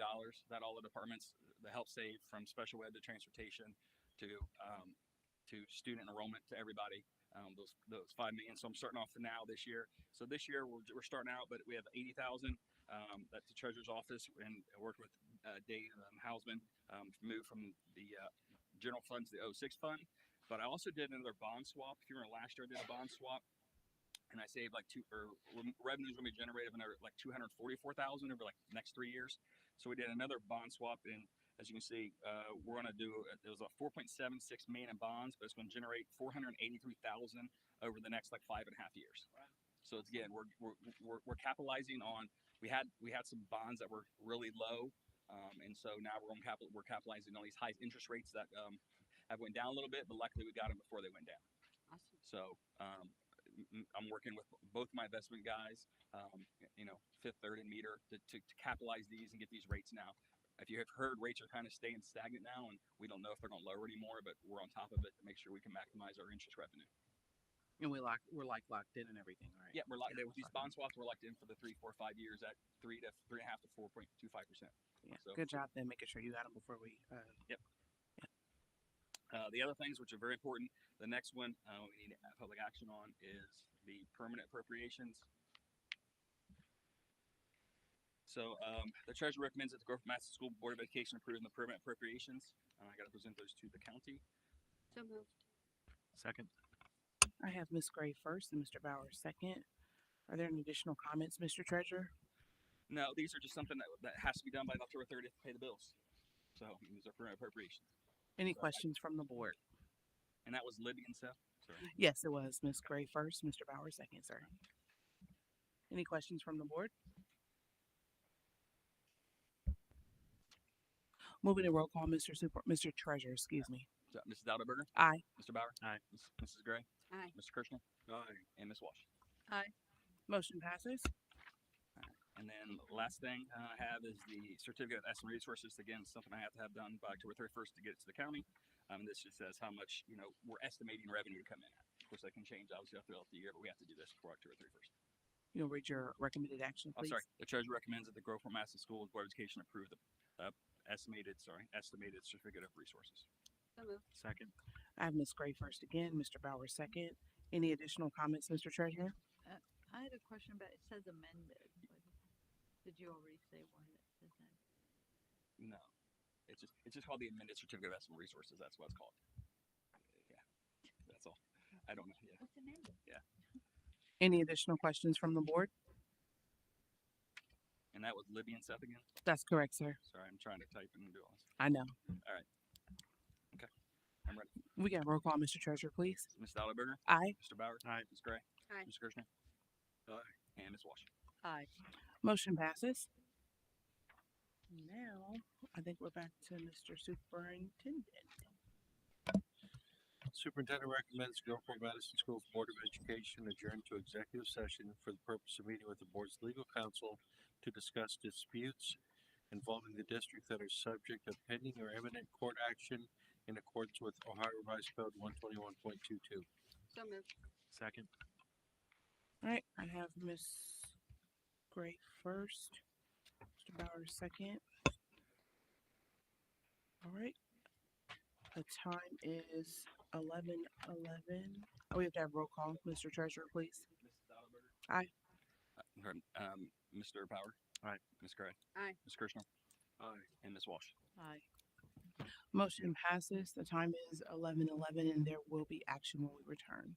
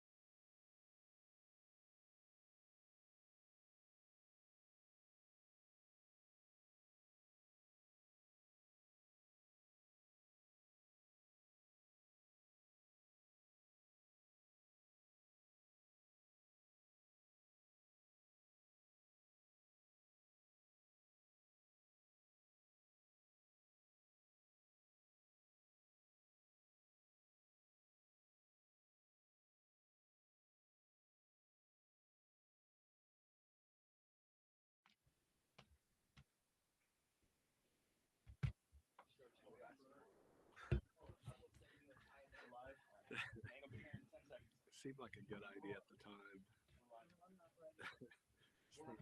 This thermos keeps stuff too hot.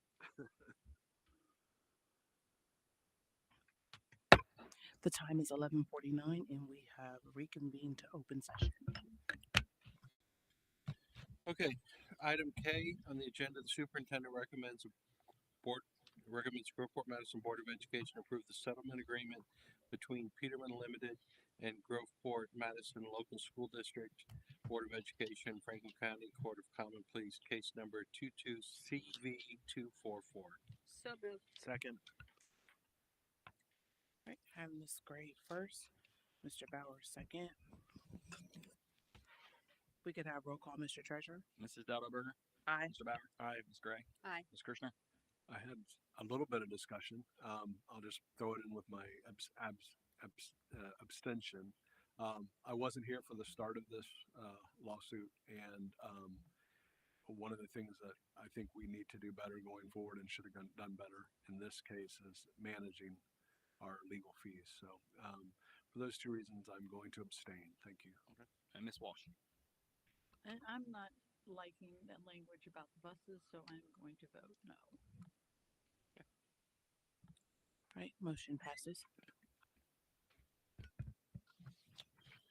Item L, superintendent recommends Groveport Madison Schools Board of Education adjourn to executive session for the purpose of considering the appointment, employment, dismissal, discipline, or demotion of a public employee of the school district in accordance with Ohio Revised Code 121.22.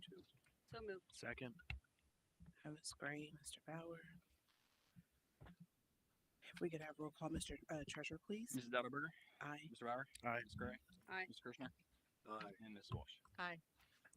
All right, the time is 11:51 and there is no action once we return. There is. There's action, sorry. action. Yeah, I forgot.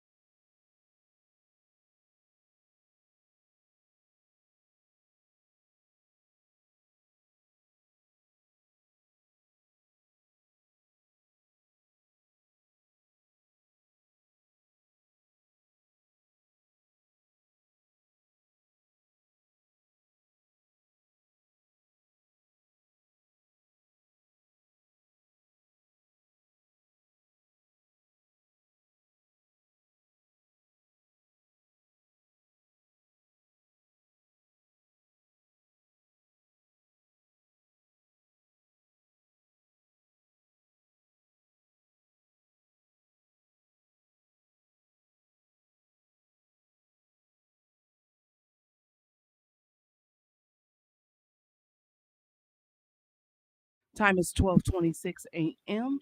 We have reconvened from to open session. Okay, we are going back to certificated personnel items. The superintendent recommends the Groveport Madison Schools Board of Education approve the following certificated items as found in the attachment. So moved. Second. All right, I have Ms. Gray first, Mr. Bauer second. Are there any questions from the board?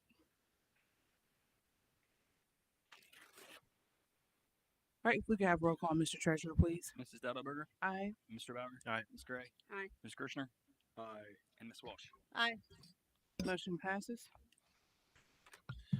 Superintendent recommends Groveport Madison Schools Board of Education approve the following non-certificated personnel items as found in the attachment classified board agenda. So moved. Second. And Ms. Gray first, Mr. Bauer second. Any questions from the board? Mr. Treasurer, if we could have roll call, please. Mrs. Dettelberger? Aye. Mr. Bauer? Aye. Ms. Gray? Aye. Ms. Kirschner? Aye. And Ms. Walsh? Aye. Motion passes. And now we are on comments and other business Yeah. announcements. I didn't want to bring this up with the gentleman on the phone. The AP quote is it would be awesome to be able to provide $50,000 estimates with zero itemization, no labor breakout or anything, but I can tell you from my perspective that is exceedingly bizarre to just have a laundry list of equipment and a price at the bottom. So I think it should be broken out. I also think that we should probably get competing quotes from someone in Central Ohio. I asked him questions. I certainly didn't agree with some of his responses, but that's just my feedback there that I didn't want to give while he was on the phone. Also, I asked that we put a transportation committee item on the agenda for this meeting. It didn't happen. Could we That's correct. please put that on for next agenda? No, sir, that will not happen as well, and I have an update on that piece, but you can continue. I'm sorry, you're saying that will not happen? That's correct, sir. I said it will not happen. That's correct. So I was gonna make the same request also. Why will that not happen? So the Transportation Committee request has been shared with legal counsel, and our board district has been advised to schedule a discussion in executive session with the legal team. So it's not that you weren't, I was letting you all finish, but I do have a response and didn't want anyone to believe that any of their items were not addressed. But the music programs, that's all these things are added to the list, but we had several other board items that took priority this board meeting as well as next. And then we have our legal update, and EDE is already in the policy update. If you go back to your list for September, it's on the update review form that's on board docs and in your big packet at your desk. So that one is already. I'm sorry, you're talking so fast. This is jumping and I can't follow what you're saying at all with this very bad closed captioning.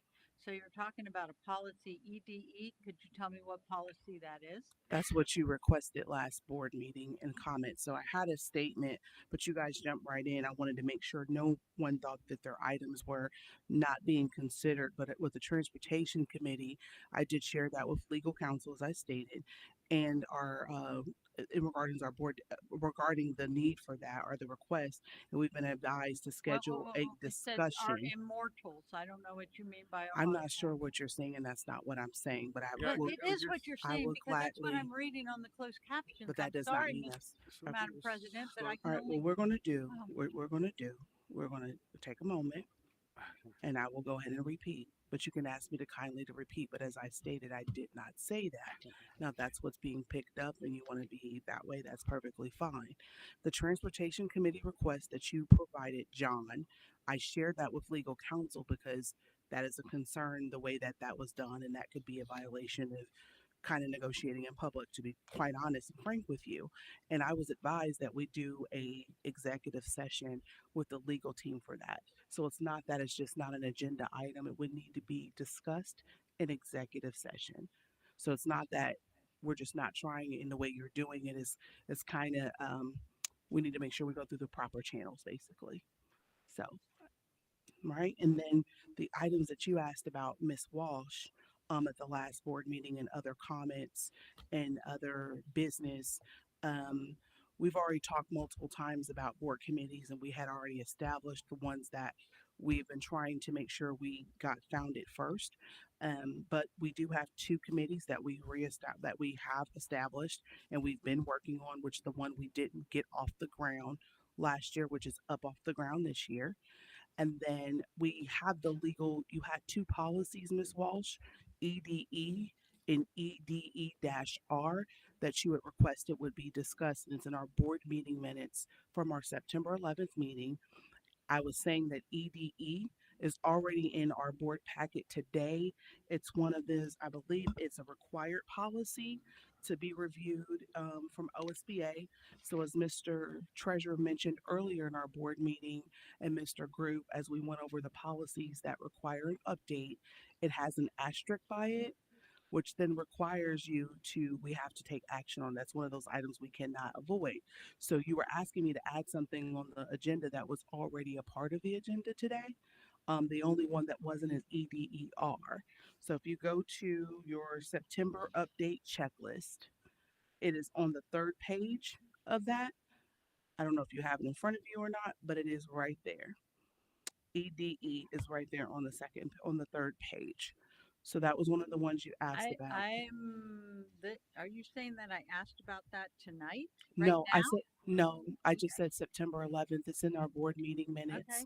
that we voted on. So I did look at everything that was requested, reviewed the comments from our last board meeting, ensured I followed up with legal counsel, especially on the transportation committee, so that we could be in compliance. So that is what Okay, we yeah, did. I thank you for putting it on there. I mean, Absolutely. So I don't want it to be as if I don't know why you were bringing that up. I'm just a little. because you asked for making it you last aware. board meeting.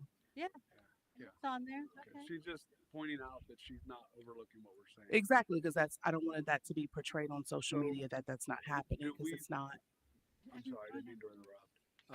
Do we plan on having the conversation at our next board meeting in an executive session? Or is that what you're saying? I didn't say, I'm not sure. It depends on what we have. So we've got a lot on the agenda for November 6th. That would be the goal. And if we could add it with something else, absolutely.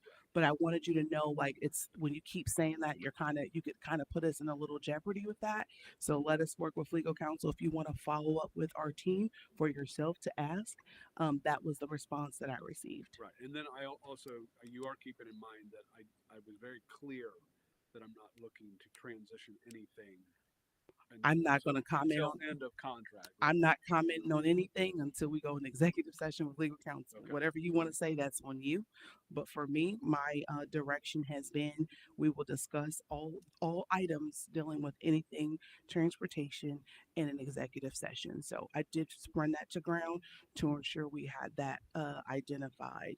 And then I know there was questions about the music program. That is also on our list, but we don't want to make sure that we are doing the other items like our hiring our people and approving contracts and things like that. And it takes us some time to have that open discussion. So it's very hard to add these additional things that are not necessarily actionable because there was one meeting we added a lot of things that we did during our board items update, and it took a lot of time from our board meeting. So we want to ensure we're doing the things that further the district. Not that this won't, but it's not that it's not going to be added. It's just not right away. We also have personnel appraisals we need to schedule with Mr. Collier and Mr. Group.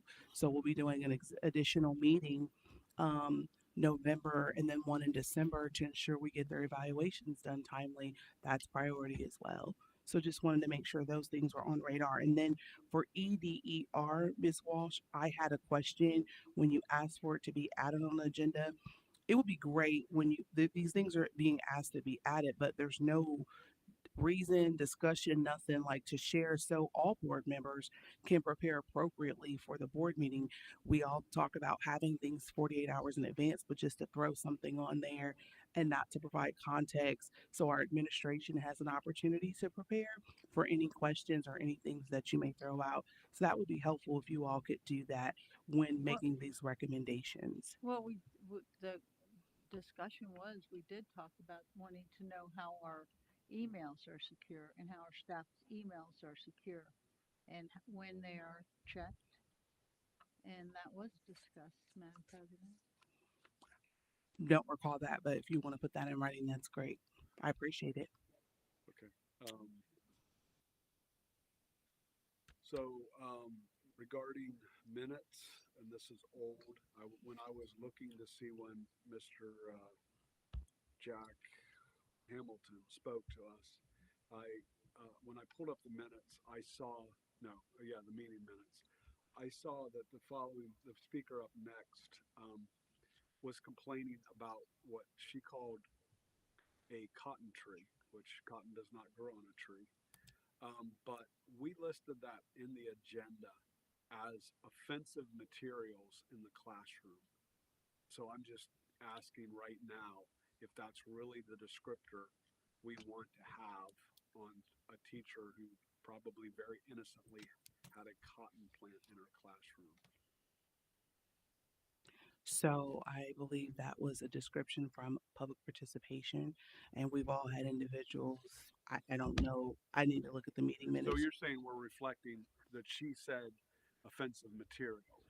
So I need to look at the meeting minutes that you were just now bringing up to render an opinion. That's what I will say. I'm just saying that she called it a cotton. She eventually, and I made her repeat it.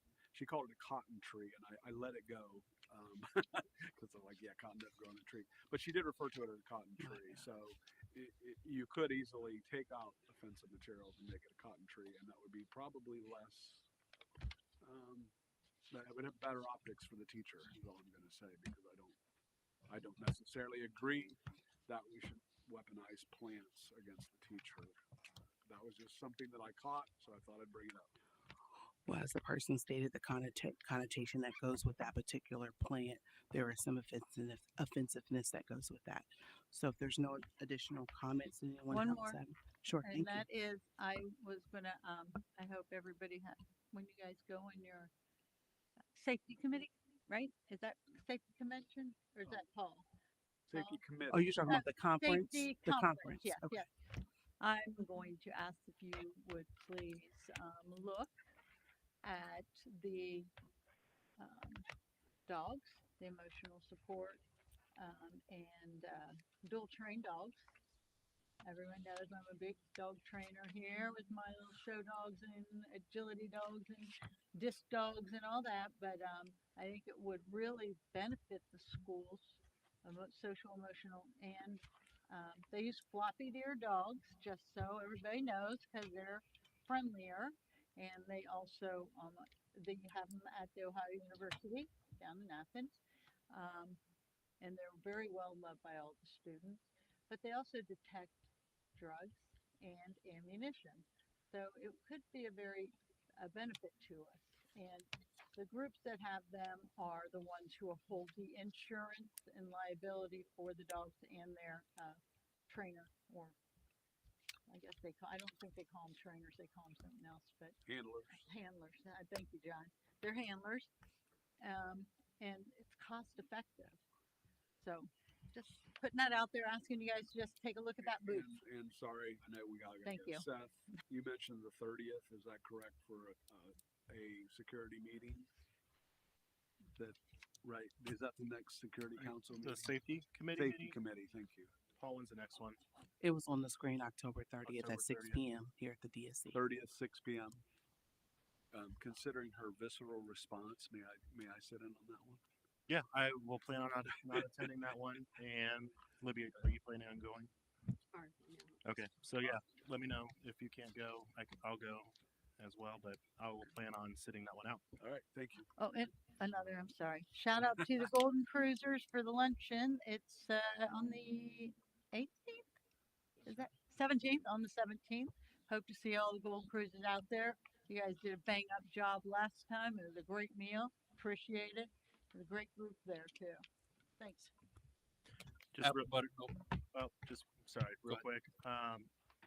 Latoya and I went to the OSBA Fall Conference, and were surprised when she was nominated to be voted onto the Central Committee. So, congratulations, Madam President. Thank you. Thank you.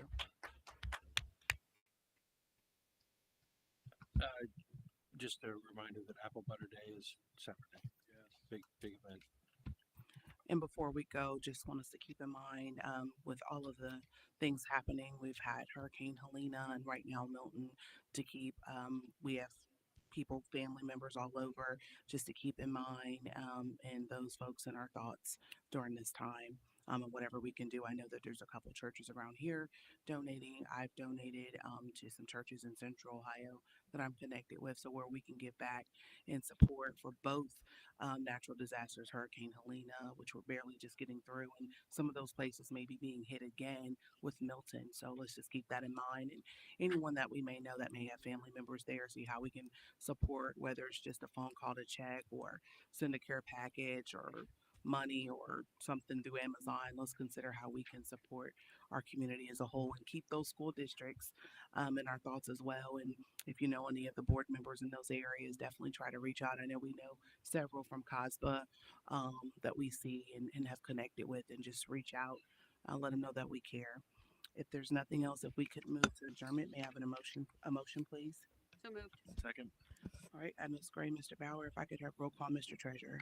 Mrs. Dotterberger. Aye. Mr. Bauer. Aye. Ms. Gray. Aye. Ms. Kirshner. Aye. And Ms. Walsh. Aye. All right, the time is 12:42. This meeting is adjourned.